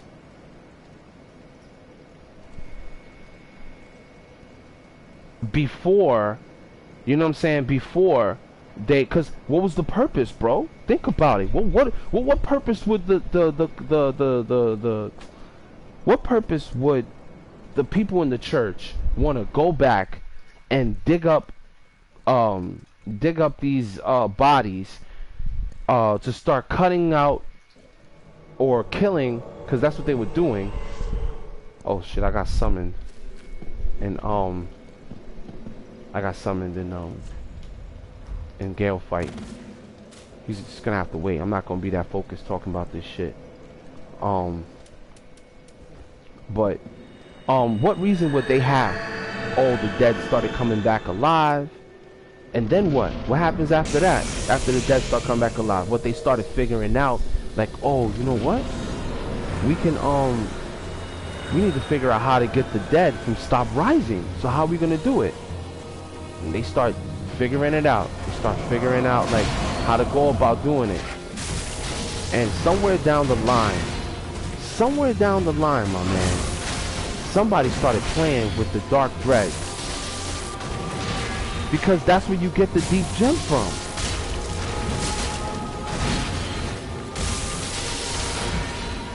Which one? Well, McDonald's a follower of Aldrich.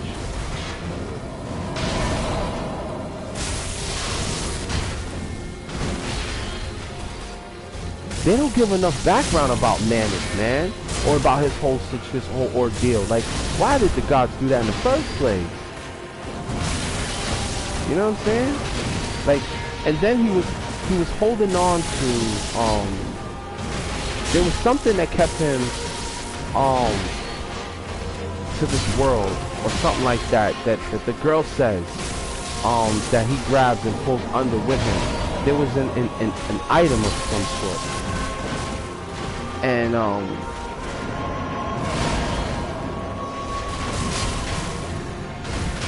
a cracked pendant. Now I don't know what that pendant is. You know what I'm saying? So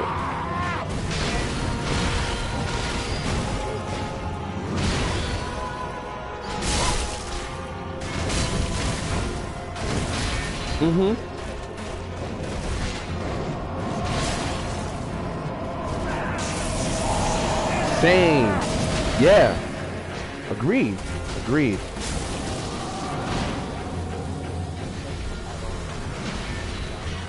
That sounds like Warrior to me. That's what Wolnir did when he was under there in the abyss, right?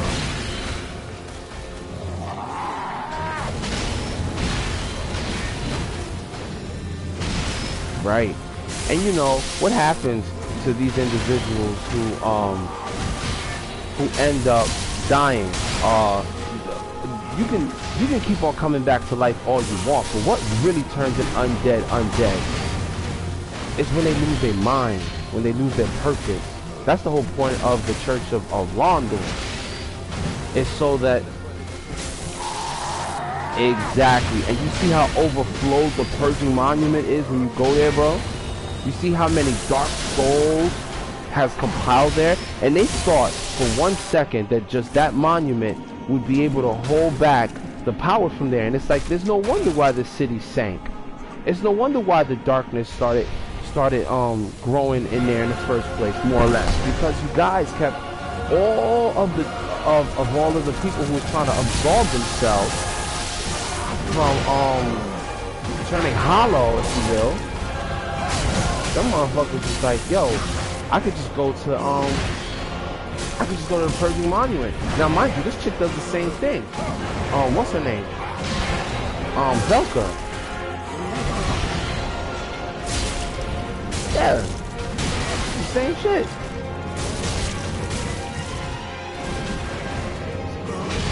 She is. Exactly.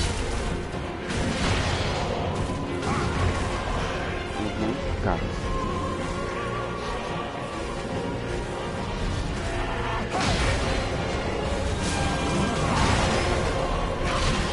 She could be right. Might as well. Like, where do you get a big ass crow like that from? It's crazy.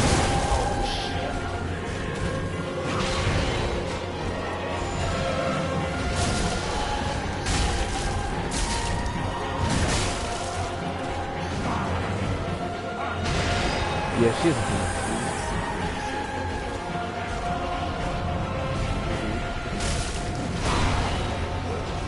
yeah.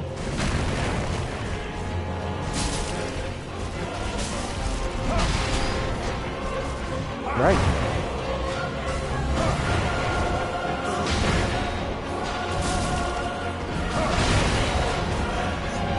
Right.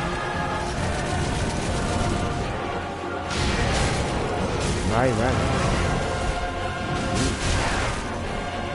Yeah, I mean, because, again, look, these individuals that Gale was sucking the blood out of, you know what I'm saying, was, oh, man, there goes the freaking hospital. He decided that he wanted to do it right in the spot, so. That makes a lot of sense to me, though, bro. Like, Velka being the dark pygmy and, like, the dark pygmy being the female and all that. Could be. I mean, look at, I told you, there are 7, I'm gonna go back down there right now, bro. I'm gonna go down there right now. We're gonna get to the bottom of this, man. Because even though this, my God, look at all the blood stains that are here, man. We should rock out and help some people here.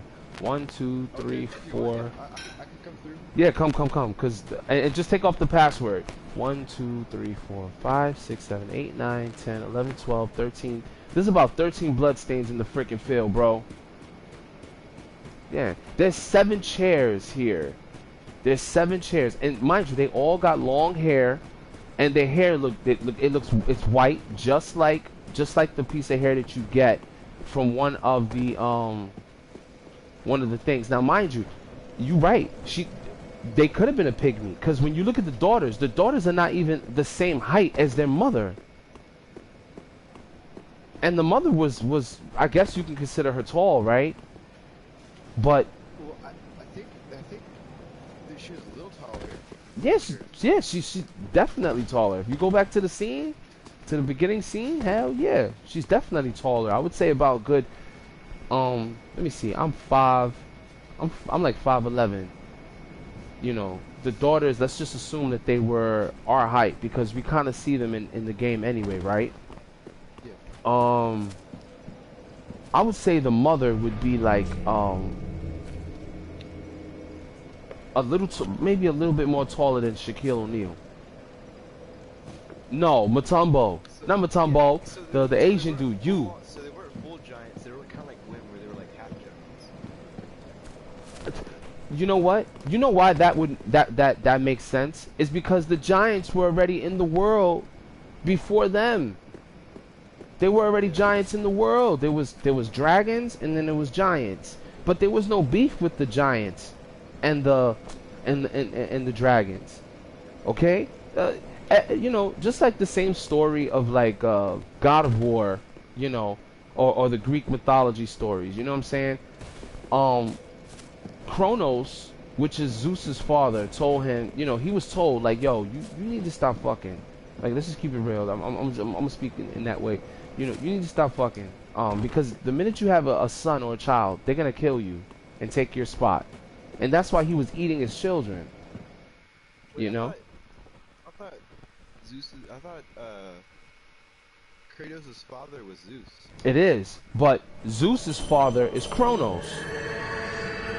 And Kronos, yeah, and the same thing that cursed his father, cursed him, and that was an issue. But Zeus thought that he had it on lock because he allowed people to live. You know what I'm saying? He didn't do what his father did, so he didn't think that what he was doing was just as bad. But it was. But it was. You know? Being able to I mean, are you living? Are you doing the things that you like to do? Then what's the point of life? You know, and Zeus loved his fuck.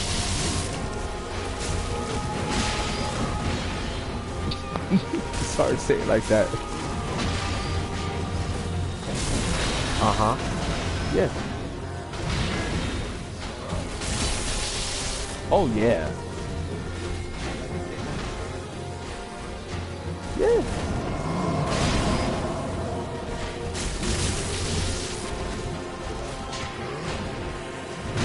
Yup. And you know why? Well, you know what really made her mad? You know what really pissed her off? The fact that Zeus figured out that he don't need her to reprocreate. He was like, yo, I don't need you.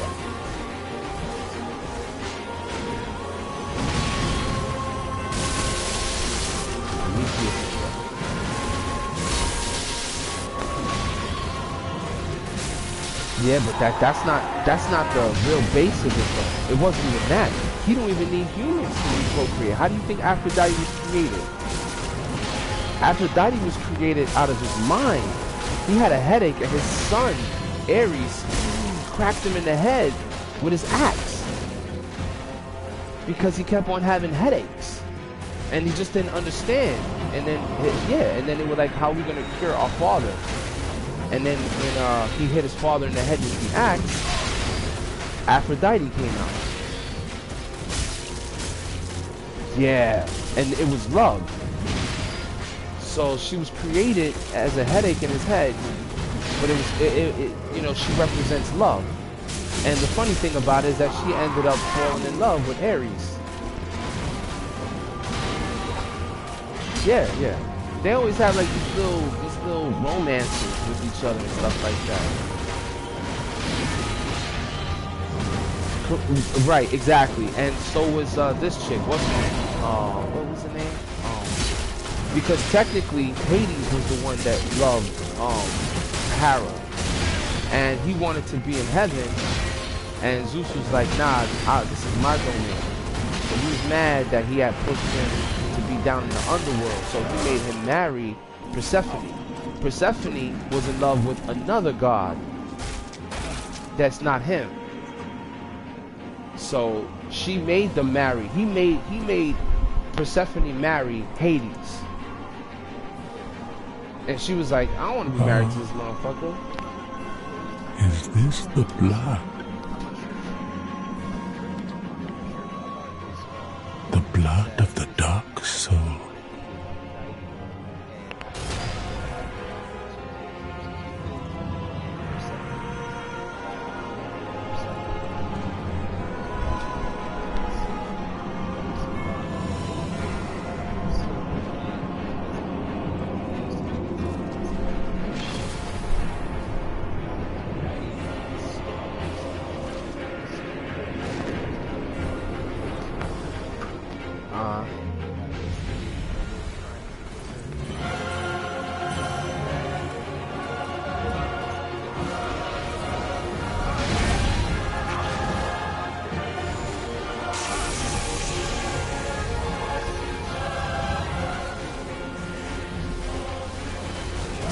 Pomegranate, right. That's her fruit, right.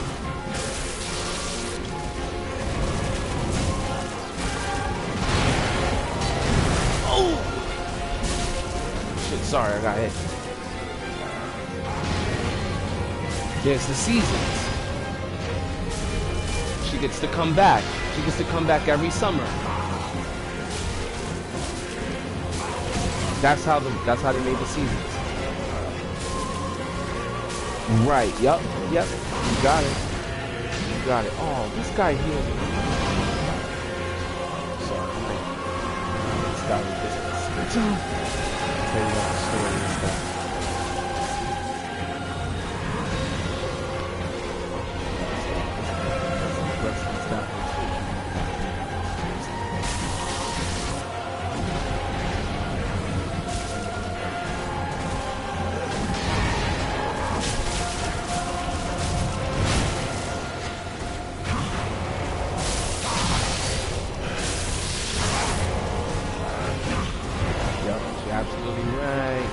$1,000, y'all.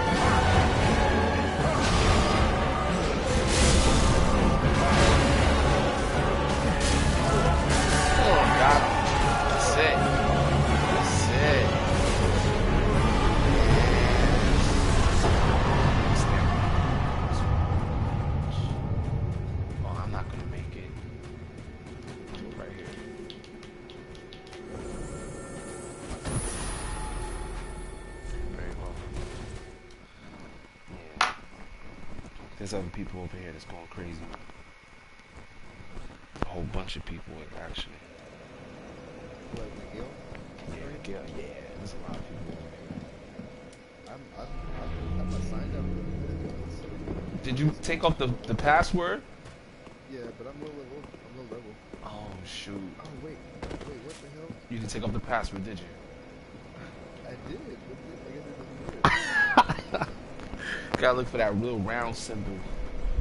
Shows that you locked in. I got the password off. Okay, cool. That's ridiculous. Just been sitting here wasting time. Yeah, believe, you know how many times I done did that and fell asleep? I'm like, yo, nobody's here, but I see people running around. It's just crazy. Hey, I look pretty clean now. I look like a king. I put on the helm of favor plus the brass armor set. Nice. Yeah, so you know, this chick left the kingdom.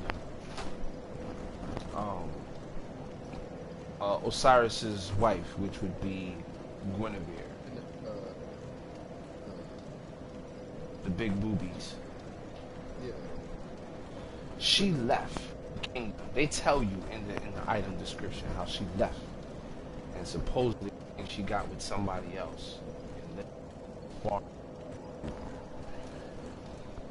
I'm like saying to myself, okay, so you left your current husband to go marry somebody else, someone else. Okay. That's why they say in part 1 that Gwendolyn had casted a spell on the land. So it made it look like Dude. What's up, bro? Oh, so part 1, she's actually not there. She already left to go marry. Right? Mm-hmm. She left. And the person she married was Osiris. That's what they claim because it's in Lothric. Well, they had a baby. That's what they say.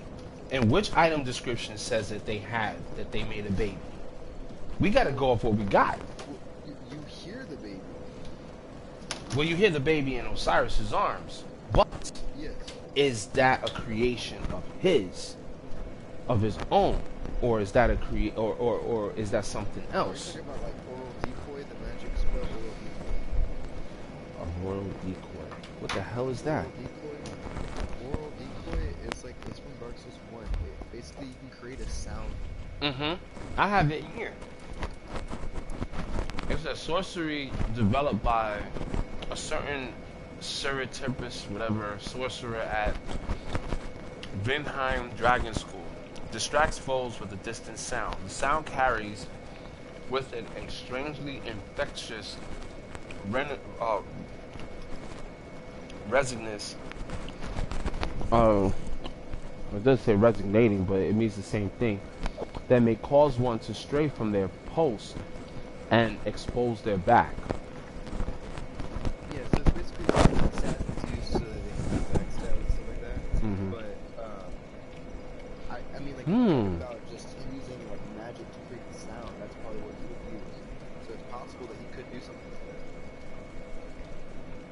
You just said something very profound.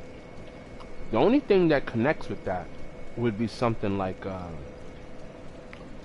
those ninjas, those assassins that were sent there.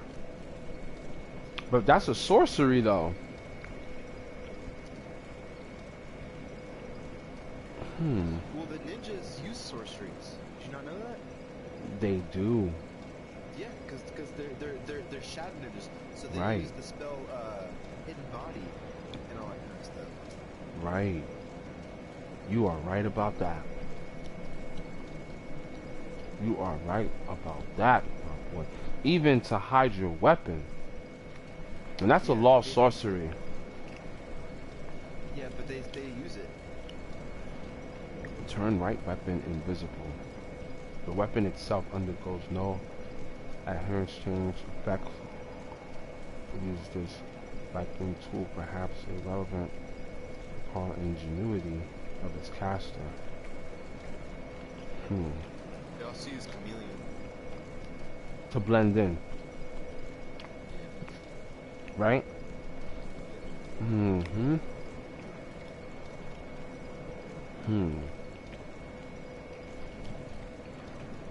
So I think, yeah, you definitely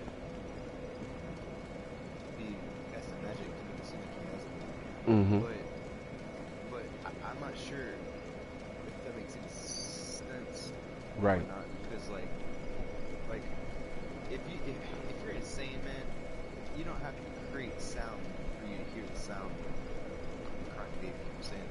Yeah. Unless he was mourning over it, Mm-hmm. just wanted to hear it. I don't know. Me neither. That's weird. That was weird, right? Because what people claim is that he actually is holding a baby. It's just that because like he's a magic wielder, and just like how ninjas can use hidden body, the dragon is invisible. It's an invisible baby dragon. Right. Exactly. And then he slams it down to the floor and kills it. He does? Oh my God. Yeah. You didn't see when you fight him, he gets mad and he slams it on the floor? Nuh-uh. Oh shit. Yeah. When you fight, cause it's he goes, "Oh, come out, come out." He keeps telling her, "Come out, don't be afraid," and so forth. And you keep on hitting him and hitting him and hitting him, and then I don't know. Eventually, he just slams it right onto the floor. Now, mind you, take into account, you know, this most of the games that come out over in Asia first before they get over here. Okay. Yeah, which I was gonna talk to you about. Like, Mhm. if we really wanted to tackle the true lore, Mhm. we need the English translations Mhm. of the Japanese descriptions. I absolutely agree with you, 100%. Cause I've played games like Castlevania and the Japanese version, like Symphony of the Night, and I'm gonna tell you, like they strip some of the games from its content, which kind of sucks. Like the Japanese version will have like the full version game, and we'll get like the short end of the stick, and they'll change certain words up and make it sound like this when it was really something else. So you're right about that. I gotta check that out. I definitely have to check that out. But one thing I do want to say before, because I don't know if you might want to go to sleep. I don't want to hold you up and stuff. That I want to say is that now, mind you, we've already discovered 2 items that deal with miracles, and not miracles, but that deal with something that's supposed to be used for miracles, like Katha's chime. Okay, it leans into intelligence, which is something that's used for sorcery to manifest, right? To manifest things for miracles. So you have an intelligent miracle caster, which causes the imbalance, because miracles are supposed to be the type of magic that is brought forth through faith, not through intelligence. And that same chime has an affinity to dark. Okay? Now, when we look at the Islip staff, which is what you read, this the staff was around before all of this, all of that bullcrap that came about, because they were sorcerers and they were healers, shamans. Anytime I hear about villages and shamans, normally that's where you would take your sick, anybody who's sick, and you want to get an evil spirit off of them, or they're, you know, just sick in general. Right. Mhm. Right, because they used herbs and medicines and stuff like that. They have Right. satchels.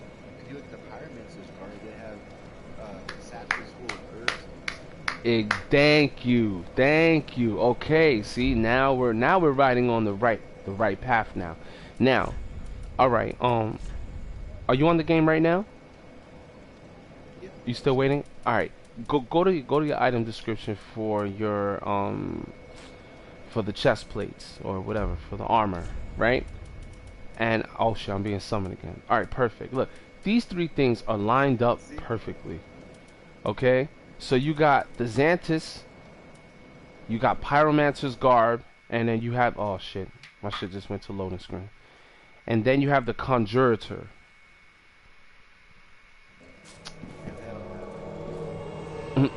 Oddie kid.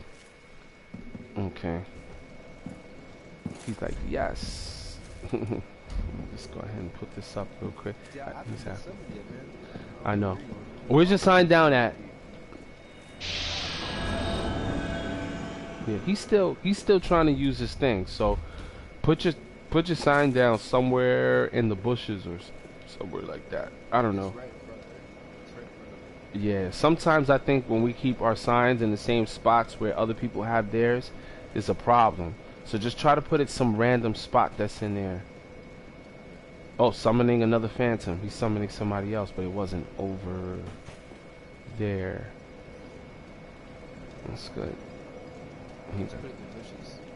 Perfect. I started doing that too, so it can actually light up. People can walk over to it and be like, oh wow, I discovered a sign. So hopefully he uses it again. Oh, that. I could just hang out and just hit you with just some PvP. You could. Come here and get yourself some, oh! Somebody was rocking something dope.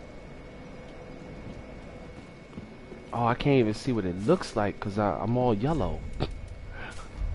Shit. They had one of the armors on and they were rocking the hood. The cape was red. Yeah, we doing that. The Lockwood Night armor? I think so. If it's red and he had a hood, he had the same hood on.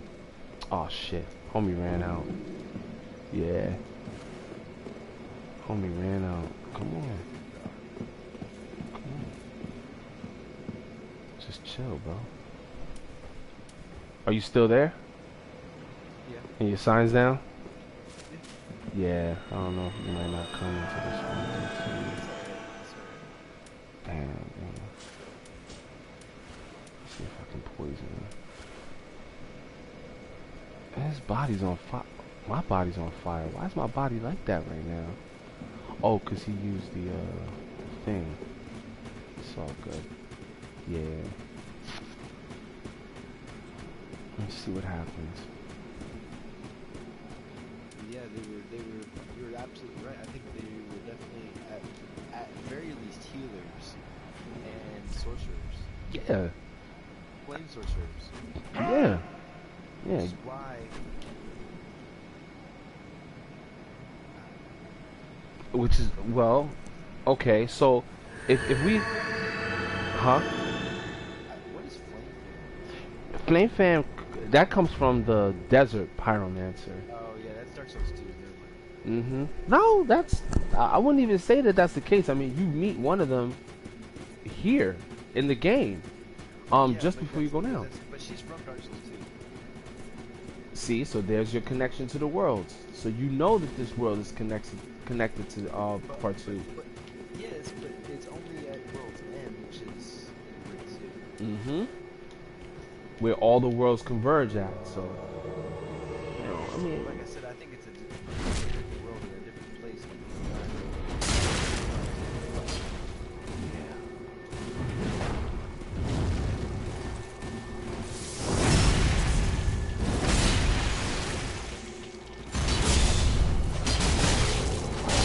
god. That did not break her from doing that at all, bro.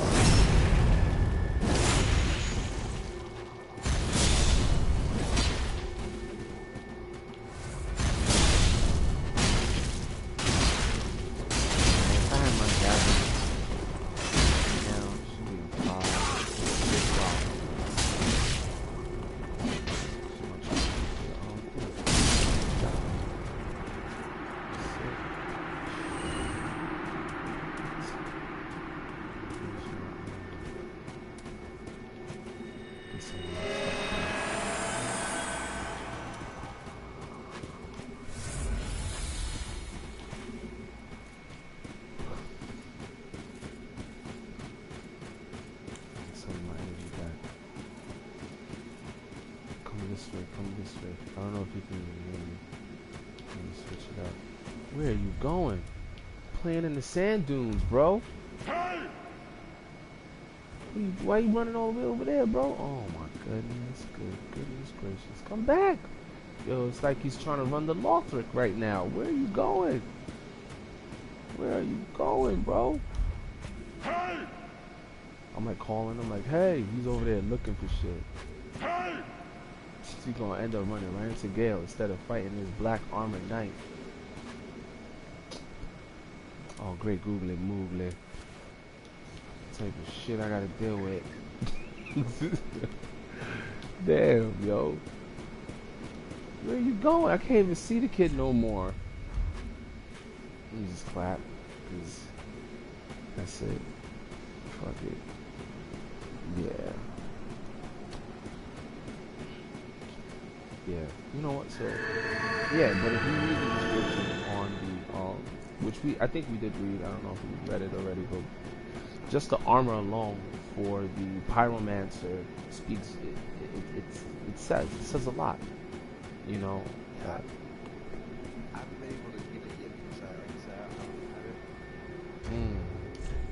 Oh, you don't have the Pyromancer's garb? Nuh-uh. Oh, shit. Okay. We'll read it to you once and you can buy it from Cornix. He has it. He always has it. Oh yeah. Yeah, he always has it. Just trying to get that Rocket Knight on. Nice. Farming? Yeah, I'm just farming quick. Yeah, Lothric Castle. Nice. The pygmy chicks, they all got their throats slit by freaking Gale. And it's funny because he has the his sword is an executioner's blade. So he's just running around just taking focus points from people all day long. Yeah. That's what he has. It's just broken. Uh-huh. Absolutely.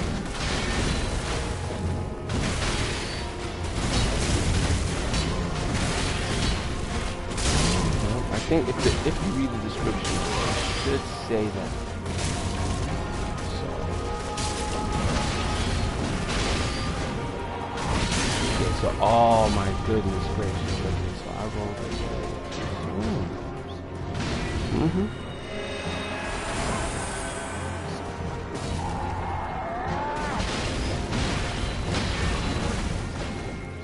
Right, in the executioner's hood. That's why he has that hood the way he does. You know? Well, technically,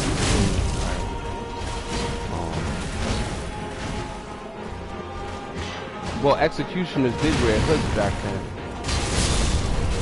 So that way they could, I guess, protect their normal life that they had going on. Nobody else would be like, yo, you chopping off the heads of people in here? So yeah, that was you kill my brother.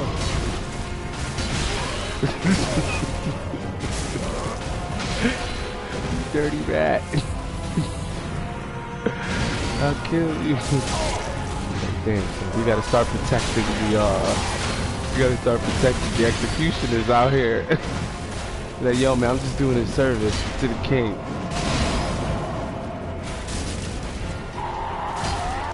For real. You know, he definitely had the executioner's hood. Yo, you better heal me, man. If you can heal me, alright, buddy. So, that's it. We ain't gotta know. Around the world and yeah. I can't find my soul.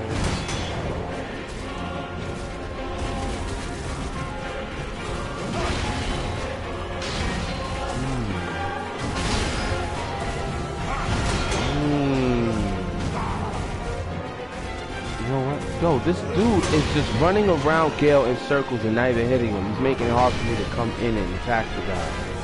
So I'm gonna just let him fight him for a little bit. I can't. That's gonna make him too erratic, bro. Too annoying. Yo, you brought up that's instant. Oh no!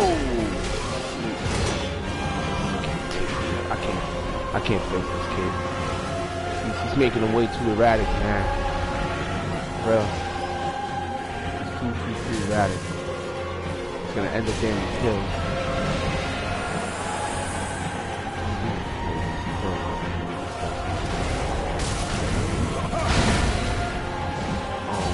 That's a good question. Now, why do you ask? That's what I want to know.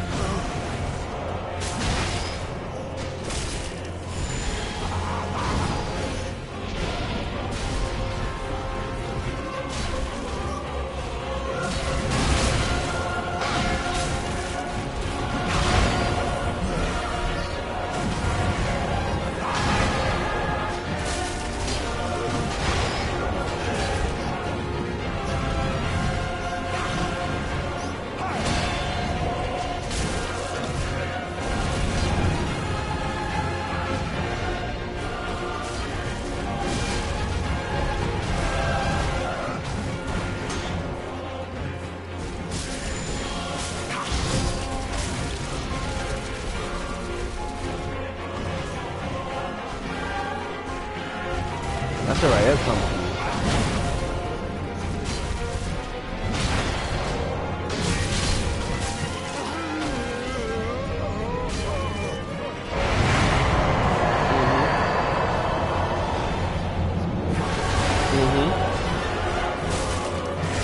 Because, okay, so I guess I can cover that part. That's a possibility. Now think about it. The whole game is based on souls, right? And remember, you know, the whole point of us playing this game and what Gwen figured, oh, I'm gonna sacrifice myself, but I'll be back, don't worry. And his daughter. Why? Because every time that you defeat the Lord's soul, whatever, right? We're getting more and more souls. We use the women.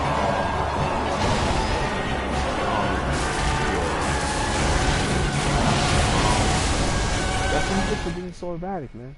But anyway, so okay, I lost my train of thought.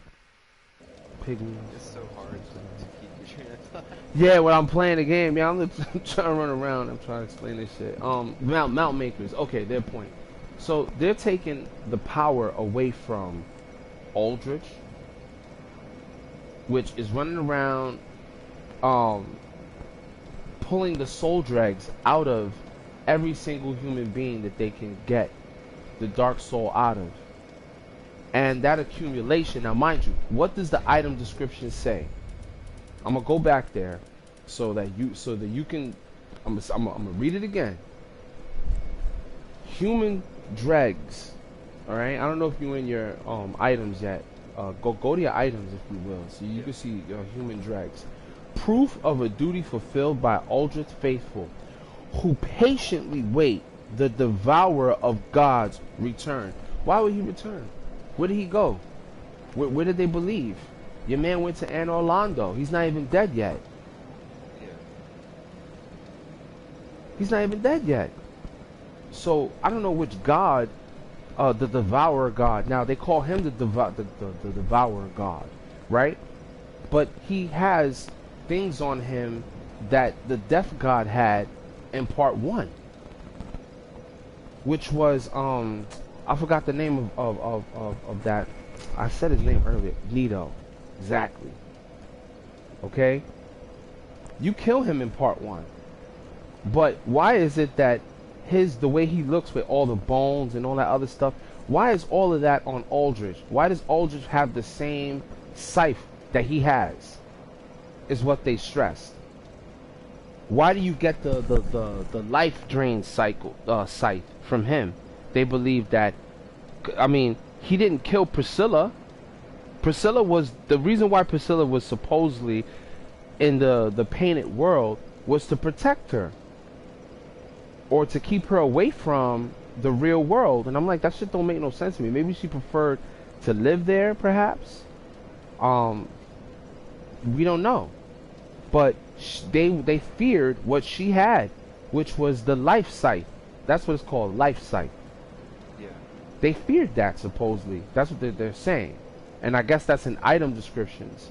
And how is it that Aldrich ends up having it?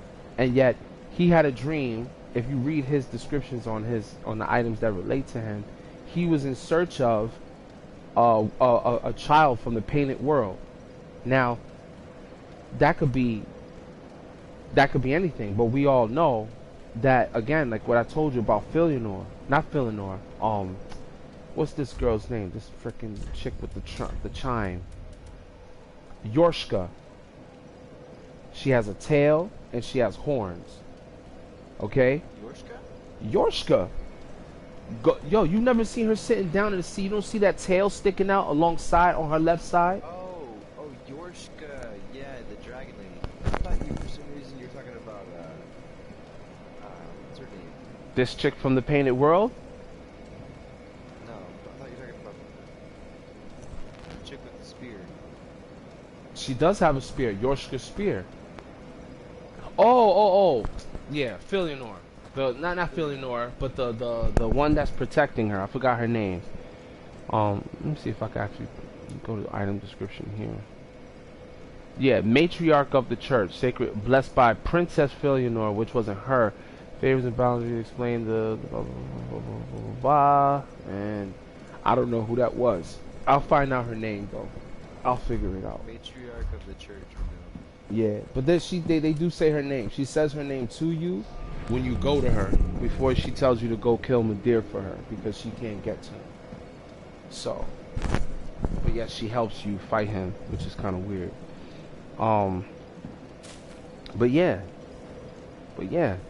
Let me go back here because I don't want to get lost. Join that covenant? We're Covenant. The Mount Makers? No, the Spears of Yorshka. It's right there at the beginning before you fight the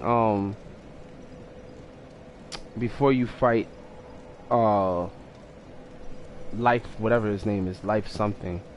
The Spear of the Church. Just before you go there, there's a mount right outside that you go to. You see when the Ring City Knight, the guy with the 2 swords, yeah, he's standing right next to it. That's where you join it.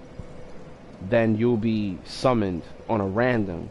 It's kind of annoying sometimes when they don't have nobody, but if you're online, and even if you don't have it equipped, the Covenant, they'll still pull you into that battle. Oh, really? Yeah, like there's plenty of times when I'm just laying there and I'm like, I don't have anything equipped besides the Sun Bros, and all of a sudden I end up in Philionor's church. That's funny. Mm-hmm. I mean, it's not funny, but it's... Yeah, and you're not even prepared for the fight, and sometimes they be like 4 dudes. You be like, damn, how I'm gonna take all these motherfuckers on? I was not ready. I was like still in my bathrooms. Yo, for real, yo. I know a couple people got some free kills on me. You know? That's funny. Yeah. But if you haven't equipped it, you will definitely be pulled into it. So, you know, I'm gonna poison him first. So let me just get out the other blade.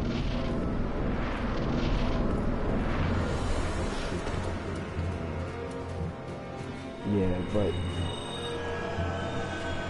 the clothes, they explain that they like to stay away from pyromancers, like to stay away from dark spirits. protection. And of course, poison and fire is what those roads have protected them from. And it just so happens that they use knowledge on poison, right? Because poison is another form of pyromancy.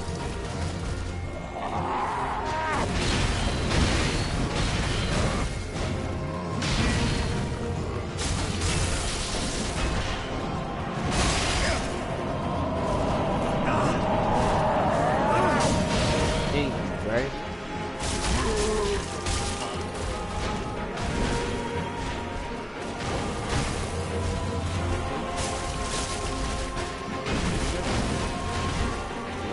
Because he's right next to paper.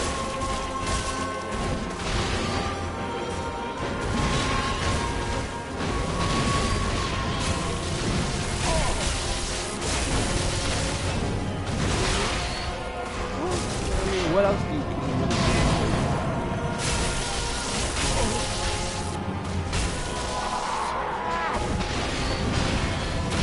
Wait.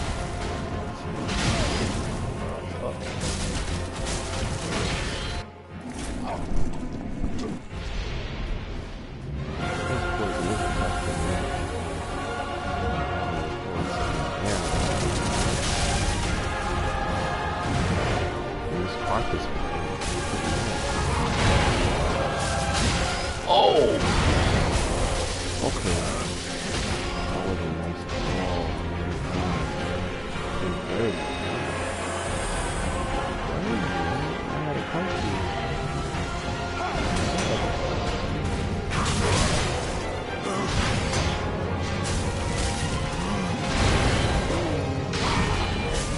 Oh! Okay, he came back down with that. Not expecting that at all. Really? Alright, definitely.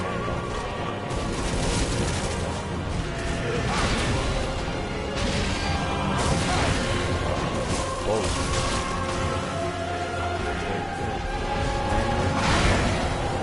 Right back up.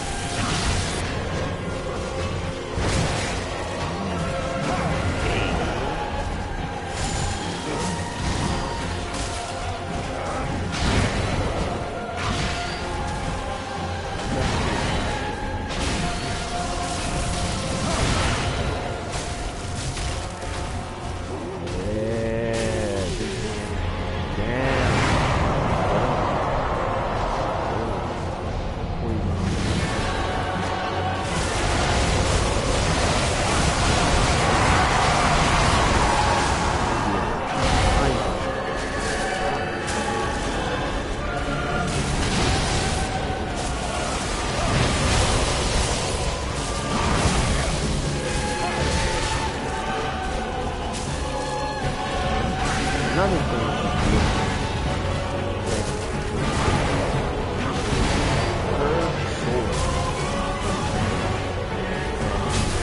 everybody has a taste of every part place that has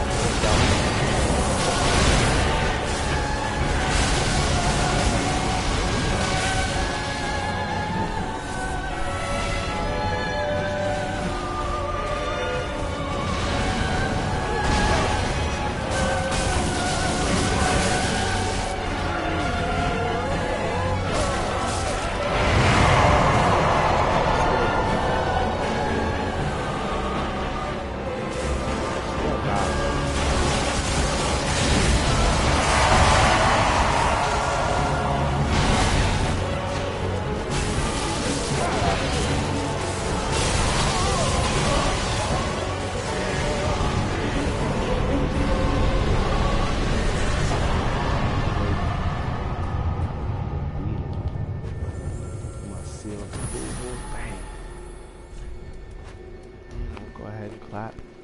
Good job, buddy. Good job. Good job. Alright, put that shit down. What are you doing? I'm really just messing around with the cosplay. Okay, cool. Put my sign down again.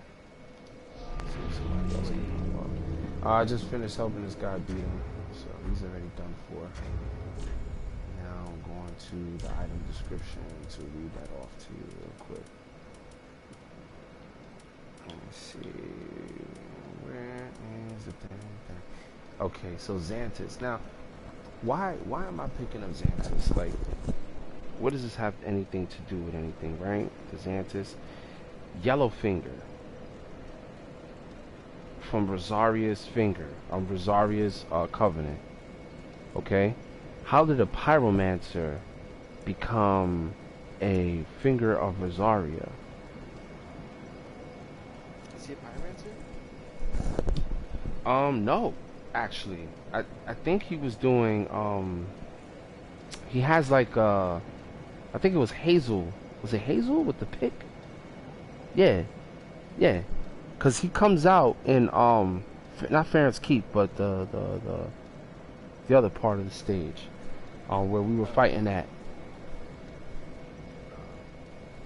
Hazel the Yellowfinger. He's wearing the Xanthus overcoat. It says yellowish overcoat, covering a band of brass medallions. When you rock that, those same medallions that are on him are really no. I'm not gonna say they're no different, but it all looks like something of I don't know, man. I guess you can say it's something like I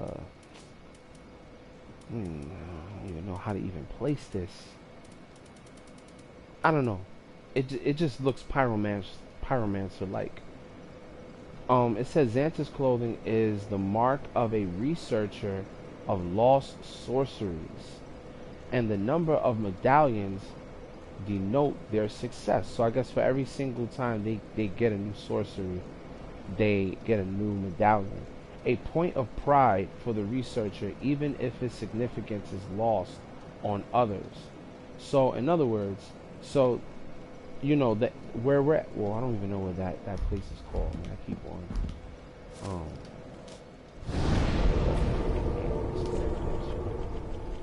just fighting that. Okay, so road to sacrifice in Crucifixion Woods. So Crucifixion Woods, that area down there, that place used to be like the place where all of the sorceries were. Yeah. So it's really not no different. It's still the land of sorceries that's down there. All of that stuff that's down there. It's just a different part or a different region. You know, at least that's the way they try to make it seem. Because a lot of the structure has been destroyed, and then you wonder where did all the destruction come from in that place. So so with that being said, obviously there's gonna be like people who are going down there to look for certain things, because you find the sorcerer's robe down there as well, and you also find that the sorcerer guy of Vinheim School, from Dragon School, that's who teaches you sorcery, you find him in the same place. And he's actually rocking the same clothing. I don't know if you peeped it, but the sorcerer's robe, it's just a white hood that goes over the clandestine coat, which is what you was wearing for that Bruce Lee look. Yeah, that same coat. I see. Yeah, the sorcerer's robe is just a robe over that same clothing. So the clandestine is traditional coat for the Velmheim School, Dragon School, normally a deep blue color. This black variation is a sign of sorcerer engaged in serendipitous whatever work. These were covert agents who excelled at manipulating sound. So the other one is just an attire of a sorcerer of Venheim School, long ash-colored robes. Underneath is a deep blue hue sorcerer's coat, which is what I just read to you, which is the connection between the two. But the Xanthus robe is what's there. I guess this chick wasn't a pyromancer, but she definitely was a sorcerer, and I guess that's why she's always throwing out those Farron darts. So, but she became a finger of Rosario. So, I'm going to pass that on because that didn't have anything to do with what we were talking about. The attire of the pyromancers, the great swamp, comprised of a bronze ornaments and angel and animal pelts. In the great swamp, bronze was used ritualistically to ward off evil spirits and keep darkness at bay. That sounds like a shaman to me. It was a, what was it again? The ward? Yeah, so it's so in the great swamp, right? Bronze, that metal bronze, was used ritualistically to ward off evil spirits and keep darkness at bay. Darkness at bay. Okay? So they knew what they were dealing with. Yeah. You know what I'm saying? They knew. And if you just look at the clothing alone, you know, they look like Indian people, like, you know what I'm saying, like the way they dress. So the next thing that you find that's close to that would be the attire of the traveling conjurator, which you do find somebody wearing that in part 1. The conjurator were the predecessors to pyromancers, which means that they inherited playing with fire from the old pyromancers and spent their lives roaming the lands. No wonder their attire was designed to protect them from fire, poison, and other threats. Again, fire and poison. Like, they have a protection from fire and poison. Those are the two elements. They do go hand in hand. We know that because of the demons, the twin demons. When the fire goes out inside of the demon, he's spitting up nothing but poison. That's like the next stage, I guess, when fire starts to burn out whatever that person's soul was made of, or whatever that body that the soul was inside of, it transfuses that energy into poison. You know, so that's like, it's almost like rotting. You know what I'm saying? And then when you think about it, now mind you, if you go into the item description, which I found to be interesting, right? Remember we was talking about the bugs before, right? So let's go back to the bugs over here, right? So the red bug pellets, right? Medicinal pellets made from crushed insects. The red type temporary boosts fire damage, right? It says prepared in the Cathedral of the Deep by evangelists who dole them out, gave them basically to followers to ease their suffering when they burn. You know, when you go directly to this place, to the undead settlement, the first evangelist that you see is burning bodies at the tree. Yeah. Because they're trying to take care of them. Yeah. Yeah. So it's like either you're gonna, I mean, mind you, and this is just an assumption, right? Either you're gonna go and take your ass to the church and follow the Church of the Deep, the Cathedral of the Deep, right? And that was, I guess, one way for them to indoctrinate them into the process, or they can burn. 9 times out of 10, I mean, because if you look around, there's those guys that are at the settlement, and they're helping to like put people to rest, so that they never wake up again. Grey Rat tells you to go to the town and give the ring to the woman, but when you find her, her body's already wrapped up and hung until you cut her down. So that's what they started doing. They started taking care of a lot of the dead. But you know, it's like the only way you're really gonna get rid of this the dark soul that's inside of you or inside the body, they're gonna burn them. They're gonna burn them right there. They're gonna burn the bodies up, so that way it doesn't manifest into anything. Only light and fire destroys that. So they're really all working together to keep the Age of Light, to keep it going. but a lot of them don't have the same intention in mind, you know. And I guess, you know, you have certain evangelists like this other chick that they locked up, who dove into using Gnaw, you know what I'm saying, or, you know, or advanced it for all we know, and maybe that's what spilled over in Irithyll, you know, or maybe she cast it over there, you know what I'm saying. So you onto something, you know what I'm saying. So like I said, we're just putting it all together really, because a lot of the stuff here doesn't make any sense when we look at it, bro. And yeah, what you gonna say? Yeah, it's all just you have to make it. It's hard to make sense from it, bro. Yeah, it is. It really is. And you know, these same bugs that they crush and kill, says the Boreal Valley is infested with moon bugs. Moon bugs. The Boreal Valley is infested with moon bugs? Yeah, they and this is the only. What's saying that? This is the blue bug pellet. Oh yeah. Moon bugs.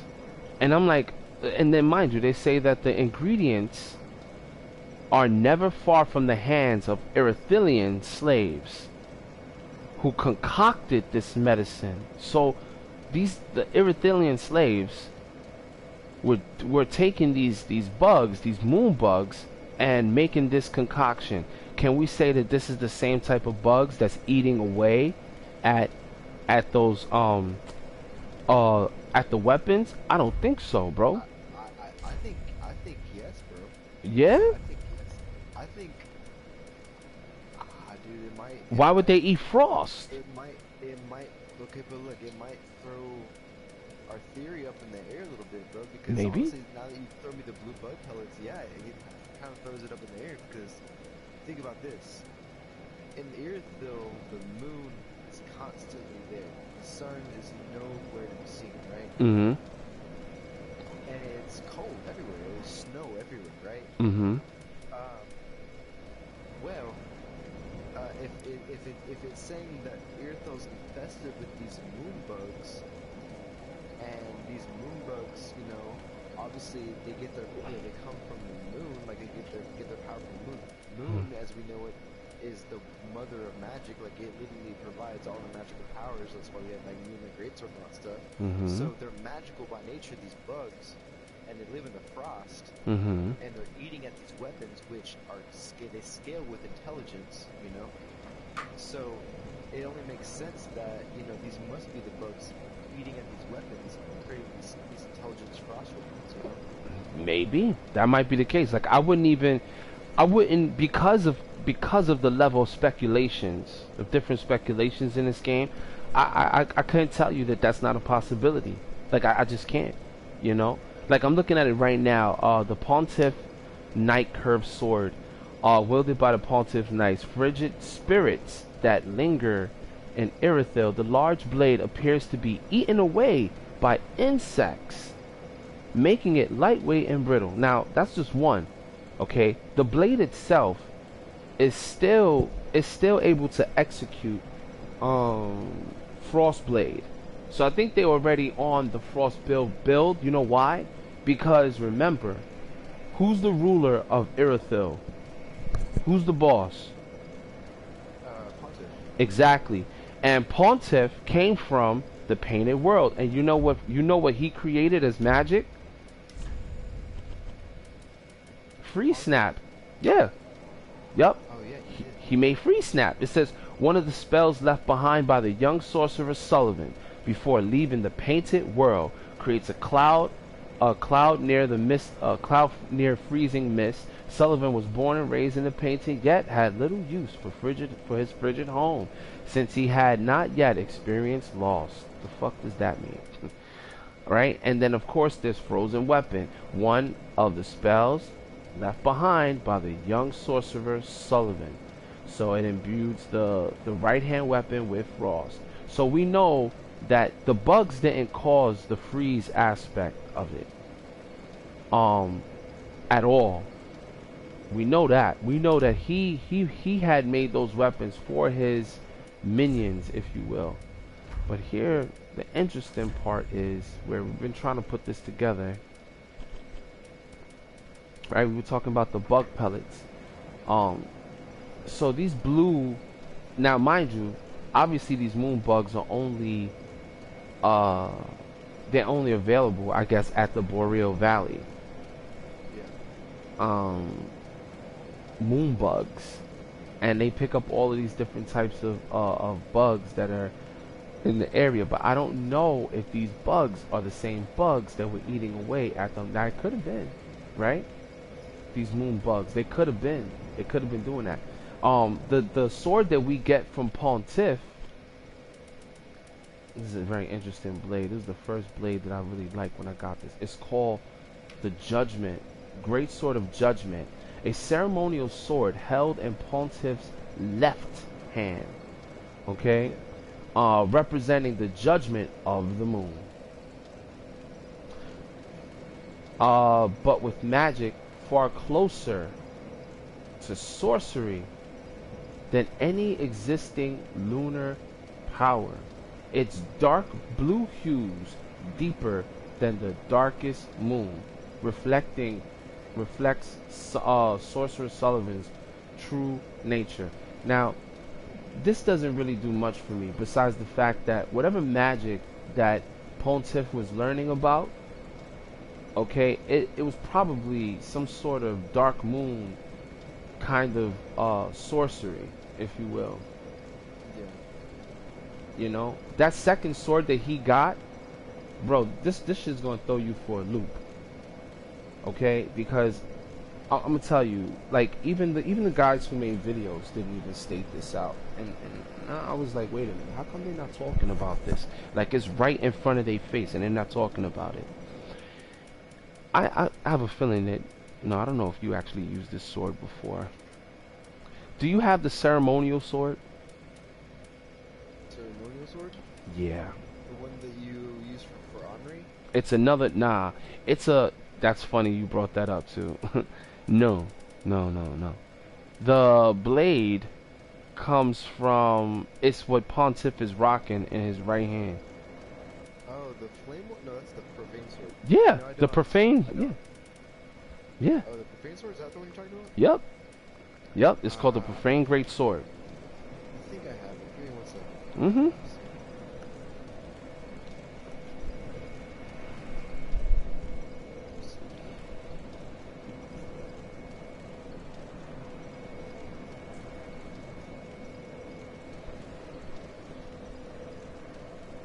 They put symbolism in this game too, which is kind of crazy. I think they should have stood away from that. You know what I'm saying? But let's get into it. Let's get into it.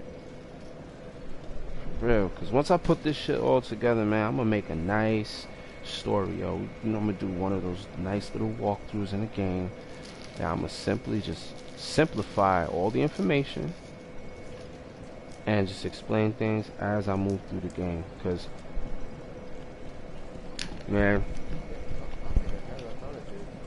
the ceremonial blade, you might have to get his soul again and trade it in, so that way you can get that sword. It's an ultra great. Yeah. I don't have it on this blade. I can't. Yeah, it's cool. So look, let me read it to him. I like the sword. I just don't like the fact that it's just hard to wield. It really is. It's hard to wield. A ceremonial sword. Ceremonial. Held in Pontiff Sullivan's right hand. Representing the profane flame. Okay, so when you have left and right, I don't know if you know too much about occult science and stuff like that, but yeah, like esoteric knowledge, you know, like the science of the universe, magic, yeah, of our universe, everything that goes on and stuff like that. Well, oh yeah, no, I have a lot of knowledge about space and stuff. cool. Okay. Have you ever seen the Baphomet? The Baphomet? Yeah. Like the creature? Mm-hmm. Yeah. Okay, so that's the gurus or the gurus in this game are the closest things to that thing, or closest thing to what that is. Has horn-like creature with hooves, right? Yeah. There's a picture of it where it's like sitting down, and it's got one hand up and one hand down. Yeah. You've seen that before, right? Okay, Yes.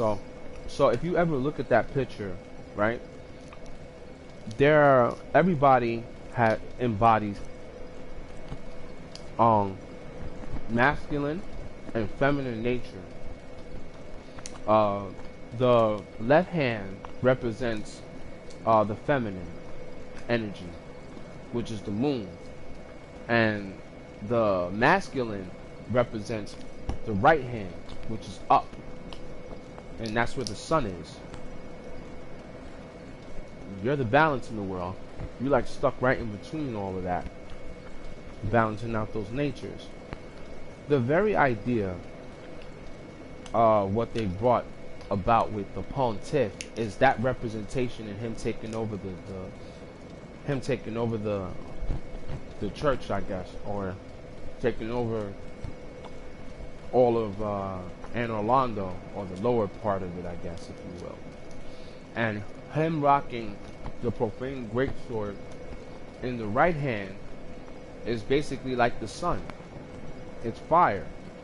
So you got fire in that hand, and then you have the moon in his left hand with that sword. Does it make sense? Yeah. Okay. That's pontiff. Okay? Now mind you, now listen to what this sword says, because this sword gives you background about pontiff and his journey here. Okay? A ceremonial sword held in Pontiff Solomon's right hand, representing the profane flame. Long ago, when Sullivan was yet a young sorcerer, okay, he was a sorcerer even when he was a kid, okay, he discovered the profane capital. Bro, listen. Either the profane capital was in the painting, or he got thrown into the painted world after he had, or escaped from the painting.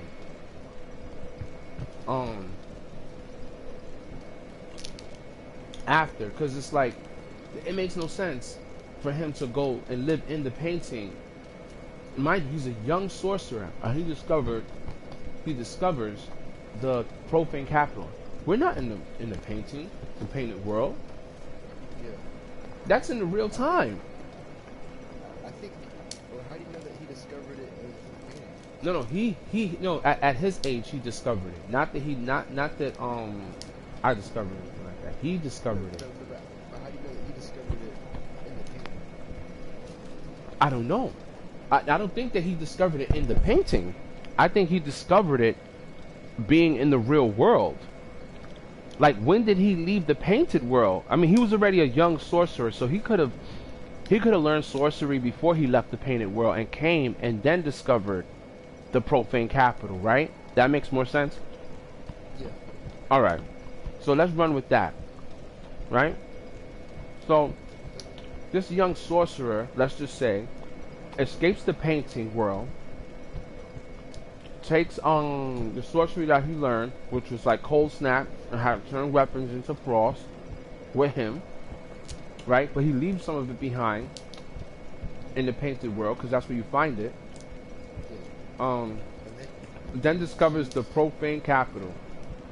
But he discovers the profane capital. Mm-hmm. He discovers that before or after he takes on the witness role for. Oh man, this is all before he took on. This is the reason why he turned bad in the first place. It's the reason why he turned like that. It's like, do you think the profane flame consumed him? You know, some people touch power, and then they don't know how to control themselves. Yeah. You know what I'm saying? That's what the profane flame is. It's pure power. it's a flame from the first flame. Not, it may be, but there's definitely a weapon that explains to you what happened with that too. Now, right? So he discovers the propane capital, an unfading flame below a distant tundra of Irithil. Okay, a burning ambition took root within him. End quote. So once he discovered the profane capital, he didn't discover the profane flame.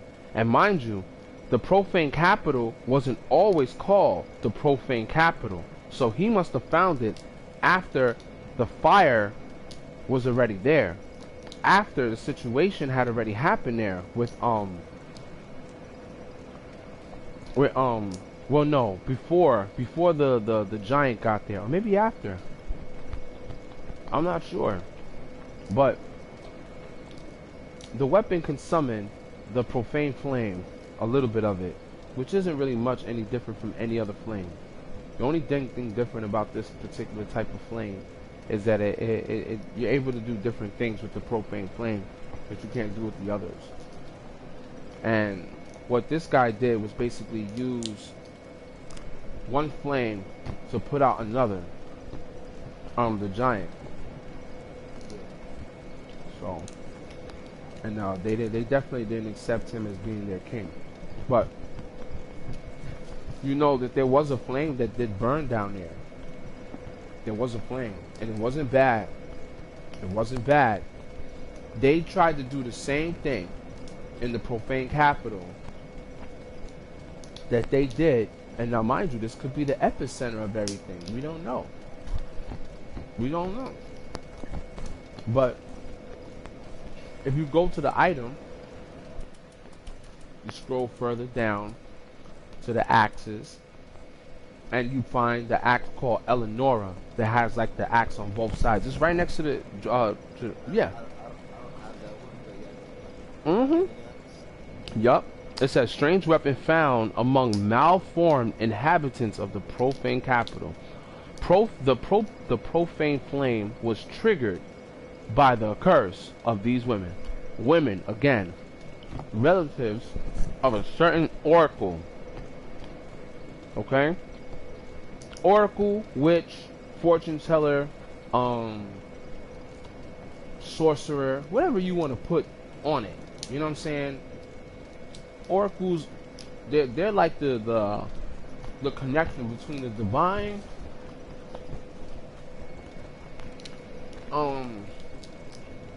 fortune telling individuals based on faith and intelligence, once again. But despite their culpability, they went on living without any cares. So these bitches came down, right? There was already a flame there. There was already a soul there. There was already something there. Okay? And they went and they triggered by the curse of these women, right? They call the profane flame.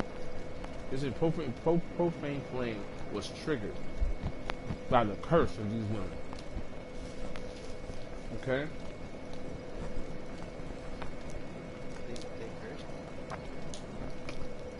I mean, obviously, do you hear what this chick says before she lunges at you and tries to grab you with the flame? The what do they call the evangelist?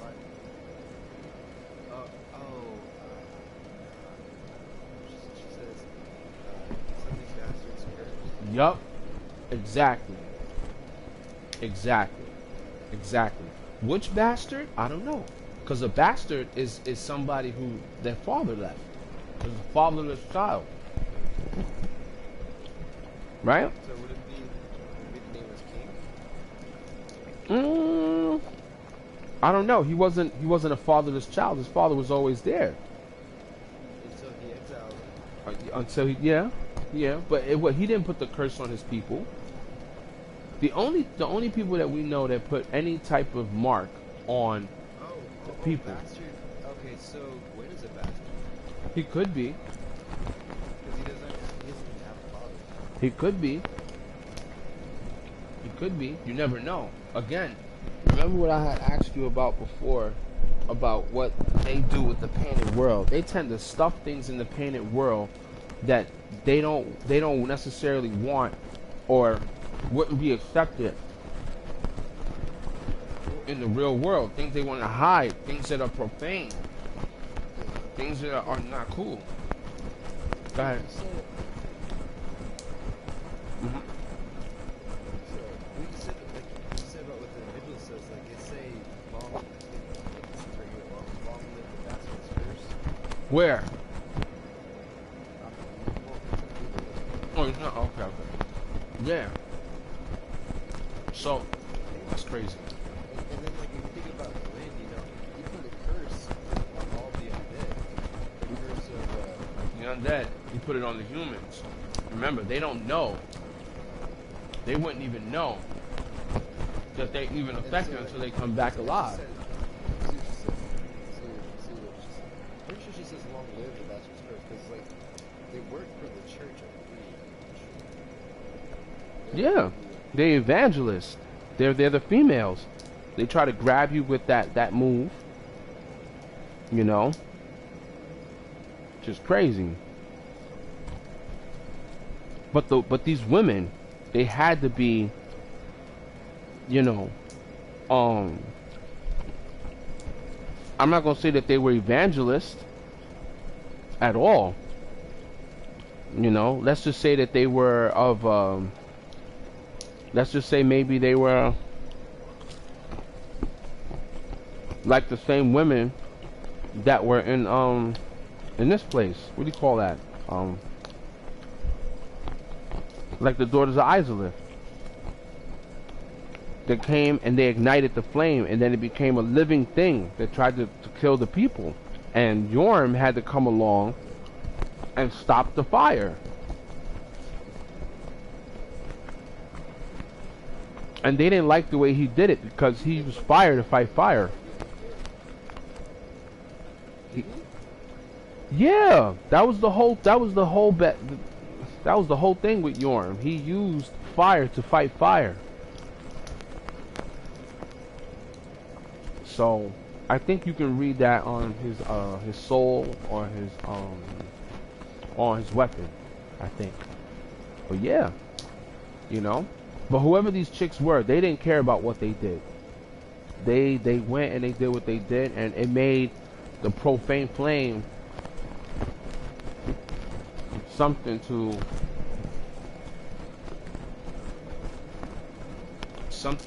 I guess they were trying to extend the age of fire. And look what ended up happening. The same thing ended up happening when Gwen used his own body to bring about, to keep the age of fire going. And that's how Yorm, basically, he did the same thing. He made the ultimate sacrifice. And when he became a Lord of Cinder, which is what we're going to fight in the end, remember? You see all those souls that were collected? Right. They all dead bodies laying there on the side, just melted together because of the heat. Gwyn did the same thing, but he did it with his own troops. Just to keep the Age of Fire going.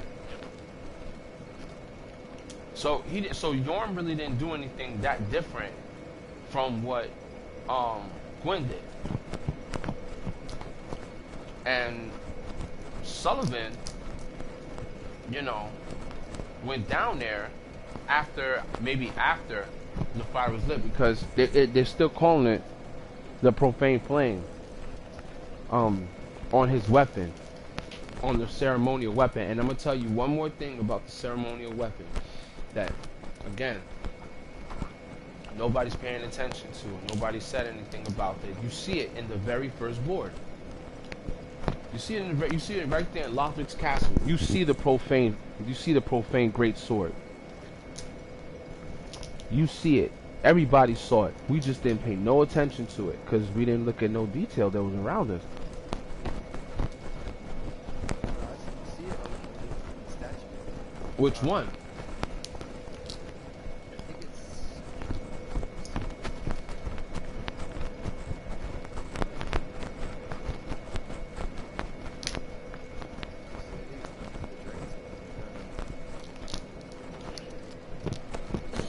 I'm like eating peanuts. Alright.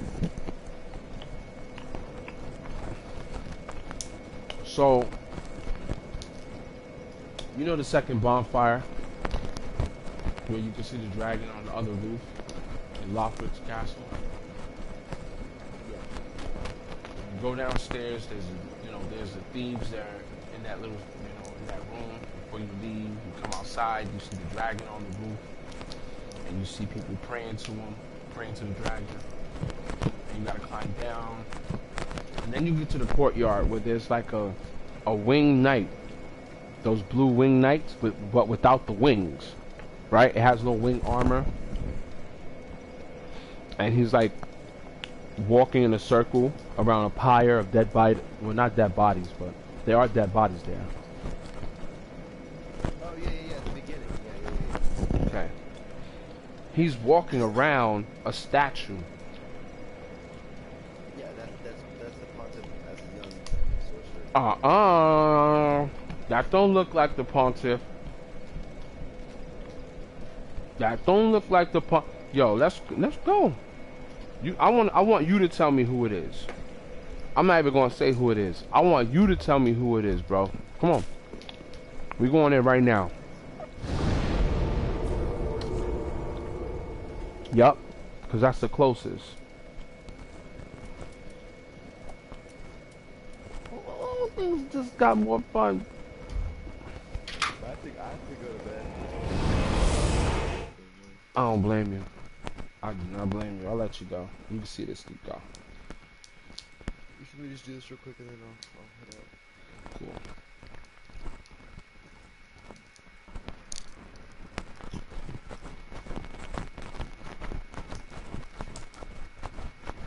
Rosa, Lion Knight.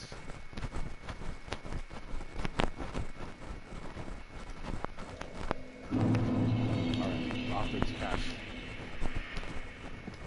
I gotta run past these bastards.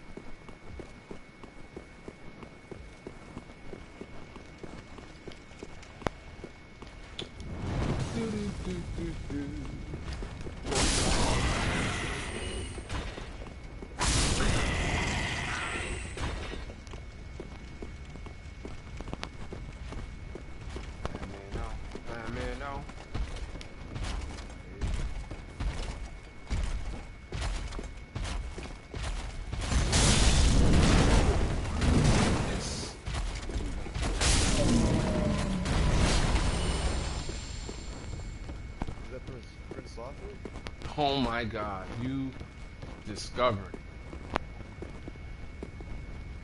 Oh, it's Prince Lothric. Yup, exactly. Make sure you get a good look. Go around it, you know what I'm saying? Look up at it, you know what I'm saying? And mind you, they purposely put a fire right in front, so that way, you try to look, it's kind of hard. You got to use your binoculars to kind of get up there, and that's why they give you binoculars in this game, because they knew people were going to be looking for detail. You're like, what do I need these binoculars for? Nah, look at it.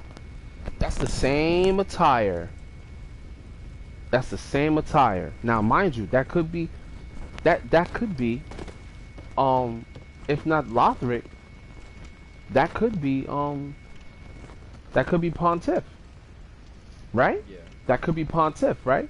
But if that's Pontiff, then who the hell is Loth? Then who's Lothric? Because you can see by the headdress. You see the headpiece. That's the same headpiece that you wear. You can put that on in the game. Yeah. And it says the hood of prayer. Okay, that's the same hood, my man. It says Prince Lothric's hood. The prince, destined to be Lord Ascender, was cherished by the royal family, despite being born into illness, a frail and shriveled child.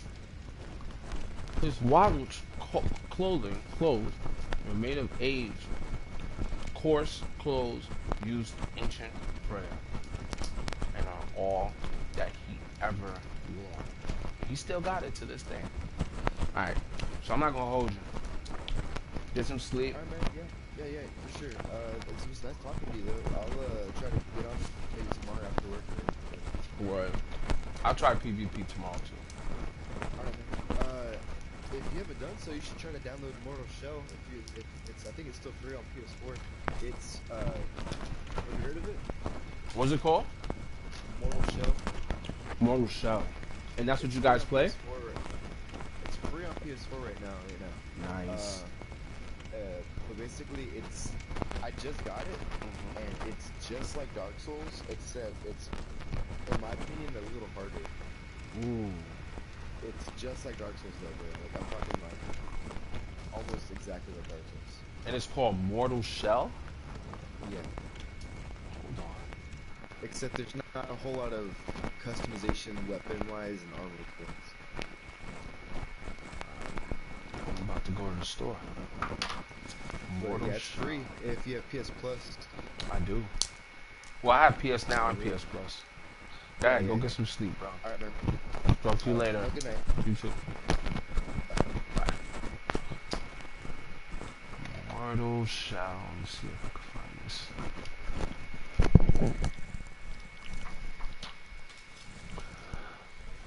Let's see.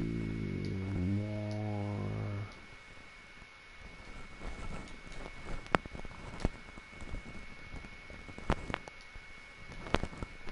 Shell.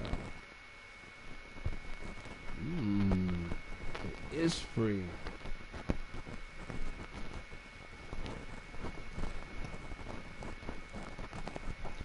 This vicious cycle is a game-altering roguelike expansion, award-winning.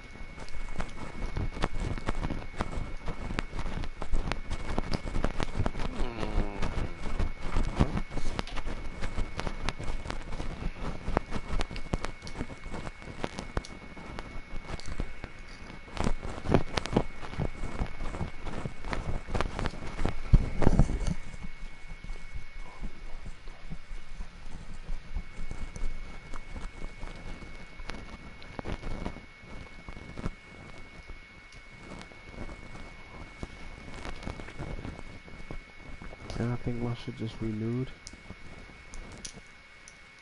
To my library.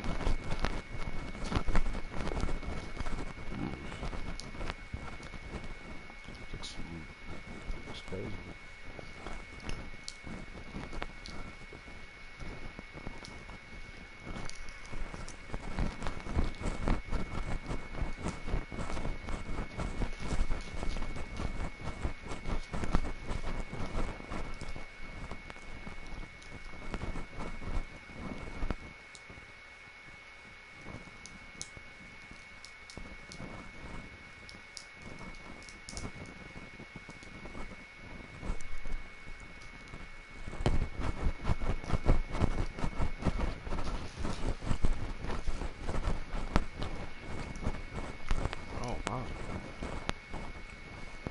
Oh.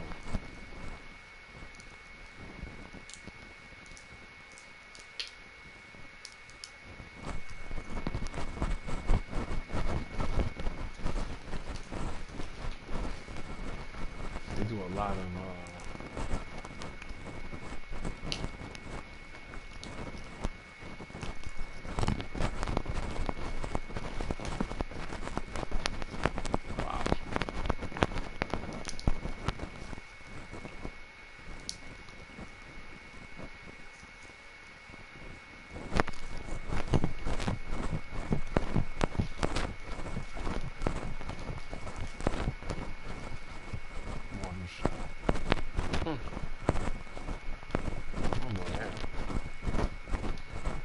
download that, okay.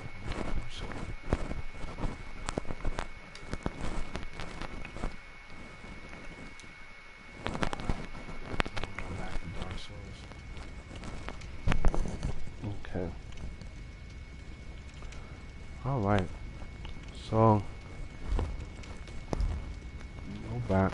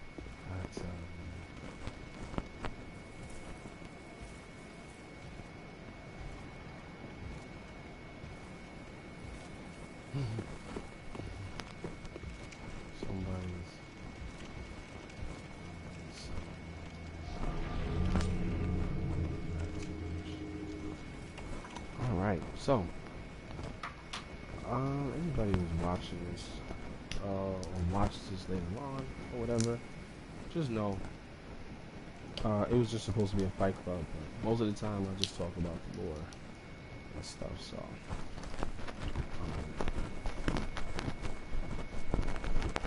have you heard any of the information and you have a comment to make about it, or even something to add to it, so you can figure this whole thing out, put it in the comments. I'll reply. And if you play PlayStation 4, I mean 4, you can also join us. I don't mind. The more the merrier. The more heads together, we can figure this whole thing out. Because they really did a number on this goal and trying to get people confused. They did a really good job. They really did. You know, but we're slowly figuring it out. Slowly.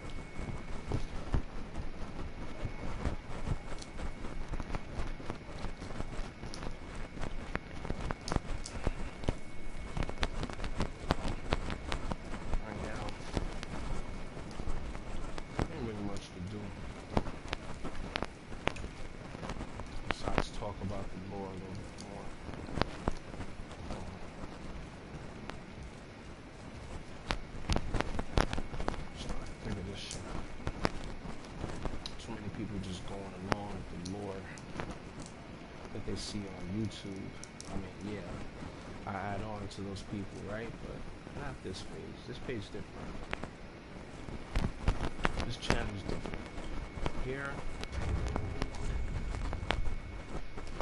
like a real raw investigation of this game. You know, we're not just using the content that was given to us. We're going through the game. We are pecking and picking apart all the aspects, you know. I know that for a fact.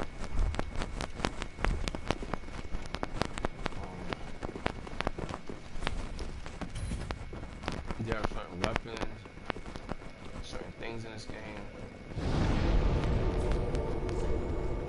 that, you know, you can't just end up getting the games.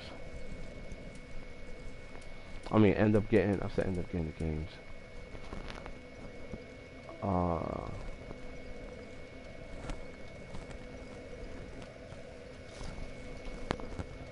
you can't just run through this and just expect to know the story right off the back. You know, you got to pick up a lot of different armors.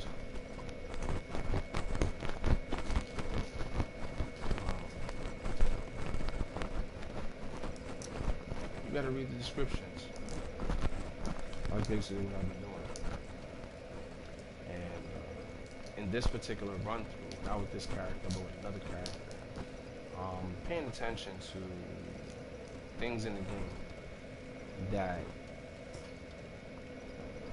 will broaden my perspective on what happened in the game. You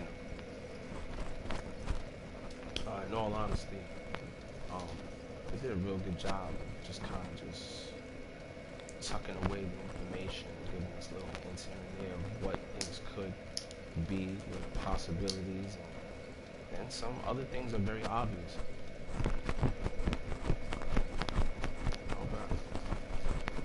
I'm seeing through it. I'm seeing through a lot of stuff. This very place called the Pit of Hollows, you know, where the mound makers are. I'm not very clear about the mound makers, but I'm figuring it out. I'm figuring it out because it can only get so. I mean, to me, it just seems so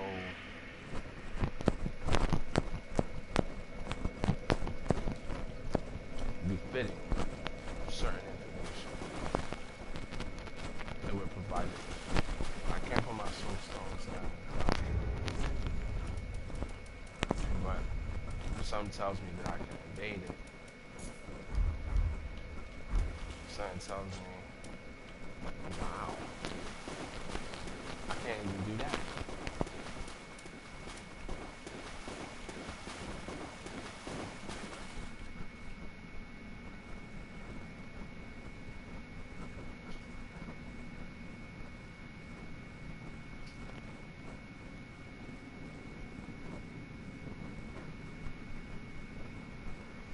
Still got drapes hanging down. What is all that? You know? It's so like, ugh.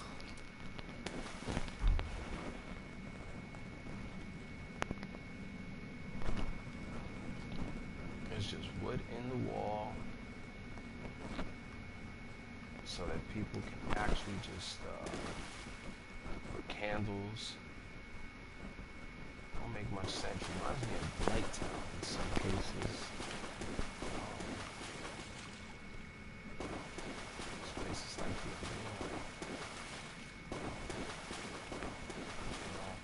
the one thing for sure though, paying attention to different details in this game. Because I don't have to, but I'll play it. Might as well just give it that much more respect. Just turn this on for a second. You can do anything. But it's good to turn it on. Where I can see a little bit more. These dead bodies wrapped up, come from the undead settlement.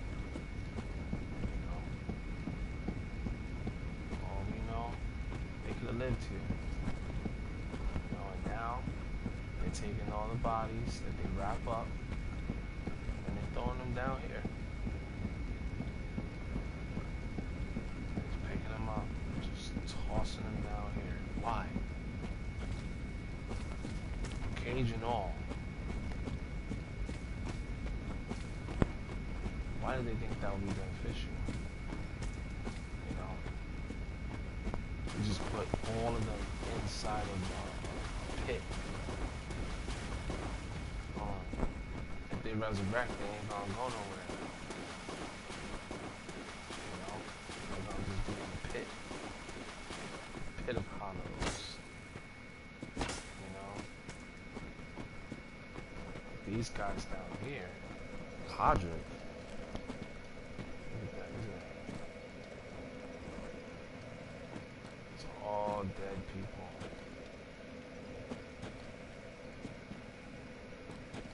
Or stones, if you will.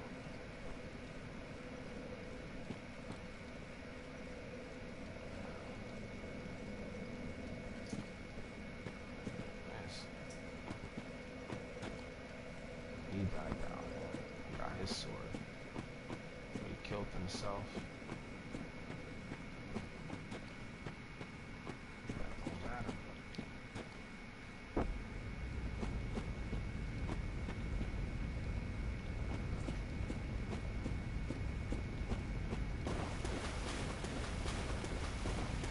There's bloodstains here. Maybe they just died in the fight.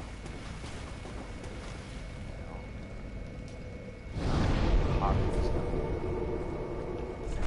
That's okay. Capitated bridge. Undead settlement.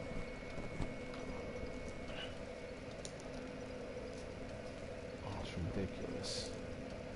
The pilgrims had to come through here. Maybe they were from the village trying to get in. And they couldn't. They got cut off.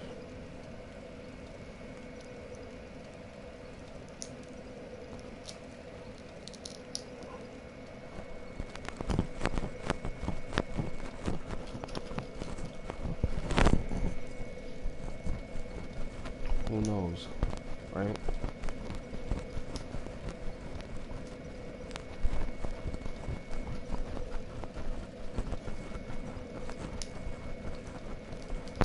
Who knows?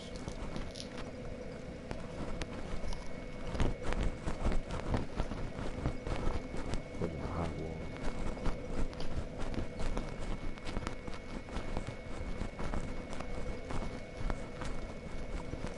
Room of sacrifices. Halfway fortress. Crucifixion woods.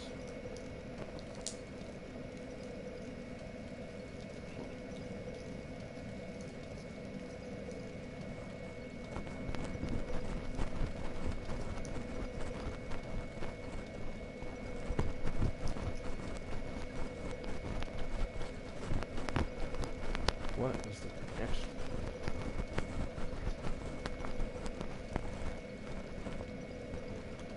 There's the crystal sages. One of them is a deal. And keep.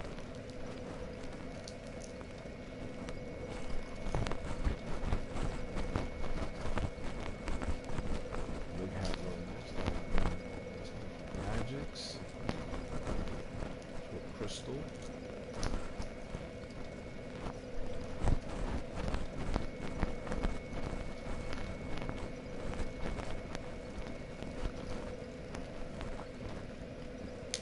Keep ruins.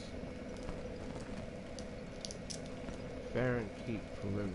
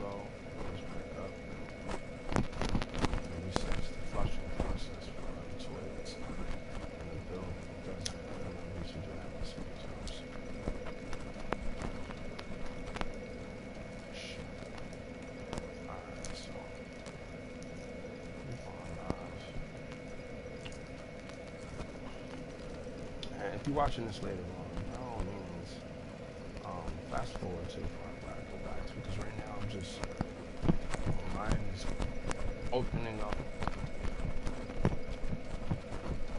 upon my understanding of this game. That's what we call the cleansing chapter. You know, and they did do the cleansing. They did do the cleansing, but now that I think about it, they're doing the cleansing. You know, they're removing the dark soul within the bodies of these people, or the undead, if you will. They're removing it from their body. The problem is, I think that's how they started getting into the dark arts, or things started getting deeper for them, because they were clerics, they were clergymen, they were priests, they were people in the church, you know, and basically, you know, they know that the darkness inside of them needs to be extracted. But what do you do with all the darkness? What do you do? What do you do with all the darkness that you collect? Where does it go? How did they decide that they were just going to just start eating human beings? Where do you get off feeling like doing that? You know, because I can see how they would end up happening upon the deep gems, you know, or making certain pellets, bug pellets, if you will, from maybe the blood of the dark souls or something else. Well, where do you get off eating them? Where did Aldrich get off eating them? Eating the people.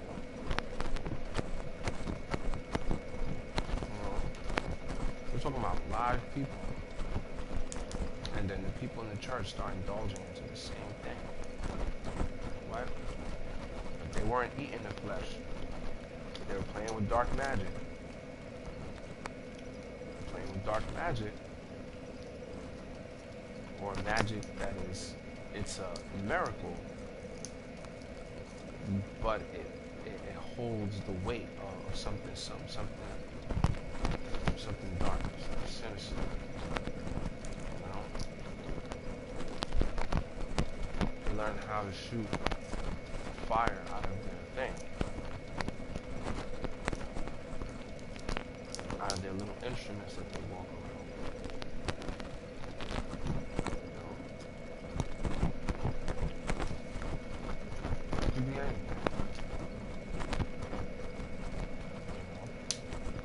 They're the ones doing the work.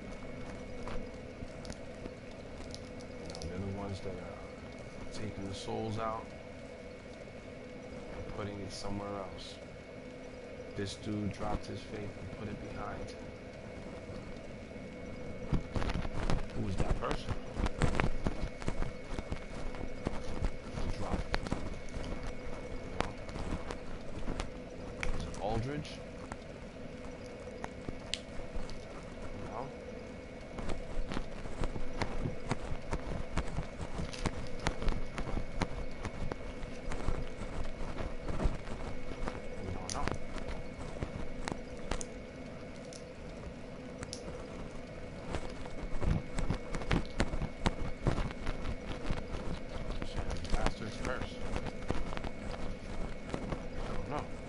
Church.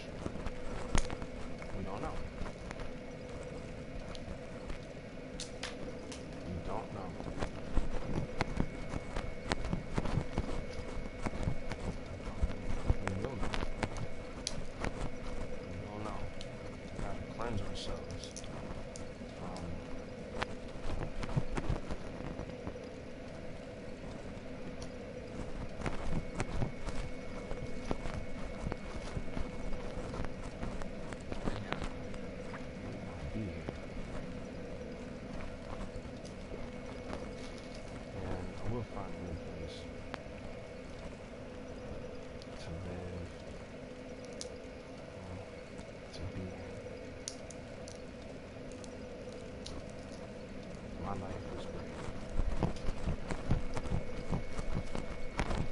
Oh, I'm just stopping this.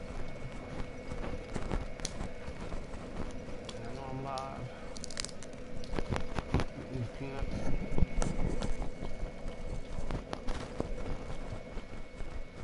I don't care. Who hears me? You gotta talk about what you want, even if it's to yourself.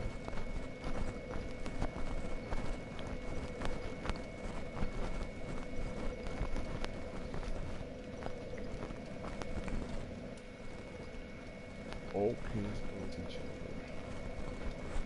Wait a minute. This is what I meant to show you.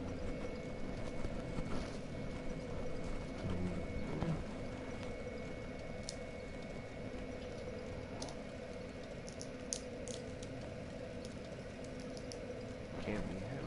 Can't be this one. So now those type of nights, they would have humans.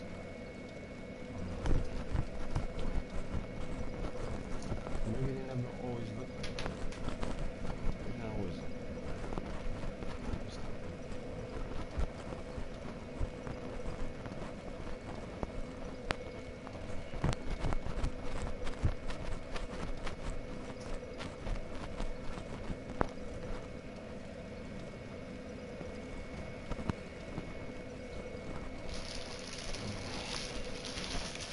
One more peanuts for tonight.